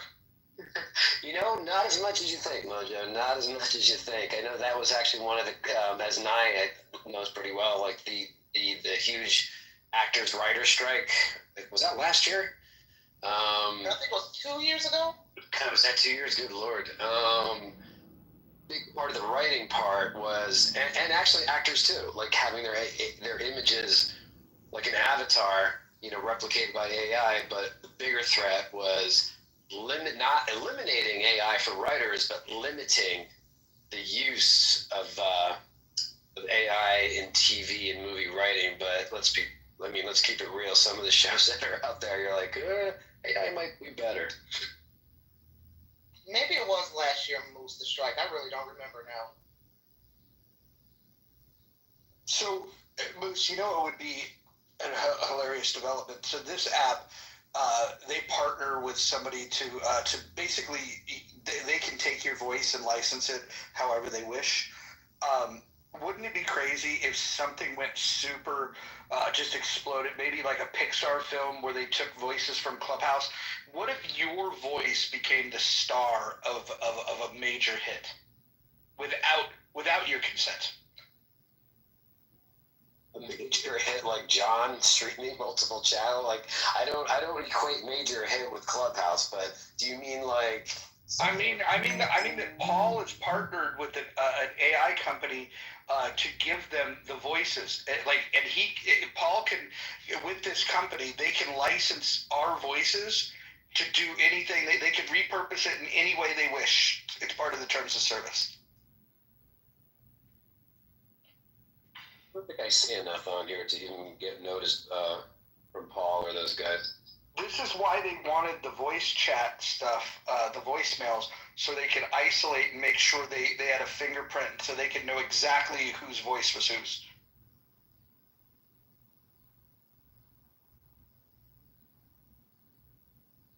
Yeah, Freddie Roosevelt and I did a room about a year ago or so. I'm sure some of y'all remember Freddie Roosevelt. And we talked about just that, using our voice and likeness on this app, because Freddie, when he was really active on this app, I had noted, Freddie, you have very specific lingo and slang, and he was commenting on how he would dip in and out of rooms, primarily white rooms, hosted by people who he never saw in his spaces, or at the very least, he didn't know that they frequented his spaces, and he would go in their rooms and hear them repeating his slangs and his slogans, but at the same time giving him credit. And I said, yeah, Freddie, don't be surprised one day if you're perusing the internet and you come across some AI model that was designed in your name, likeness, and image, and is speaking like you, using some of your catchphrases, because that is why this app is a social experiment, in my opinion, as we, most of us have discussed, in these spaces and similar spaces, to use our voices, to, study our voices, to train AI models. So, yeah, Mojo, I agree with that.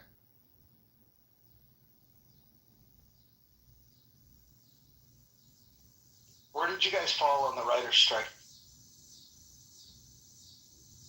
Oh boy, go ahead. I'm a weirdo. I feel there should be no AI at all in creative writing. I think it's okay for reporting.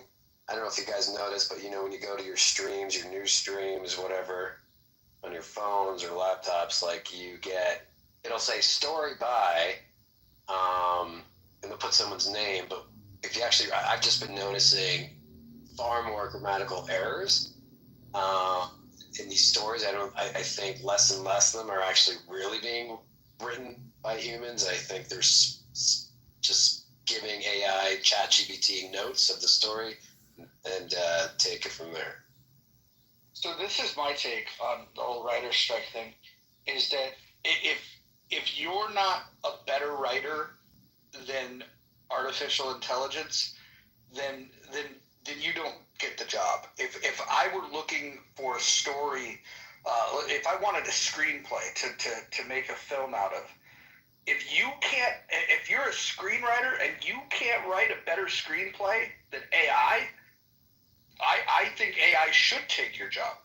Like it should. In fact, I think it would be immoral to give the nod to the human if AI wrote the better story. Currently, we don't have that problem, despite how bad some of the writing is today. I think we're at an all-time low in terms of the writing of screenplay. Well, actually, I take that back. I think that there's great writers out there. In fact, I know there's great writers out there that just can't find the funding to do their projects. But if you can't sell the idea, and if the folks that are going to put the money behind the movie don't believe it's going to sell, they can be guilty of being wrong, but you need their money, and so you need to do a better job of selling that. And so I just think that because money is it's show business. It's a business. They want to make money. And as long as they're going to do that, I think this trend of going for existing IP where you have a built-in audience is going to continue. And the only way I see writers cracking into that would be through fan fiction, because you're going to see people continuing to go after existing IP. It's a vicious cycle, but it is what it is. Yeah, I tested this theory one day. I've been working on the script for a while, and I plugged in the outline to ChatGPT, and I asked ChatGPT. Now, I had already written the first act, but I asked ChatGPT to, after I fed the outline to it, I asked it to write the first maybe 10 pages, just to compare its dialogue to my dialogue, and it was incredibly weak. What the prompt gave me, right? And so, of course, I've been in spaces where writers brag about, they love ChatGPT, it writes scripts for them, and then I'm wondering, well, how much do you have to go in there and tweak the script? Do you rely solely on what ChatGPT gave you? Or do you go in and tweak the script and the dialogue? Because, what I found is when ChatGPT spit out the first 10 pages, all the characters sound exactly alike. Then the argument is, okay, so ChatGPT writes your script. Do you take credit for it, or do you credit to AI? Now, I will say as a writer, I do find ChatGPT or some of these other, Grok or Gemini, helpful in kind of streamlining outlines or beats, or even writing pitch decks, right? Kind of fleshing things out. But writing the full story or the full script, I agree. If you're not talented or creative enough to fully execute a 90-page or 160-page story, you're right. I agree. You don't get the job. If I were a producer, hiring a writer. Agreed with Nye, and I think that's a problem, considering I enjoy some screenwriting too, and it's fair to say that the inciting incident, right, is typically in the first 10, 20 pages, or, one page of script is translates to like a minute of action, more or less, on the screen. So if you're getting a lame duck in the beginning, like, you gotta hook. At the end of the day, if you're doing the 3 arc, like beginning, middle, and end, most audiences will be more forgiving if the middle gets wonky, you have some plot holes, but you hook them and you hook them in the beginning and you give them a nice ending at the end, dramatic, happy, whatever. That's what they're going to remember. But yeah, if the first 10 pages and then first beginning of the script does not hook, the inciting incident is weak, that's problematic. Now, I will say this, Moose. I'm a huge fan. I don't know if you're familiar with the film Cube. I think they make 3 or 4 of them, right? The franchise has just fallen off over the years. I'm really hoping that whatever studio or writer or producer owns the IP revives Cube. In the meantime, I went into ChatGPT. I have like 3 or 4 ideas to continue the franchise. And I'm hoping through my resources and connections, I can get linked to whoever owns this IP to pitch them my ideas to continue the franchise. So I did plug in just, a log line or 2 into ChatGPT and asked it to flesh out what the next 5 films would look like. And I was thoroughly impressed with what it gave me because it was right on par with how I envisioned the franchise continuing. So in that regard, I found ChatGPT to be quite, satisfying as a creator.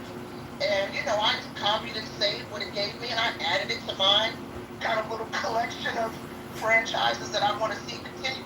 So I've been putting out to the universe, and I have two visions here. One, to write at least 1 episode for Doctor Who, which I have a pilot script for. Well, not necessarily a pilot. Maybe a pilot for a new season. And to be involved with, hopefully, the continuation of Q. So we shall see if ChatGPT, in that regard, brings me some luck.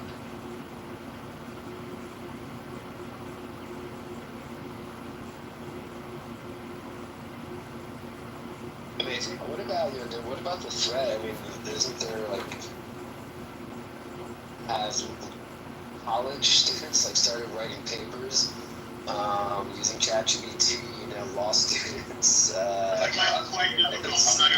Look at this. How do you censor? Can you write things using ChatGPT? Look at this. 60 seconds of chillism.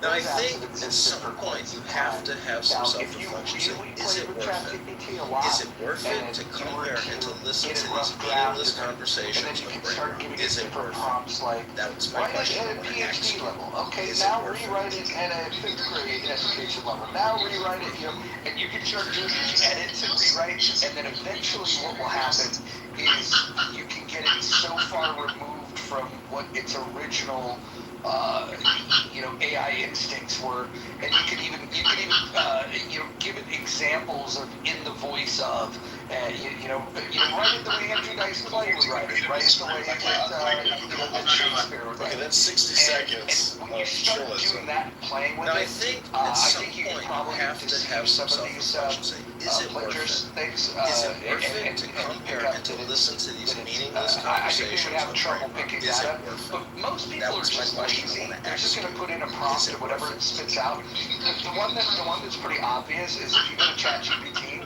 it really likes. It doesn't like commas as much as it likes dashes. And so when you see the double dash, you see it like that is a telltale sign because nobody writes like that. Nobody on planet Earth writes like that. It's almost like they bake that in as like a first line of defense to be able to see if somebody used ChatGPT or not. That's interesting because I noticed even when you put typing in the chat here on Clubhouse or in the email, where let's face it, autocorrect is was like ChatGPT in its diapers. With all the word suggestion, you start typing hey, Google started this, right? You get a message, you get an email from somebody. Google is reading the email message because it's offering you prompt, it's offering you a variety of prompts to just choose instead of having to actually use your own brain and use your own words. It'll be like, yeah, sounds great, thumbs up, or oh, sorry to hear that. But I've also noticed the one thing that stands out with autocorrect is commas and calling you out when you're not using commas appropriately. But that's probably the least of our worries with AI.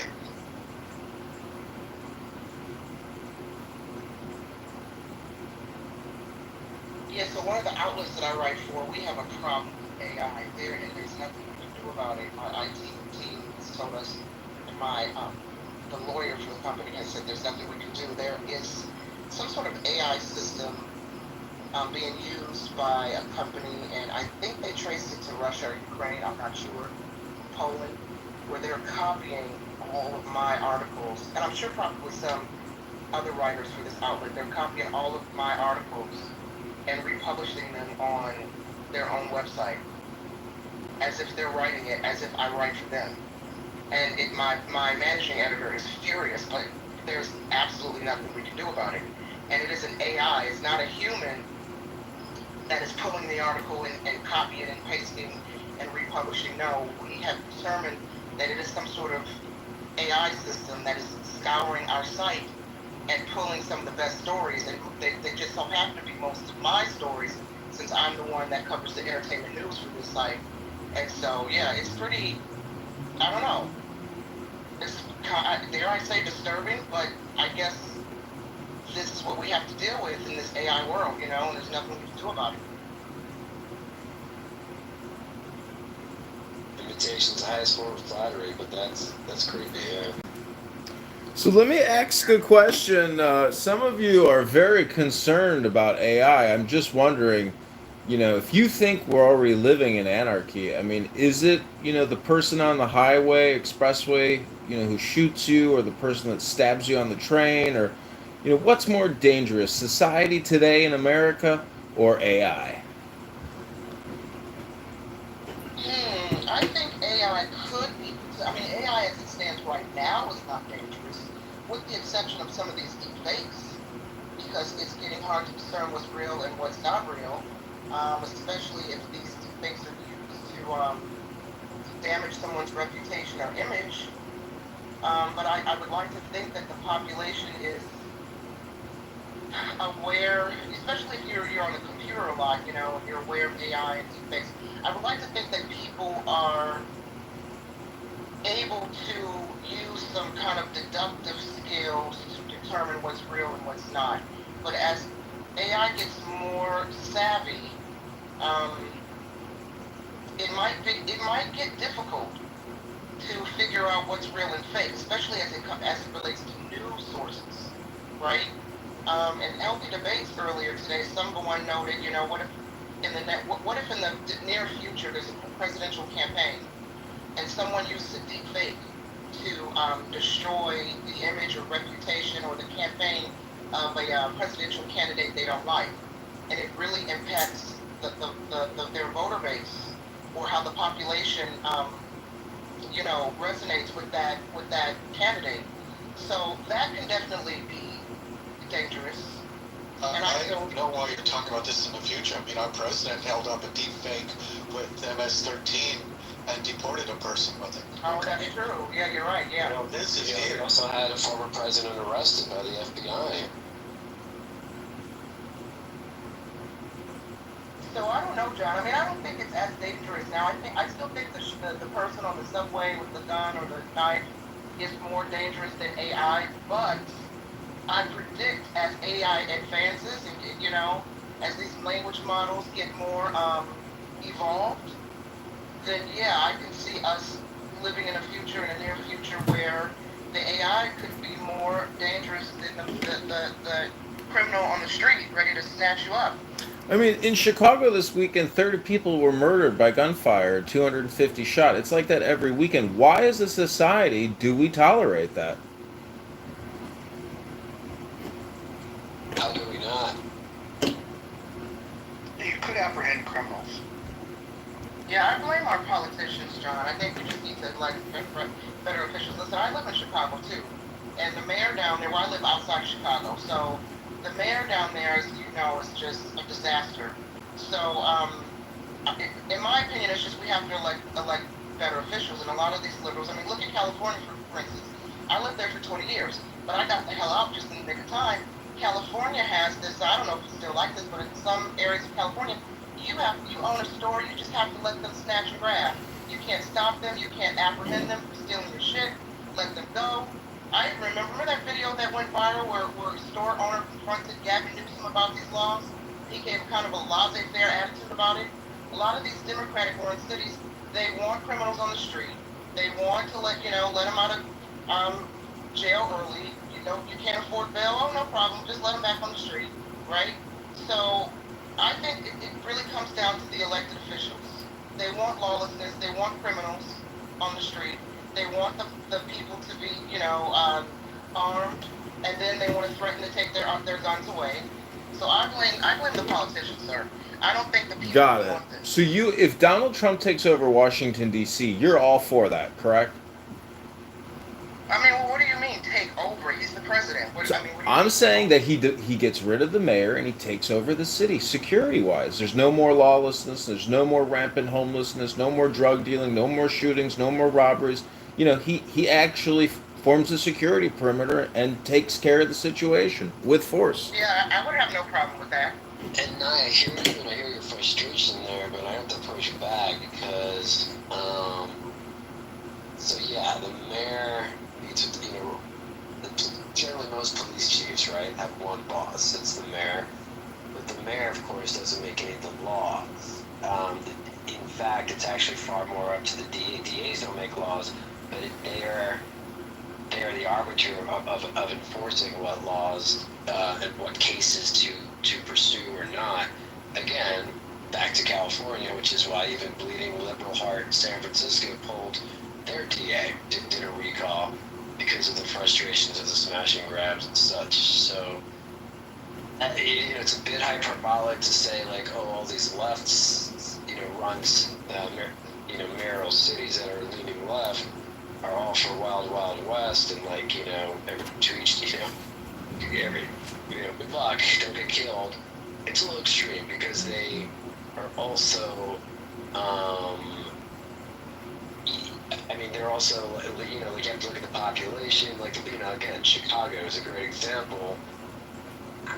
Let me ask you this. Let's say if you had a Republican mayor in Chicago, how is a Republican mayor going to bring down, what are they averaging now? 500 homicides a year?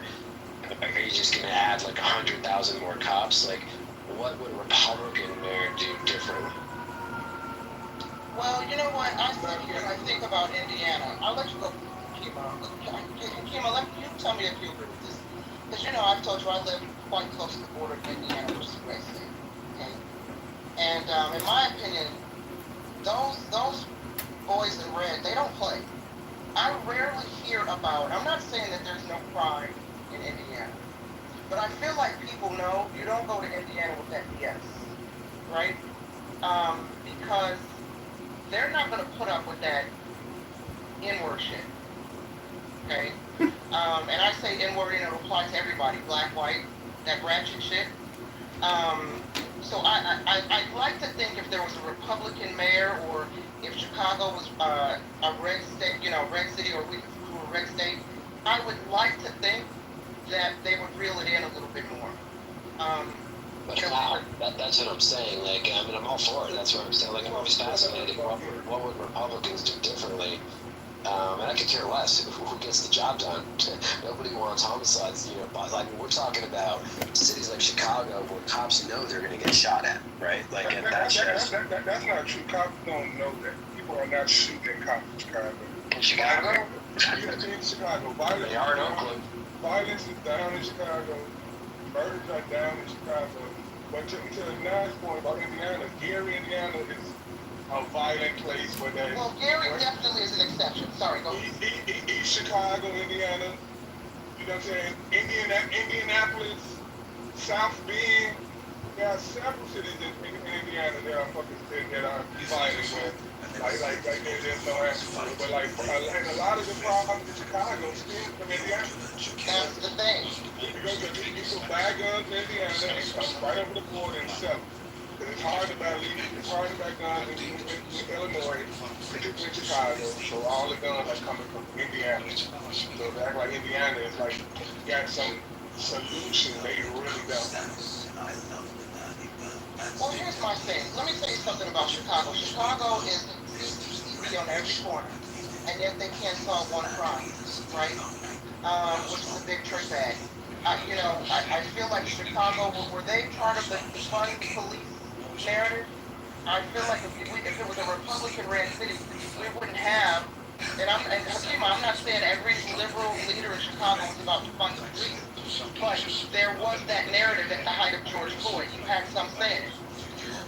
Just this past year, how many town hall meetings did we have of Chicago voters expressing their anger at the mayor and the governor over the immigration issue? I feel like if Republicans were in control, that wouldn't be a thing.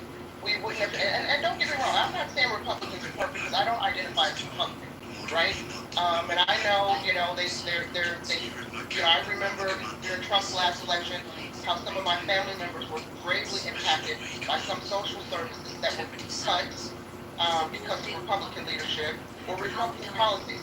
Specifically, I have family members that have children who have disabilities, and some of those programs they relied on to help their children, and they lost access to some of those resources. But I just think as it relates to law and order, conservatives seem to be more pro-law and order than liberal leaders tend to be. And again, I'm not saying that applies to all liberal leaders.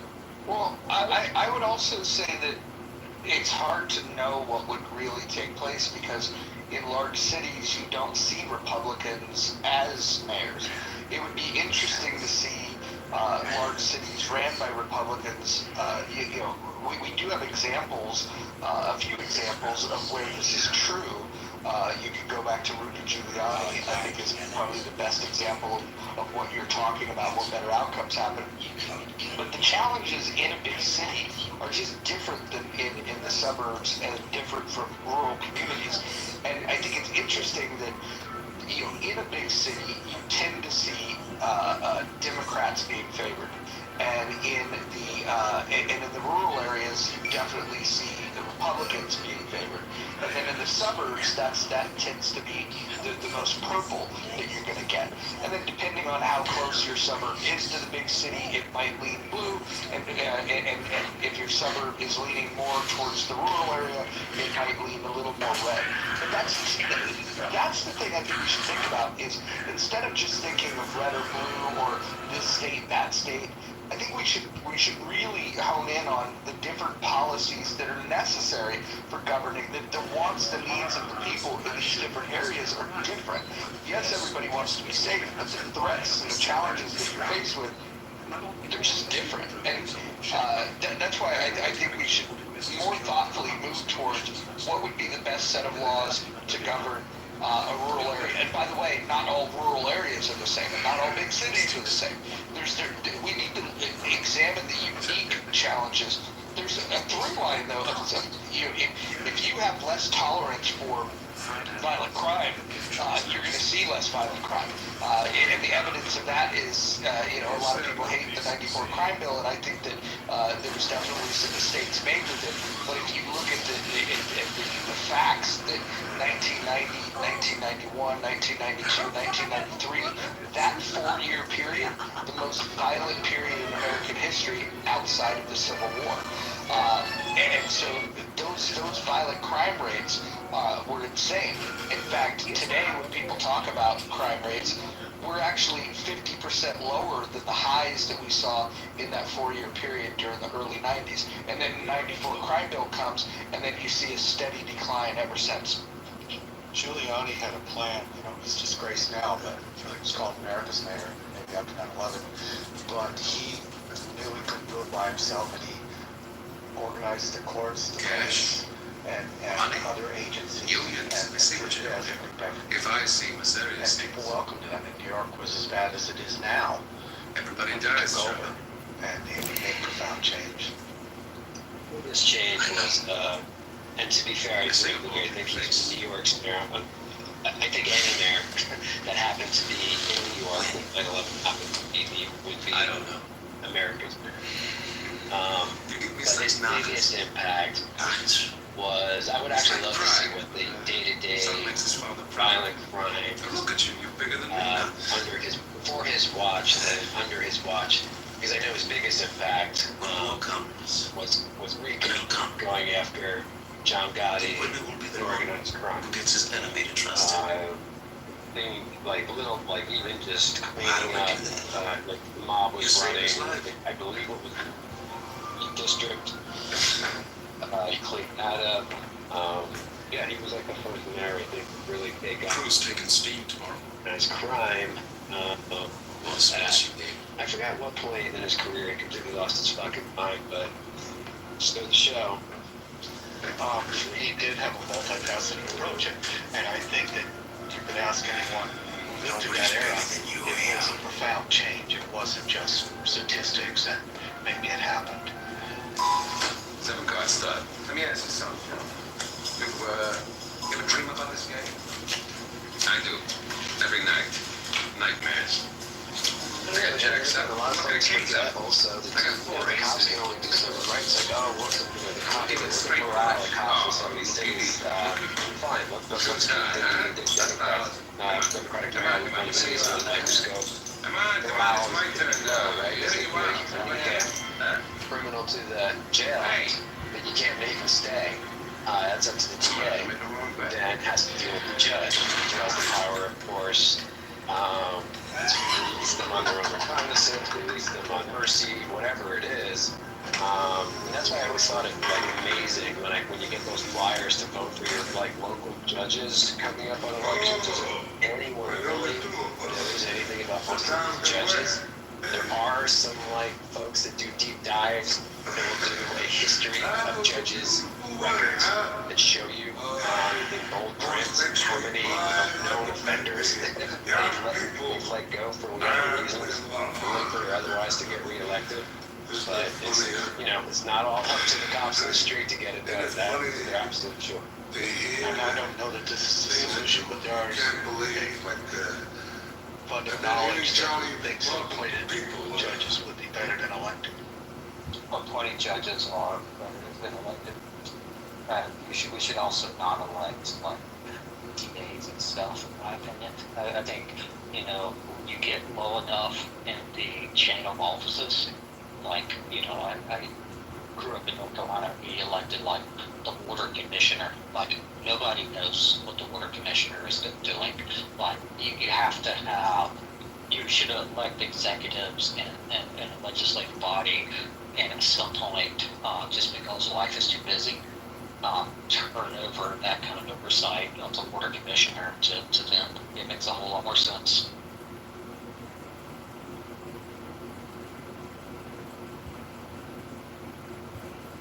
So wait, I'm sorry, Brian, you said we should not, who should be appointed, not elected? He's talking, but this applies to a lot of like lower offices. Pennsylvania's got a weird system where you have a lot of like really low level positions that any other state would simply have appointed into a committee, and they would look for people that have knowledge, skill, and ability in a particular area. And but in Pennsylvania, you put yourself on the ballot, sometimes unopposed, you end up winning, and you know nothing about the job that you're about to do. I know about this because the Libertarian Party, when I was a part of it, we organized around that, and in one election got over 150 Libertarians elected. That was in 2021, and it exploited a few things. Number one, the major parties needed to declare their candidacy before the minor parties, so that you can find elections where there's only one opponent, or find elections where you're completely unopposed. And then once you get on the ballot, if the major parties, after that period is over, if they want to run, they would have to be a write-in, and then they're at a huge disadvantage. The other thing is that the filing fees are very, very low in Pennsylvania. And so, and then the final piece is just the fact of some of the low-level positions that you have. It just created a hell of a lot more openings, and so 150 elections won by Libertarians in 2021 alone. Which I'd be happy to vote for a Libertarian, but probably you just need the best quality person to be a board commissioner that you can get, or whatever job it is. Like some of the very, very, very low level positions aren't partisan ideology or based on your ideological thought. They're just like blocking and tackling basic governance positions. Brian, can I ask you a question? If you were made king of America or king of the world, what would you do for your people? Create a system that maximizes economic prosperity and maximizes human freedom for things like violence. I think in big picture, we got a pretty good system that gets pretty close to that. Economic. Sorry. Go ahead, Joe. Oh, sorry. I would really, capital REALLY, educate them. That's not happening. It's just not happening.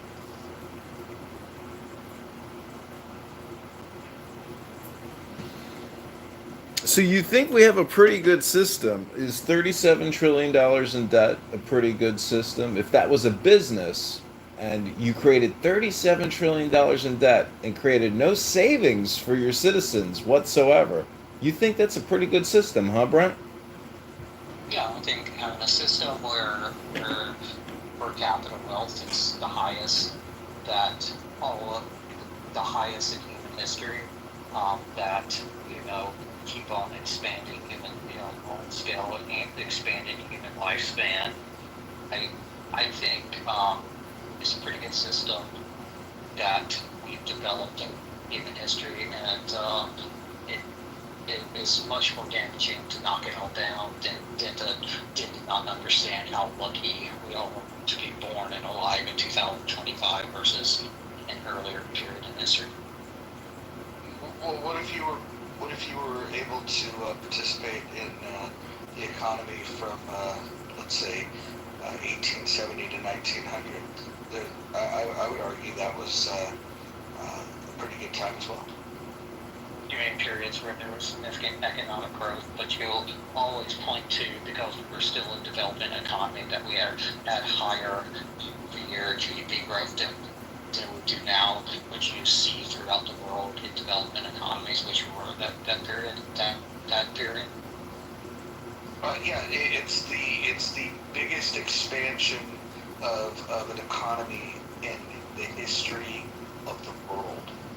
Yeah, and of a dollar is a 100% growth. If you have $2, same effect was the economy. Like going from a relatively poor economy, industrializing and doubling that size, or having double-digit growth, is something you saw in America during that period, and frankly you see in many other developing economies. So it's nothing surprising, but you're still much better off living in a period post that economic development and in the time we are living in. Interesting. So post the economic growth of 1870 to 1900. So just so we're clear, the economic growth was possible because of massive deregulation, and so that allowed businesses to do what they needed to do in order to grow. And then following that period of time, we had massive restrictions that were put in place. And then shortly after that, come 1929, we have the biggest financial collapse. During this financial collapse, preceding that was a period of heavy regulations, and extending that depression was the fact that we doubled down on even more regulations. And so the evidence is very clear that if you want to grow the economy, you have to deregulate. If you want to crash an economy, you overregulate. Hey, Roger, it's pretty ironic that the large expansion from 1870 to 1900 And that was when they freed the slaves. And those same people not only didn't get reparations, but they were excluded from that economy. Well, So it's also evidence of the erroneous claim that this country was built on the free labor of slavery. It was actually more expensive to house and to feed human beings than it was to pay them. And so economically, slavery was a bad thing.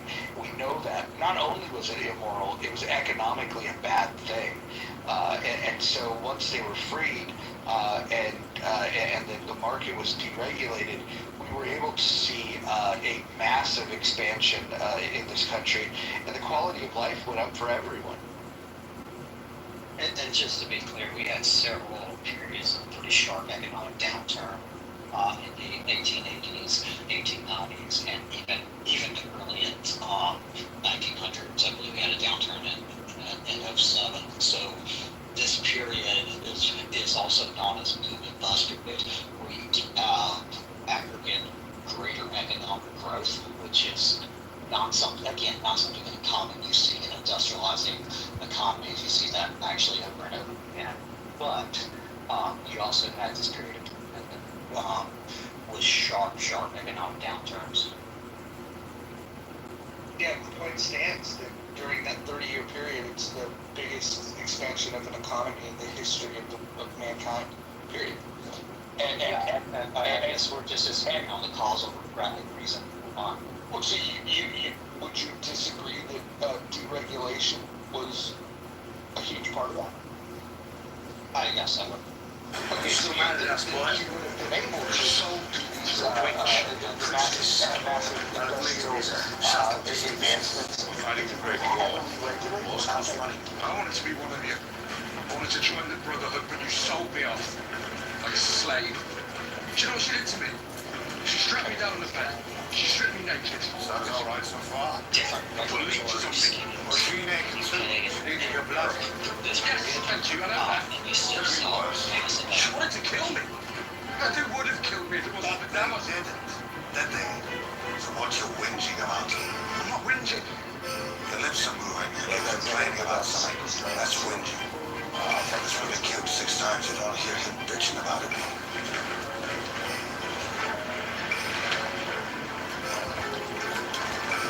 Good lad. You're still mad at us, boy. So, what shall we talk about, gang? Kima, what's on the docket?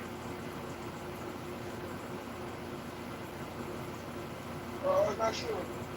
Something will stay where we did or move on.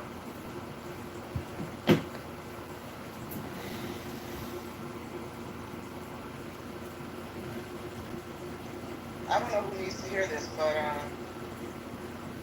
the new Final Destination movie is finally on HBO. If that's anybody's work. So it's just, but I think one is you, right?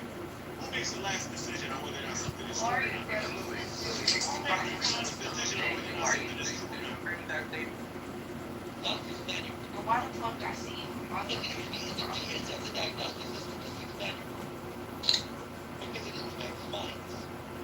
Hello? Hello? Are you okay? Are you okay? Of course I'm okay. I'm trying to figure out why the fuck you... Kind of really dumb to get close to being anti-Semitic. At that point, I don't know, really, I become so ignorant. Also, it's ignorance. It's ignorance more than anything. It's ignorance. Maybe I said it once, like that. I said, how did you mistake that? How did you mistake?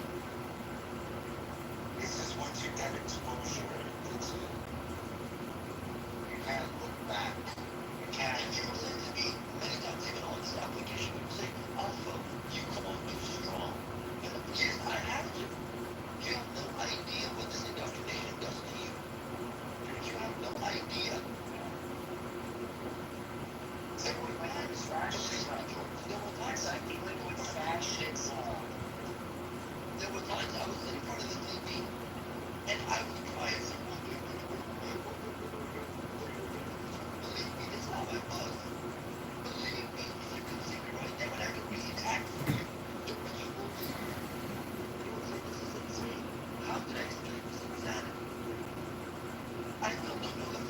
I know one thing, when I got exposed